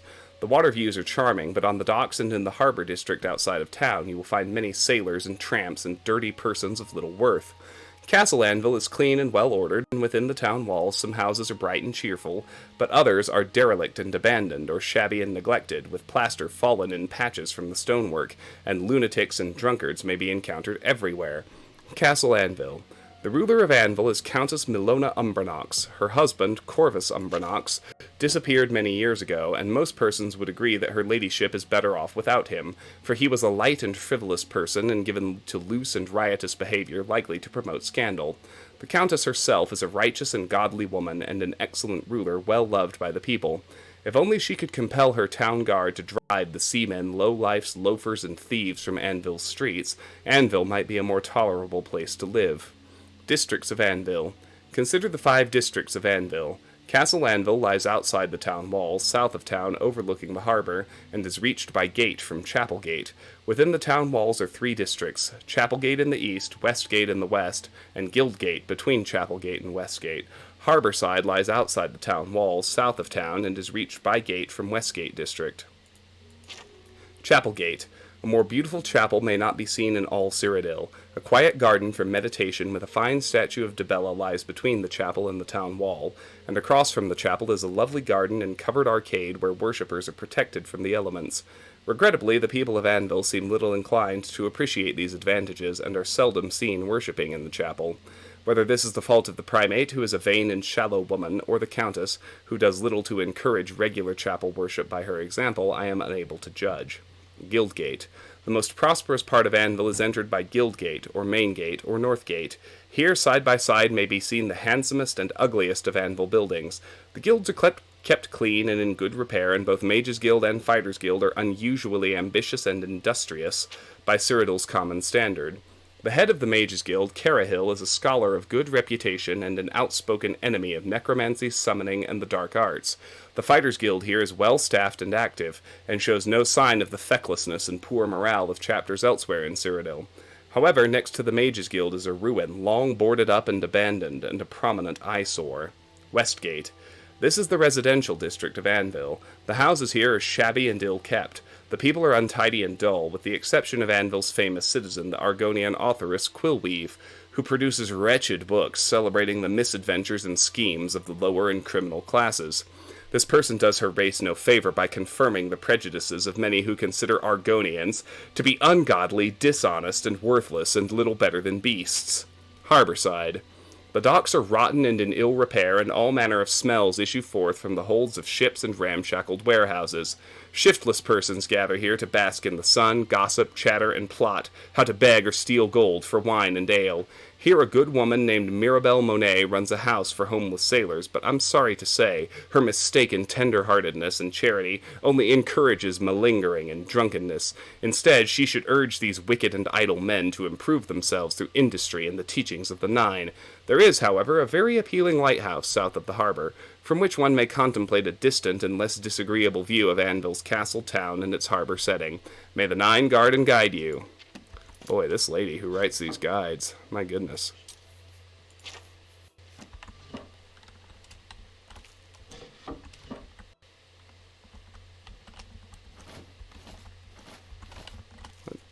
I would say, it's fair to say, she's got a slight chip on her shoulder.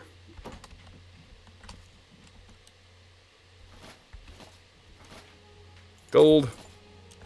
Very easy locked chest.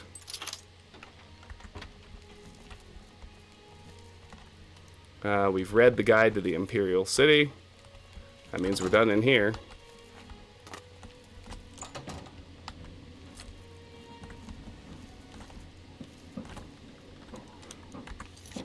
Alright, let's head to the waterfront.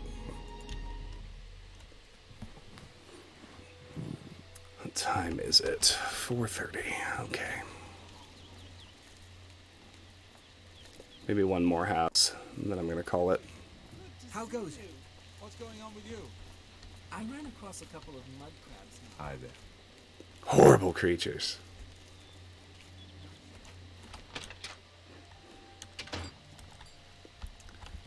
Yeah, I know.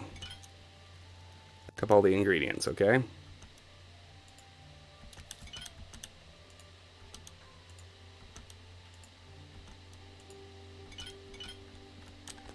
Okay, here we go.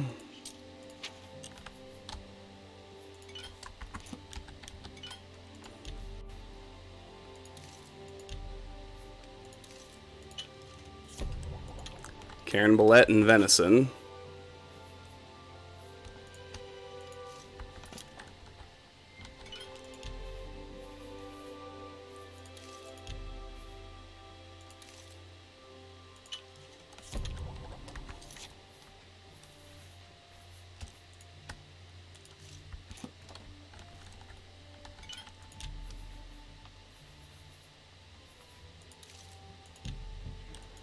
Can't do anything with crab meat.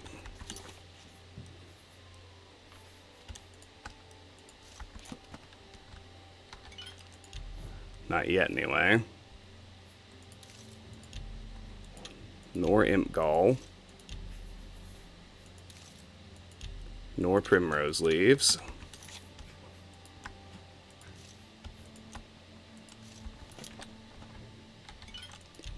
Probably just a very rat meat and bread loaf. That surprised me. I could actually do something with the rat meat. Good surprise. Apple. Pumpkin. Carrot. Flour. Potato. Cheese wedge. That's a no. Okay. Well, there you go. Back to Thorinir. We know now, thanks to running the experiment last time, that we can haggle up to... So we're selling at 60% of iron, 60% of item value. For all their coin. Athletics increased! Yay! That's always great news. Athletics is at 24. We're about to get the first perk. One more rank. What kind of... Have a look at my... Are you still at 60%? Yes! It's persistent. That's great. Oh shit, I forgot to drop my apparatus.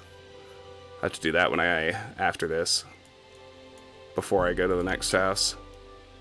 Carry weight and whatnot. That... But I should be able to afford my first furnishing, even with these few potions, so I'll be back at the house anyway. I'll actually put my shit in a container. You've made...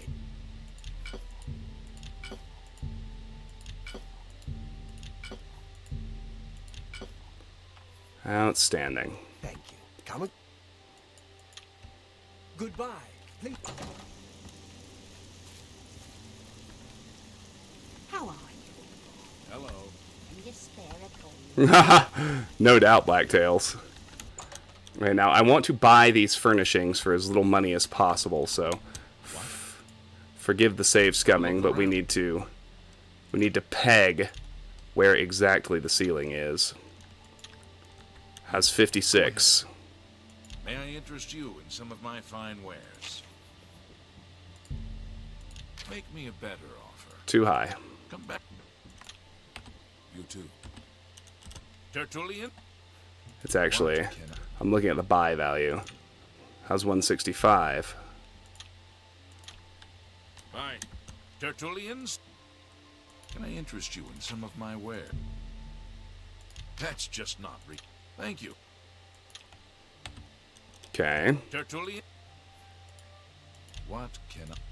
How's 166? Fine. Hey, Spork. How you doing? Have a look around. It's good to see you. How are you, my friend? Prices and all. That's just not... Come. That's too much. What do you want? Let's do... Okay. How's 167, buddy? Good day. Yes? Restore fatigue potions as smoothies because they're just regular food blended together. I like that. Make me a better offer. That's very true. I can't afford the disposition loss What do you... from a refused offer, Have a if you're look at wondering my why I'm wares. save scumming. How about 168? You too. What can I do for you? Let's do business. You've got to be. Come back. Settle down, boyo. Take care. Tertullian? What about Only 169? fine. Yes?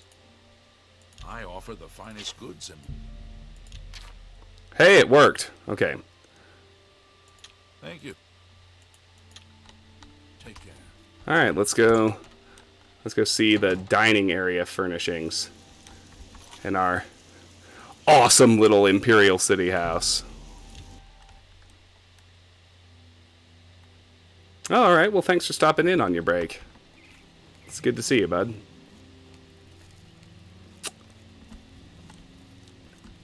We've robbed a few houses, got some alchemy skill ups, got some security skill ups, read a bunch of books early in the stream, made some gold, bought a house, and we just bought some furniture. And there's still... I bought the wrong furnishings. There's still no container here. That's okay. I got 3 tomatoes. I got a bunch of garbage I can sell, which is something. Come on, get out of there. I'll have to pick it up and drop it over here, someplace more tenable. It's alright.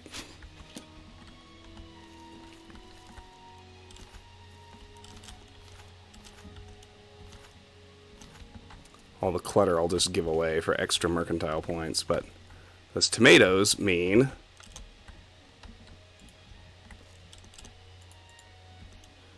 we need to look at making even a few more potions.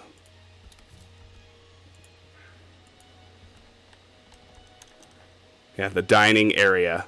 Well, I mean, we got a rug and a chair and a table and a bookshelf, a shelf. It's something. Alright, let's see. Still nothing with Karen Billette. That's not a surprise.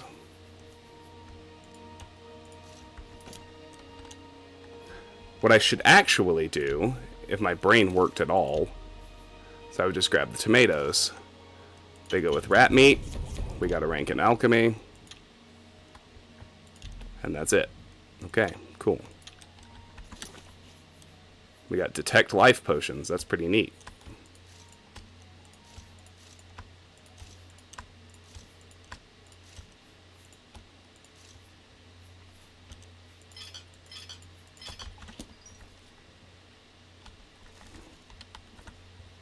I do think the bed is brushed as a solid object. I don't think stuff can get underneath it. I certainly hope so anyway.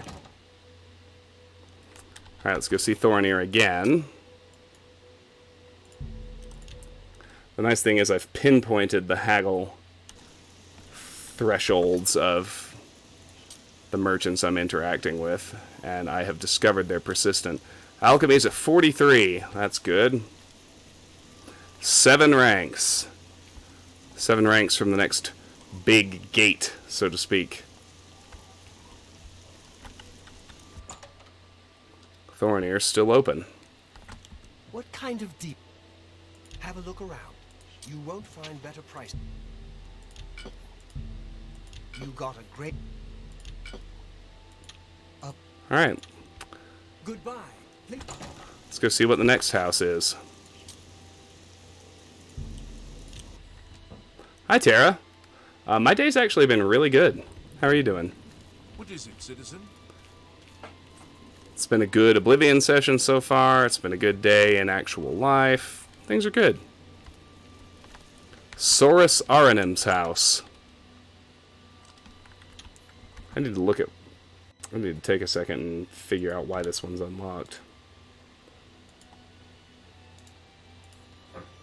This might be tied to something that's actually significant.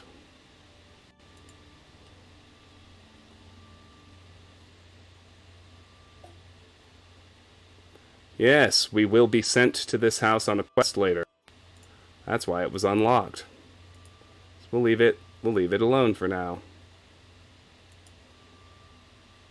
I see. I have good reasons for always being suspicious of an unlocked house. We get sent here during the Breville recommendation quest, actually. So, the Northwest Watchtower. Well, what is in there? Guards, of course. It seems we're allowed to be here, ish. The ground level, anyway.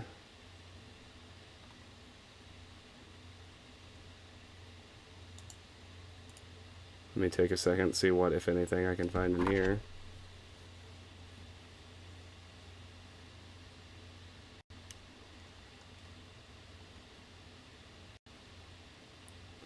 Nothing significant. We can just check it out. Try and find whatever we can find. Hi, guards. Speak. Yep. Everything's marked as owned. And I bet it's very difficult to maneuver things into a place where we're actually not inside of anyone. Yeah, this guy can see right through his buddy. Two exits. Talos Plaza, and then there's a door out to Elven Gardens. That's locked, and they're staring at me here, too. Idius Hain. Who are you? Can I help you, citizen? He's just a thief. He's supposed to be the head of the Thieves Guild. Oh, what a joke. Can you imagine a bunch of thieves trying to form a guild? The nobility hate him. The peasants and the beggars love him, especially in the Waterfront. I need to grab another beverage. I'll be right back. 10 seconds.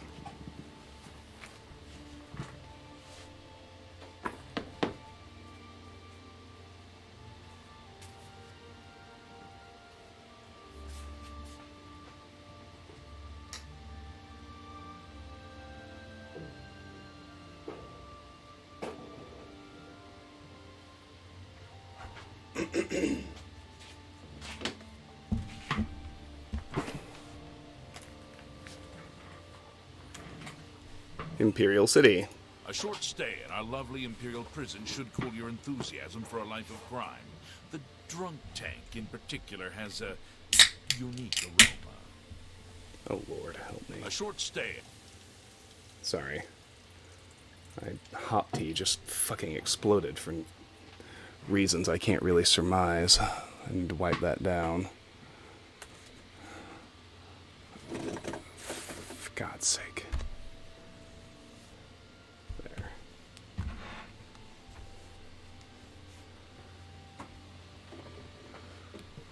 Worthless tissue box. Come on. There we go. There we go. Now, at some point I'd love to know why something that has just been chilling in the fridge and didn't get shaken up or disturbed at all felt compelled to explode like that. But for now, I'll just content myself with cleaning up the mess it made. One more and I'll be good. Sorry about this little diversion. Perils of watching live, right?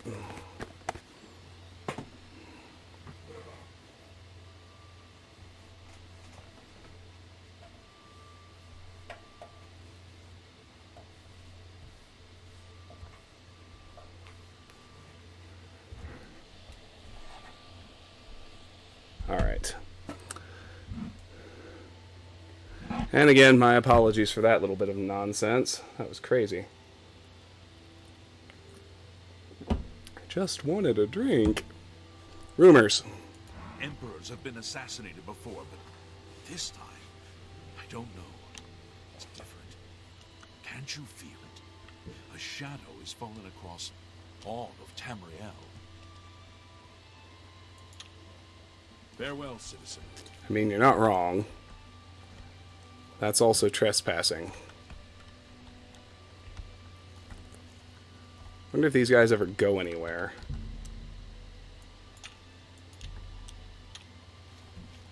Sure looks like it.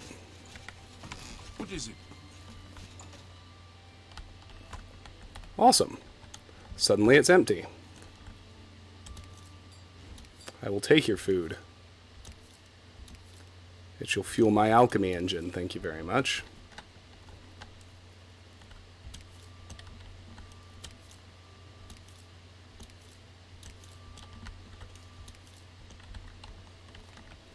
That was amazing.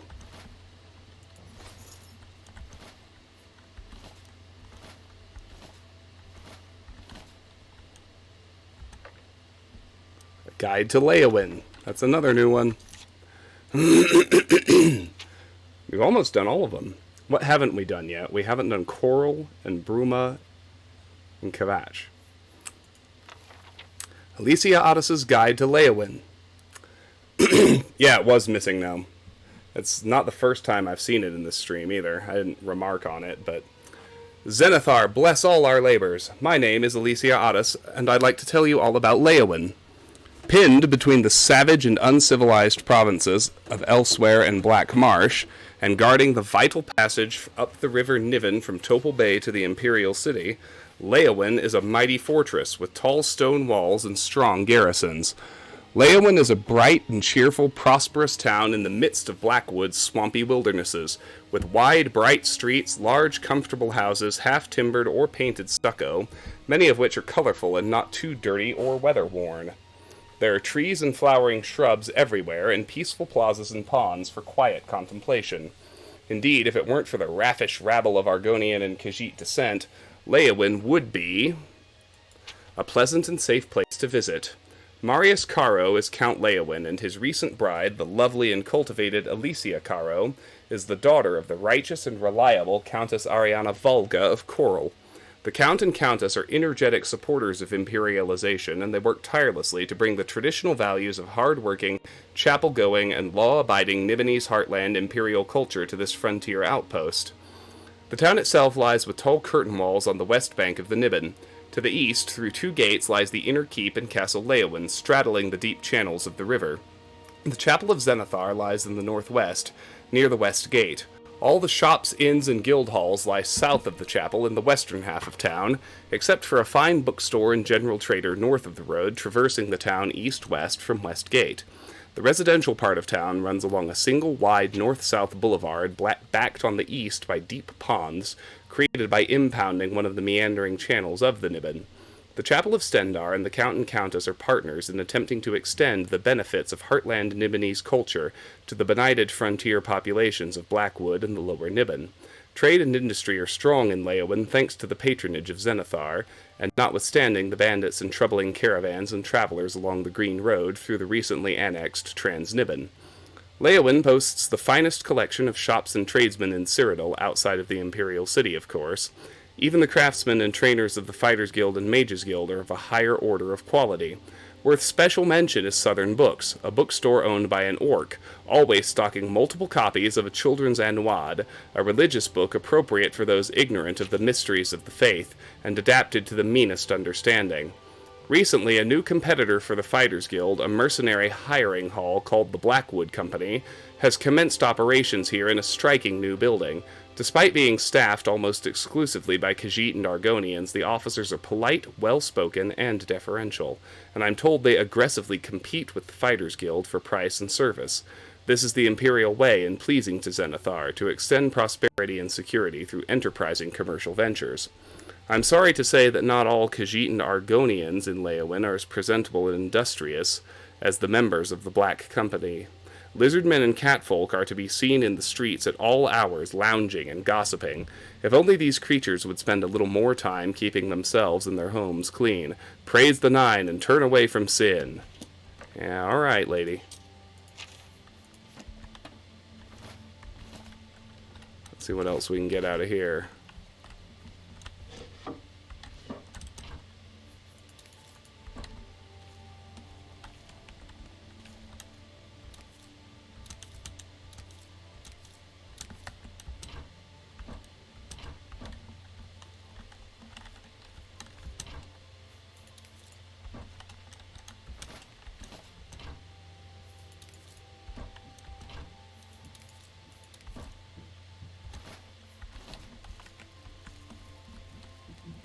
Alright.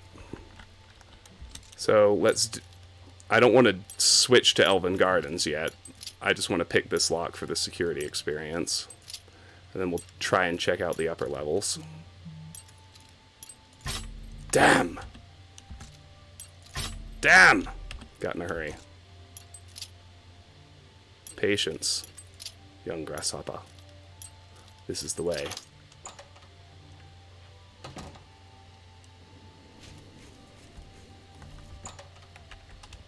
Okay, good. Northwest Watch Barracks.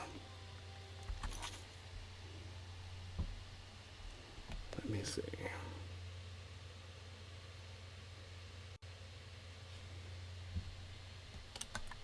Onward. Much food.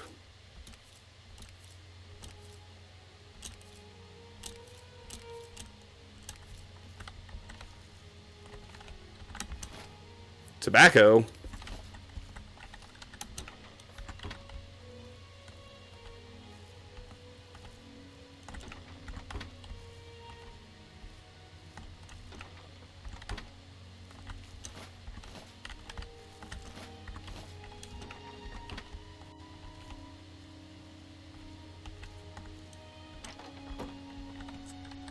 And there's another level.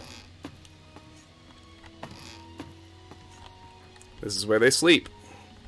And there's another level. The captain's quarters. That one is locked.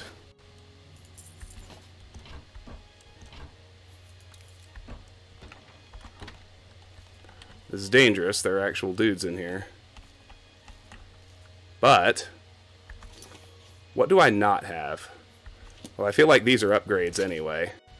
Legion helmet and Legion boots.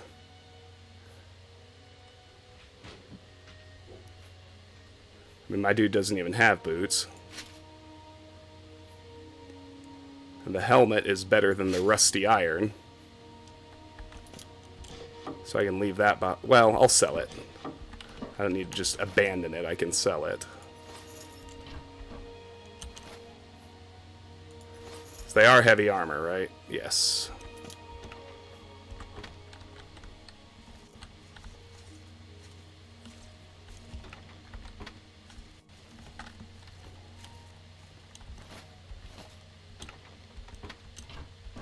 Oh yeah, no doubt. If they did the Ordinator mechanic, I'd be in trouble. Ooh, more goodies. A Legion Cuirass. It's going to be better than Rusty Iron, I guarantee you that.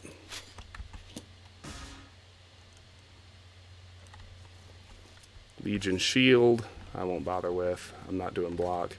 And let's try the Captain's Quarters. Damn! Block-picking champion of 2021.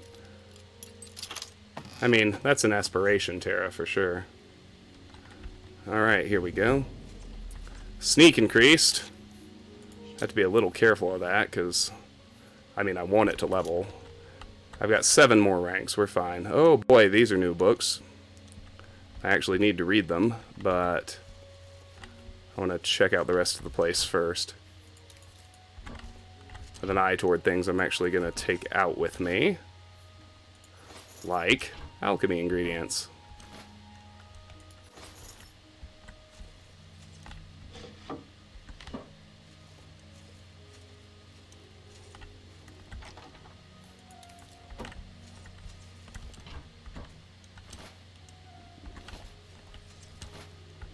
I do like this one better than Skyrim's as well.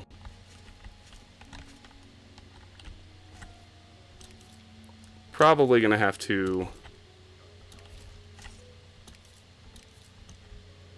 ditch a piece of armor if I want those watermelons.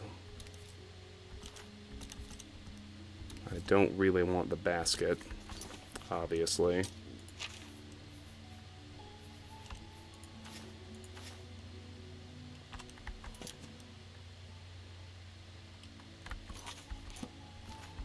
Oh, that's the shit from my house. Let me think. Think. Well, let's lose that.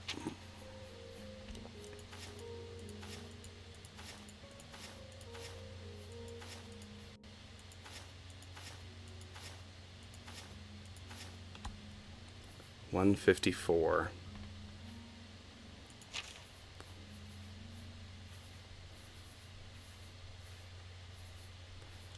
I gotta actually move the rest downstairs. It's gonna be hard.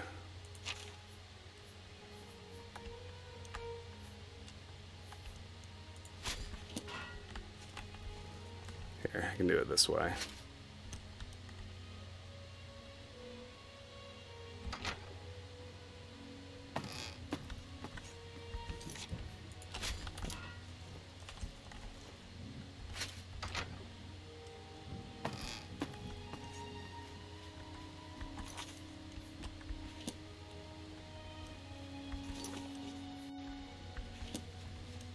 There's a dude in here now. But why?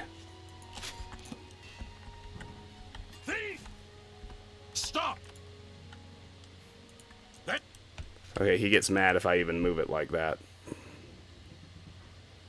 That's trouble. Put it mildly.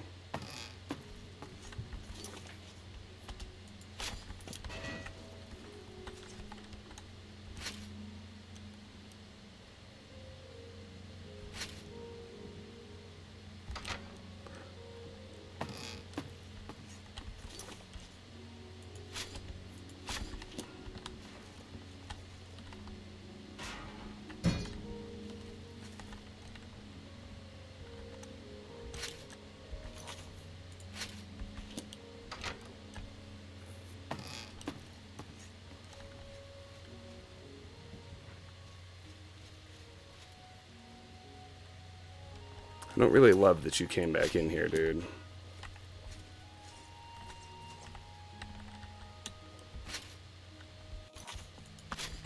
Just gonna have to bunny hop this out here.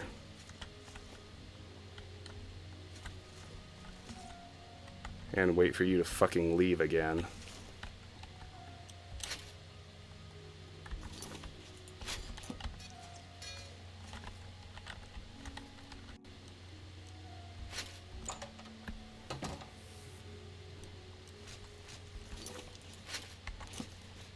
Well, we can put that on.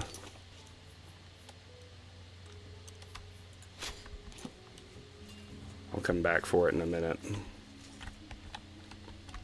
So I need to go to my house, first of all.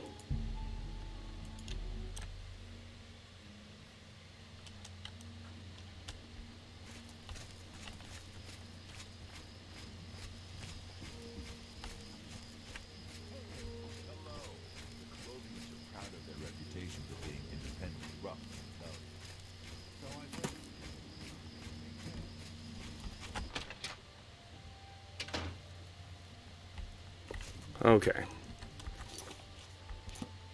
And drop ingredients here for now. It's a fine place for them.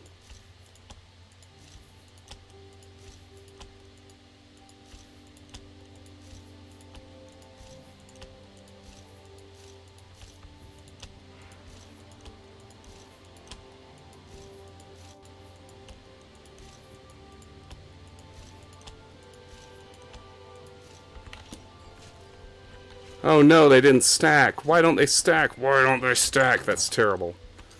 It's freaking terrible. Oh well. Now let's head back here. Bot back in there. The most important thing to get back is obviously my Legion Cuirass. But I gotta get back to the top floor. I looted everything I want to take, but there are books to be read. Which I know is very exciting to everyone.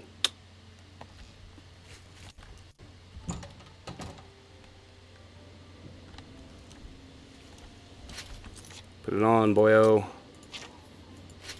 Hey, look at that. We actually... We still don't have a full set of armor. I haven't seen any gauntlets anywhere. That's okay. This is a restricted area, citizen. Leave now or face the consequences.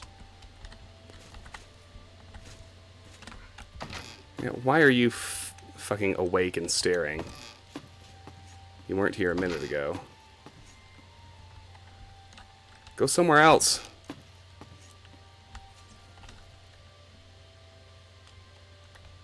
not sure where he went. Not sure it matters. Maybe he's just on his way up to level 3. Now, I wanted my rusty iron back. Alex, that's a good question. I don't know. Not too much longer, I don't think. An hour at most. Maybe less. Now here's all my stuff I just wanted to sell.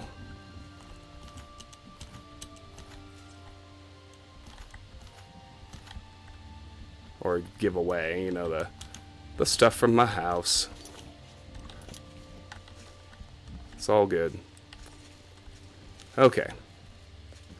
Now I can still head over here. We've read mixed unit tactics, but several of these are new.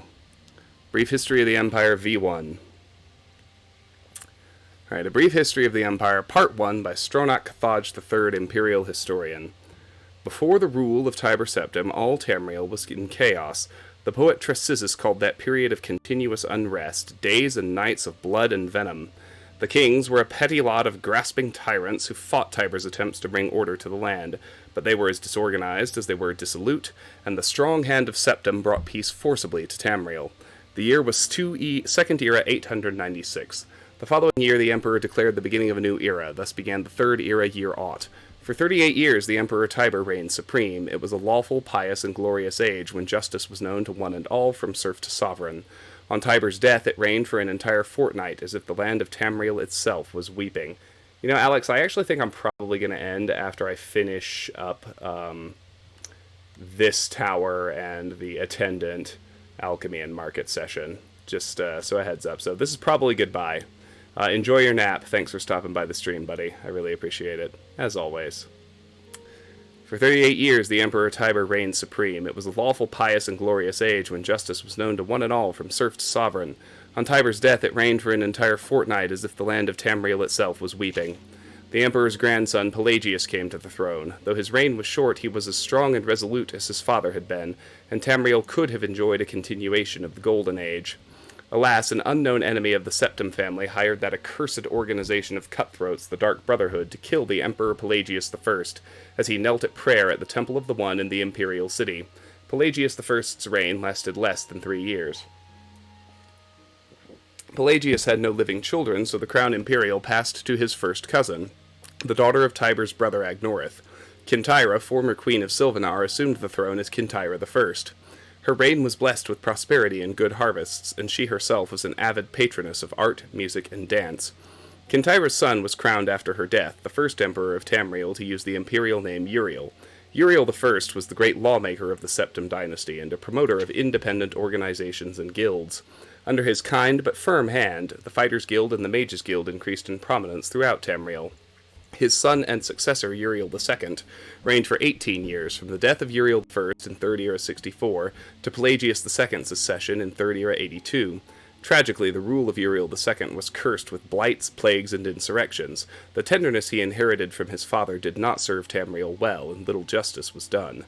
Pelagius II inherited not only the throne from his father, but the debt from the latter's poor financial and judicial management. Pelagius dismissed all of the Elder Council, and allowed only those willing to pay great sums to resume their seats. He encouraged similar acts among his vassals, the kings of Tamriel, and by the end of his 17-year reign, Tamriel had returned to prosperity. His critics, however, had suggested that any advisor possessed of wisdom but not of gold had been summarily ousted by Pelagius. This may have led to some of the troubles his son Antiochus faced when he in turn became emperor. Antiochus was certainly one of the more flamboyant members of the usually austere Septim family. He had numerous mistresses and nearly as many wives, and was renowned for the grandeur of his dress and his high good humor. Unfortunately, his reign was rife with civil war, surpassing even that of his grandfather Uriel II. The War of the Isle in 3rd Era 110, 12 years after Antiochus assumed the throne, nearly took the province of Somerset Isle away from Tamriel. The united alliance of the kings of Somerset and Antiochus only managed to defeat King Orgum of the island kingdom of Pyandonia due to a freak storm. Legend credits the Sigic order of the Isle of Artaeum with the sorcery behind the tempest. The story of Kintyra II, heiress to her father Antiochus's throne, is certainly one of the saddest tales in imperial history. Her first cousin Uriel, son of Queen Potema of Solitude, accused Kintyra of being a bastard, alluding to the infamous decadence of the Imperial City during her father's reign. When this accusation failed to stop her coronation, Uriel bought the support of several disgruntled kings of High Rock, Skyrim, and Morrowind, and with Queen Potema's assistance, he coordinated 3 attacks on the Septim Empire. The first attack occurred in the Iliac Bay region, which separates High Rock and Hammerfell. Kintyra's entourage was massacred and the Empress taken captive. For 2 years, Kintyra II languished in an imperial prison believed to be somewhere in Glenpoint or Glenmoral before she was slain in her cell under mysterious circumstances. The second attack was on a series of imperial garrisons along the coastal Morrowind Islands. The Empress's consort Contan Aronix fell defending the forts. The third and final attack was a siege of the Imperial City itself, occurring after the Elder Council had split up the army to attack western High Rock and eastern Morrowind. The weakened government had little defense against Uriel's determined aggression, and capitulated after only a fortnight of resistance. Uriel took the throne that same evening and proclaimed himself Uriel III, Emperor of Tamriel. The year was 3rd era 121. Thus began the War of the Red Diamond, described in Volume 2 of this series, which is right here. A Brief History of the Empire, Part 2, by Stronach Cathaj III, Imperial Historian. Volume 1 of this series described in brief the lives of the first 8 emperors of the Septim dynasty, beginning with the glorious Tiber Septim and ending with his great-great-great-great-grand-niece, Kintyra II. Kintyra's murder in Glenpoint while in captivity is considered by some to be the end of the pure strain of Septim blood in the imperial family. Certainly it marks the end of something significant. Uriel III not only proclaimed himself Emperor of Tamriel, but also Uriel Septim III, taking the eminent surname as a title. In truth, his surname was Mantiarcho from his father's line. In time, Uriel III was deposed and his crimes reviled, but the tradition of taking the name Septim as a title for the Emperor of Tamriel did not die with him. For 6 years, the War of the Red Diamond, which takes its name from the Septim family's famous badge, tore the empire apart. The combatants were the 3 surviving children of Pelagius II, Potema, Sepphoris, and Magnus, and their various offspring. Potema, of course, supported her son Uriel III and had the combined support of all of Skyrim and northern Morrowind. With the efforts of Sepphoris and Magnus, however, the province of High Rock turned coat. The provinces of Hammerfell, Somerset Isle, Valenwood, Elsewhere, and Black Marsh were divided in their loyalty, but most kings supported Sepphoris and Magnus. In 3rd era 127, Uriel III was captured at the Battle of Ichidag in Hammerfell. En route to his trial in the Imperial City, a mob overtook his prisoner's carriage and burned him alive within it. His captor and uncle continued on to the Imperial City, and by common acclaim was proclaimed Sepphoris I, Emperor of Tamriel.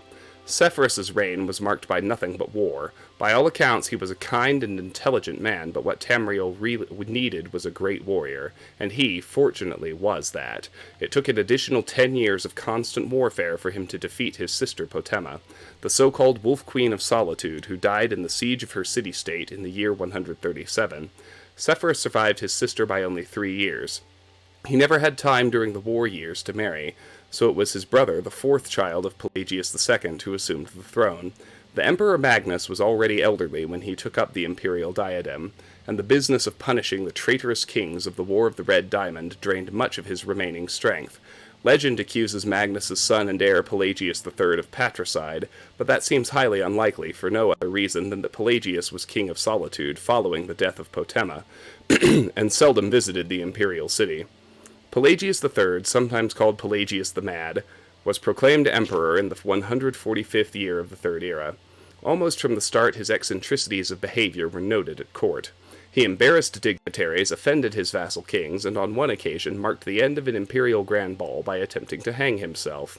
His long-suffering wife was finally awarded the regency of Tamriel, and Pelagius III was sent to a series of healing institutions and asylums until his death in 3rd era 153 at the age of 34. The Empress Regent of Tamriel was proclaimed Empress Catariah I upon the death of her husband. Some who do not mark the end of the Septim bloodline with the death of Kintyra II consider the ascendancy of this dark elf woman the true mark of its decline. Her defenders, on the other hand, assert that though Catariah was not descended from Tiber, the son she had with Pelagius was, so the imperial chain did continue. Despite racist assertions to the contrary, Catariah's 46-year reign was one of the most celebrated in Tamriel's history. Uncomfortable in the imperial city, Catariah traveled extensively throughout the empire, such as no emperor ever had since Tiber's day. She repaired much of the damage that previous emperors' broken alliances and bungled diplomacy created. The people of Tamriel came to love their empress far more than the nobility did. Catariah's death in a minor skirmish in Black Marsh is a favorite subject of conspiracy-minded historians. The sage Montelius's discovery, for instance, of a disenfranchised branch of the Septim family and their involvement with the skirmish was a revelation indeed. When Cassander assumed the throne upon the death of his mother, he was already middle-aged. Only half-elven, he aged like a Breton. In fact, he had left the rule of Wayrest to his half-brother Uriel due to poor health. Nevertheless, as the only true blood relation of Pelagius and thus Tiber, he was pressed into accepting the throne. To no one's surprise, the Emperor Cassander's reign did not last long. In 2 years he joined his predecessors in eternal slumber. Uriel Lariat, Cassinder's half-brother and the child of Catariah I and her imperial consort Galavir Lariat, after the death of Pelagius III, left the kingdom of Wayrest to reign as Uriel IV. Legally, Uriel IV was a septim. Cassinder had adopted him into the royal family when he had become king of Wayrest. Nevertheless, to the council and the people of Tamriel, he was a bastard child of Catariah. Uriel did not possess the dynamism of his mother, and his long 43-year reign was a hotbed of sedition. Uriel IV's story is told in the third volume of this series. 3 more. Biography of Queen Berenziah, Volume 3, by Stern Gamboge, Imperial Scribe. In the second volume of this series, it was told how Berenziah was kindly welcomed to the newly constructed Imperial City by the Emperor Tiber Septim and his family, who treated her like a long-lost daughter during her almost 1-year stay. After several happy months there, learning her duties as vassal queen under the Empire, the Imperial General Symmachus escorted her to Mournhold, where she took up her duties as queen of her people under his wise guidance. Gradually they came to love one another and were married and crowned in a splendid ceremony at which the Emperor himself officiated. After several hundred years of marriage, a son, Helseth, was born to the royal couple amid celebration and joyous prayer. Although it was not publicly known at the time, it was shortly before this blessed event that the Staff of Chaos had been stolen from its hiding place deep in the Mournhold mines by a clever, enigmatic bard known only as the Nightingale. 8 years after Helseth's birth, Berenziah bore a daughter, Morgaya, named after Symmachus's mother, and the royal couple's joy seemed complete. Alas, shortly after that, relations with the Empire mysteriously deteriorated, leading to much civil unrest in Mournhold. After fruitless investigations and attempts at reconciliation, in despair, Berenziah took her young children and traveled to the Imperial City herself to seek the ear of then-Emperor Uriel Septim VII. Symmachus remained in Mournhold to deal with the grumbling peasants and annoyed nobility, and do what he could to stave off an impending insurrection. During her audience with the Emperor, Berenziah, through her magical arts, came to realize to her horror and dismay that the so-called Emperor was an impostor, none other than the bard Nightingale who had stolen the half-staff of Chaos. Exercising great self-control, she concealed this realization from him. That evening, news came that Symmachus had fallen in battle with the revolting peasants of Mournhold, and that the kingdom had been taken over by the rebels. Berenziah at this point did not know where to seek help or from whom. The gods that fateful night were evidently looking out for her, as if in redress of her loss. King Eadwire of High Rock, an old friend of Uriel Septim and Symmachus, came by on a social call. He comforted her, pledged his friendship, and furthermore, confirmed her suspicions that the Emperor was indeed a fraud, and none other than Jagar Tharn, the Imperial Battle Mage, and one of the Nightingale's many alter egos. Tharn had supposedly retired into seclusion from public work and installed his assistant, Rhea Silmain, in his stead. The hapless assistant was later put to death under mysterious circumstances. Supposedly, a plot implicating her had been uncovered, and she had been summarily executed. However, her ghost had appeared to Eadwire in a dream and revealed to him that the true Emperor had been kidnapped by Tharn and imprisoned in an alternate dimension. Tharn had then used the Staff of Chaos to kill her when she attempted to warn the Elder Council of his nefarious plot. Together, Eadwire and Berenziah plotted to gain the false Emperor's confidence. Meanwhile, another friend of Rhea's, known only as the Champion, who apparently possessed great, albeit then untapped, potential, was incarcerated at the Imperial dungeons. However, she had access to his dreams, and she told him to bide his time until she could devise a plan that would effect his escape. Then he could begin on his mission to unmask the impostor. Berenziah continued to charm and eventually befriended the Ursat's Emperor. By contriving to read his secret diary, she learned that he had broken the Staff of Chaos into 8 pieces and hidden them in far-flung locations scattered across Tamriel.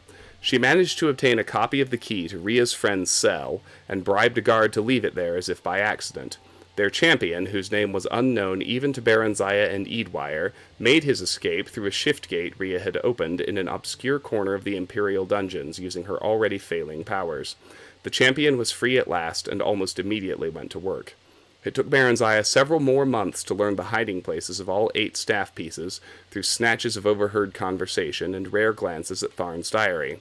Once she had the vital information, however, which she communicated to Rhea forthwith, who in turn passed it on to the champion, she and Eadwire lost no time. They fled to Wayrest, his ancestral home in the province of High Rock, where they managed to fend off the sporadic efforts of Tharn's henchmen to haul them back to the Imperial City.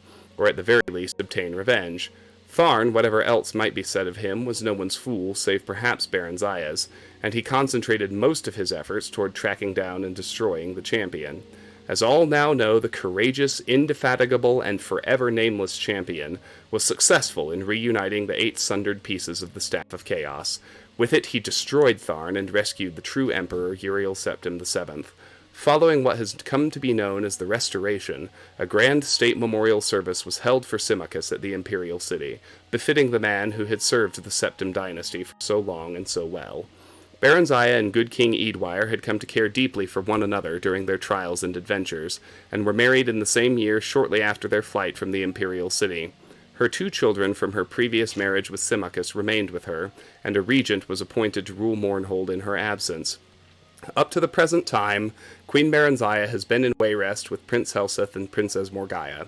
She plans to return to Mournhold after Eadwire's death. Since he was already elderly when they wed, she knows that that event, alas, could not be far off as the elves reckon time. Until then, she shares in the government of the Kingdom of Wayrest with her husband, and seems glad and content with her finally quiet and happily unremarkable life. Alright, so we got the Manual of Arms. Oh, we've seen this. There was a copy in the stables. Manual of Armor. This one's new. This manual is commissioned by General Warhaft to serve as a guide and manual to armor for all officers in the Imperial service. On the battlefield, a soldier's armor should reflect his principal duties. Scouts, light cavalry, archers, and raiding skirmishers should wear light armor. Mobility and speed is of paramount importance to these troops. It is recommended that a cuirass and greaves be worn at all times. Helmets, gauntlets, and boots are of value to cavalry and skirmishers, but not scouts or archers. Light armor is made from fur, leather, chainmail, mithril, elven, or glass. This is also the order of their quality and expense, fur being the least protective and cheapest, and glass the best and most expensive. Fur, leather armor, and chainmail are readily available throughout the Empire. Mithril, elven, and glass are exceedingly rare, and are only found in ancient ruins and remote tombs. Exceedingly rare. Remember that when we're high level. Fucking hilarious. Heavy armor should be reserved for the frontline infantry, pikemen, heavy cavalry, or foot knights. All officers should be issued heavy armor. Helmets, cuirass, and greaves should be standard issue at all times. Boots and gauntlets are only necessary for the cavalry and foot knights. Blacksmiths can forge heavy armor from iron, steel, dwarven, orcish, ebony, or daedric. This is also the order of their quality and expense, iron being the least useful and cheapest, with daedric the most effective and expensive. Iron and steel plate mail can be found in most any blacksmith's shop. The other materials are rare, and armor made from them is only found in ancient treasure hoards hidden deep underground. Rare, only found. Remember that, too. Advanced practitioners in the Mages Guild know the secrets of placing enchantments upon pieces of armor. The greatest enchantments are typically placed on armor made from rarer, more durable materials, such as ebony and daedric, but even iron can be made to take an enchantment. The self-styled Bard of Battle, Amorous Janus, once penned a comedic ballad about a Colovian general who was constantly removing and re-equipping his armor every few minutes to conserve the magic of powering it. By way of response to the implied criticism, the general had him mounted on the front of a battering ram during the siege of Castle Fallow. Well, that seems harsh. But you do what you gotta do, I suppose. Alright. We actually looted the watchtower. That makes me happy. I wasn't sure we'd be able to pull it off. Alright, let's head home first. Do our potion making. Last time today.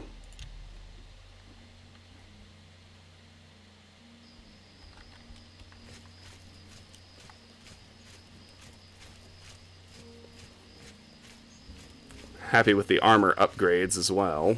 Oh, hey, sweet lady of Wayrest. Fresh game.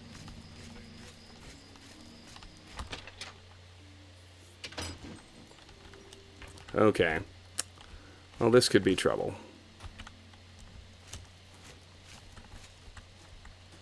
I need that. I need that. I need that. I need these. Now from here, I'm hopeful I can reach everything. Oh, wait, let's get that one.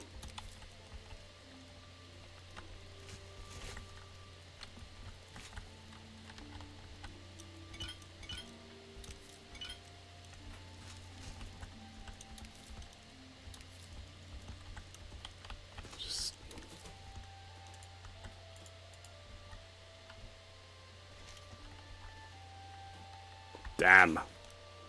Gonna have to drop something. I think the Cuirass is a good choice. Drop the arrows, fool. For now. Just for now. I didn't mean anything by it.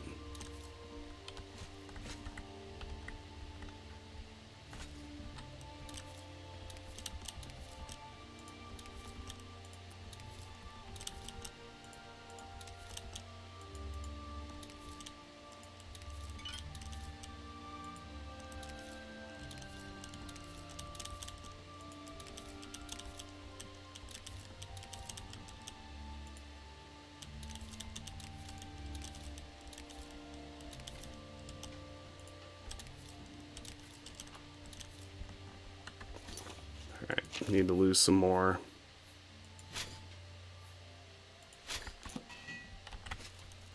At least temporarily. Let's move the crab meat over here. Okay, good. I think from here, I can actually reach everything I want.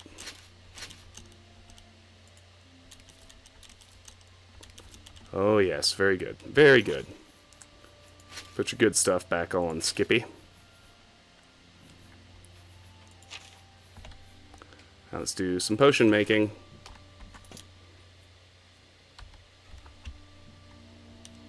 I know I'm over encumbered. Alright, I've still got more Karen Ballet than anything else, so let's start there. Yay, 2 venison. Alright, let's drop that one.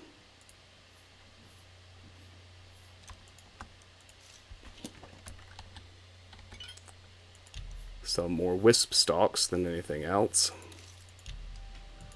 I have nothing that goes with them. Amazing.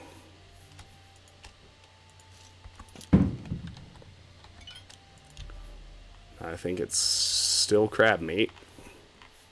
Come on, I gotta have something that goes with the crab meat now. Let's do it. Absolutely nothing. Amazing. But okay, that's fine. It's fine.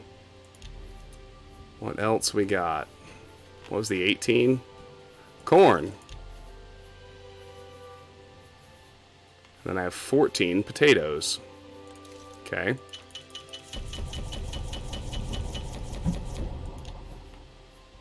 And then, what is it? 7 apples.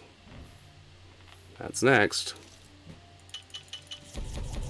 And then 6 radishes. And pick your 5. Start with carrots. Next 5, cheese wedge. Alchemy increased. Then flour. Then pumpkin. Then tomato. And wheat grain. And bread loaf. And grapes. And lettuce. Then watermelon. And a pear. Alright, next we have imp gall. 16 of it, no good.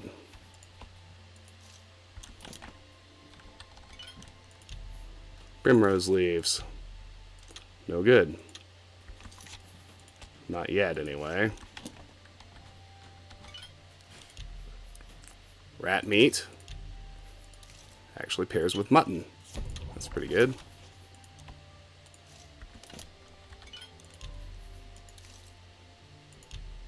Yep, as one would expect, that still does nothing. Then we have rice and tobacco. 1 more silly restore fatigue potion. I say silly, I don't mean it.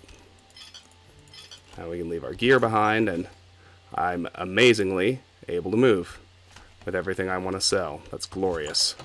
Alright, so, wow, my scroll drove Streamlabs insane, because the mouse wheel never works the way it should.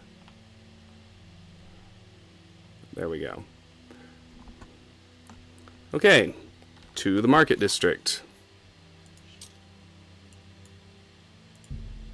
My armor rating is up to 8, or it's up to 12 with my armor upgrades.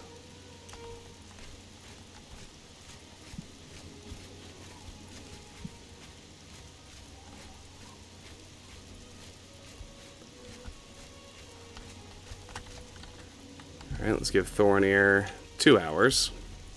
Should be all he needs.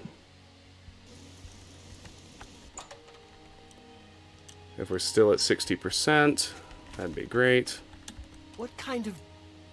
I offer the finest goods and lowest prices in all Cyrodiil. Why, sure. Have a rusty iron cuirass. Have a rusty iron helmet. Have a damage fatigue. Let's start on restore fatigues. At 14 each, we're going to be able to afford at least one more set of furnishings, maybe 2, which would be grand. So I would love an actual container. It would simplify things immensely. I could look up which things actually do that, but come on now. That's... Where's your sense of adventure? That...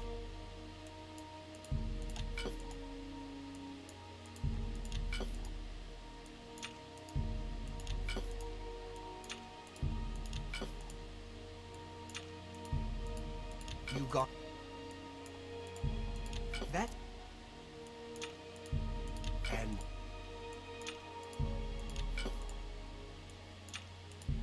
That's a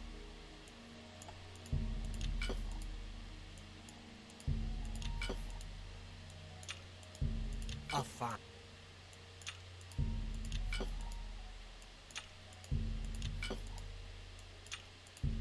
A good...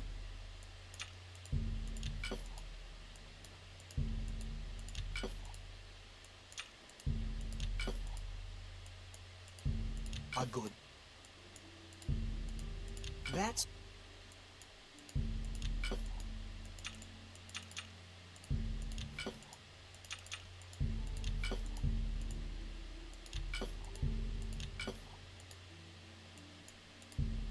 That's...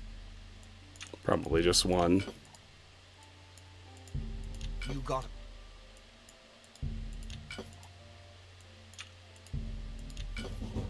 Mercantile increased. Okay, hold on. I'm... I want to see if we can Goodbye. What raise kind the of... haggle level. Let's do business. Can we get you to 61 now?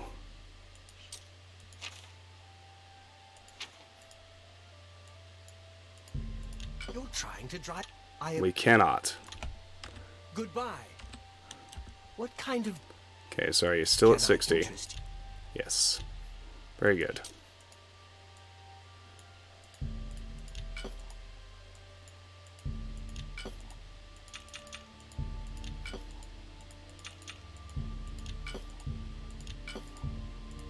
That's a fit.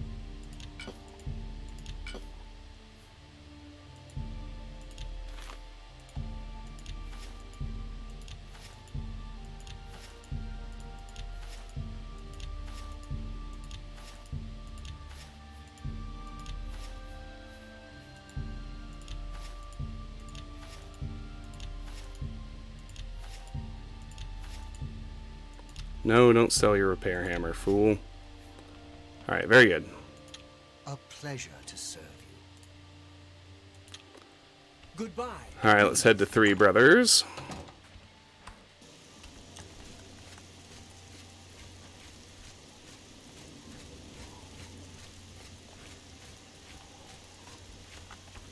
I'm looking better. Just need some gauntlets. Now, we did raise Mercantile a rank, so it's worth seeing if we can push his buy price down to 168. That'd be great. House storage area. Oh, that sounds grand. Another. You too. I don't know, you guys think the house storage area might do the trick in getting us a container?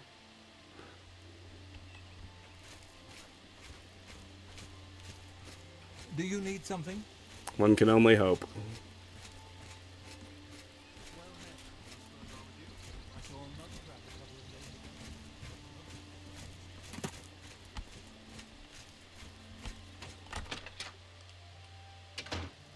Ah, yes. Containers. Behold. Take your iron arrows. Take your steel arrows. Many, much containers. I love it.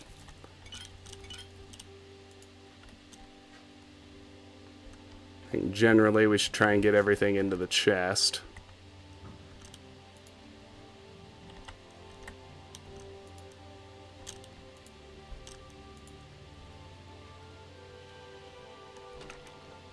Quill and yarn are worthless garbage we're going to sell, but in the meantime, thank goodness, let's put the arrows away, put the alchemy gear away, put the ingredients we've gathered up so far away. That can live in there.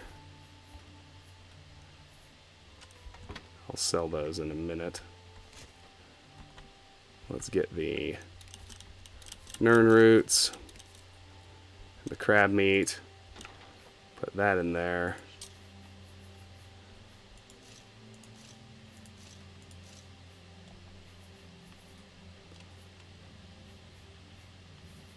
Grand, okay. And the steel shield, last piece. Awesome. Now, we have a few other things we can grab and get rid of.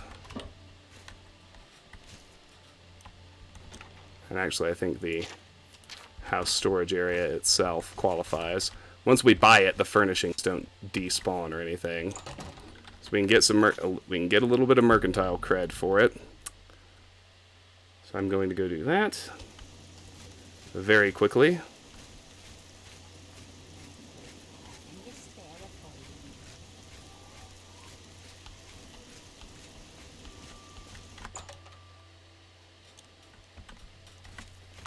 What kind of...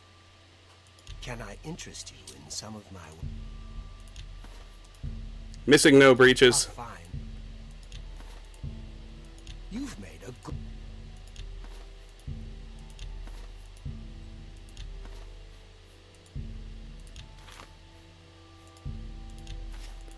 Alright, and with that, Up. I'm going to head back to Talos Plaza.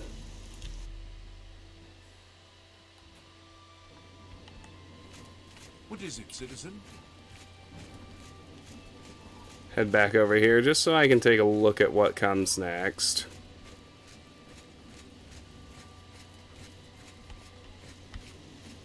Greetings. Rochelle Bantian. Rochelle Bantian, Samuel's wife.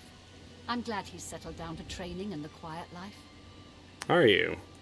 Samuel was a bit wild as a young man. The city will do that to you. Bad company, bad influences. Rumors. Irene Metric moves with such grace. I wonder what it is she does. You too. Alright. Looks like our next stop is going to be the Foaming Flask.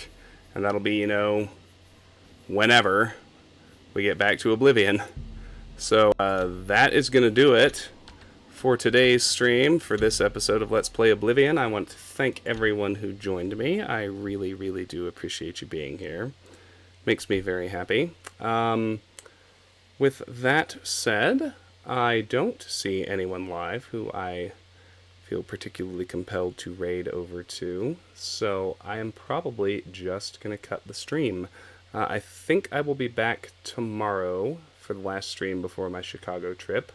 We will be playing Thief 2. We are at the blackmail mission, the Truart Estate. It's a really fun one. I'm looking forward to it. And then I will be off Twitch for a while, because I'm going to Chicago. But hopefully I'll see you tomorrow for some Thief 2. Thanks again for watching. If you're new and you enjoyed yourselves, I hope you will follow the channel. If you're watching later on YouTube, please like and subscribe. Like the video and subscribe to the channel. It really does help a lot. And I will see you all next time. Have a nice night. Bye-bye.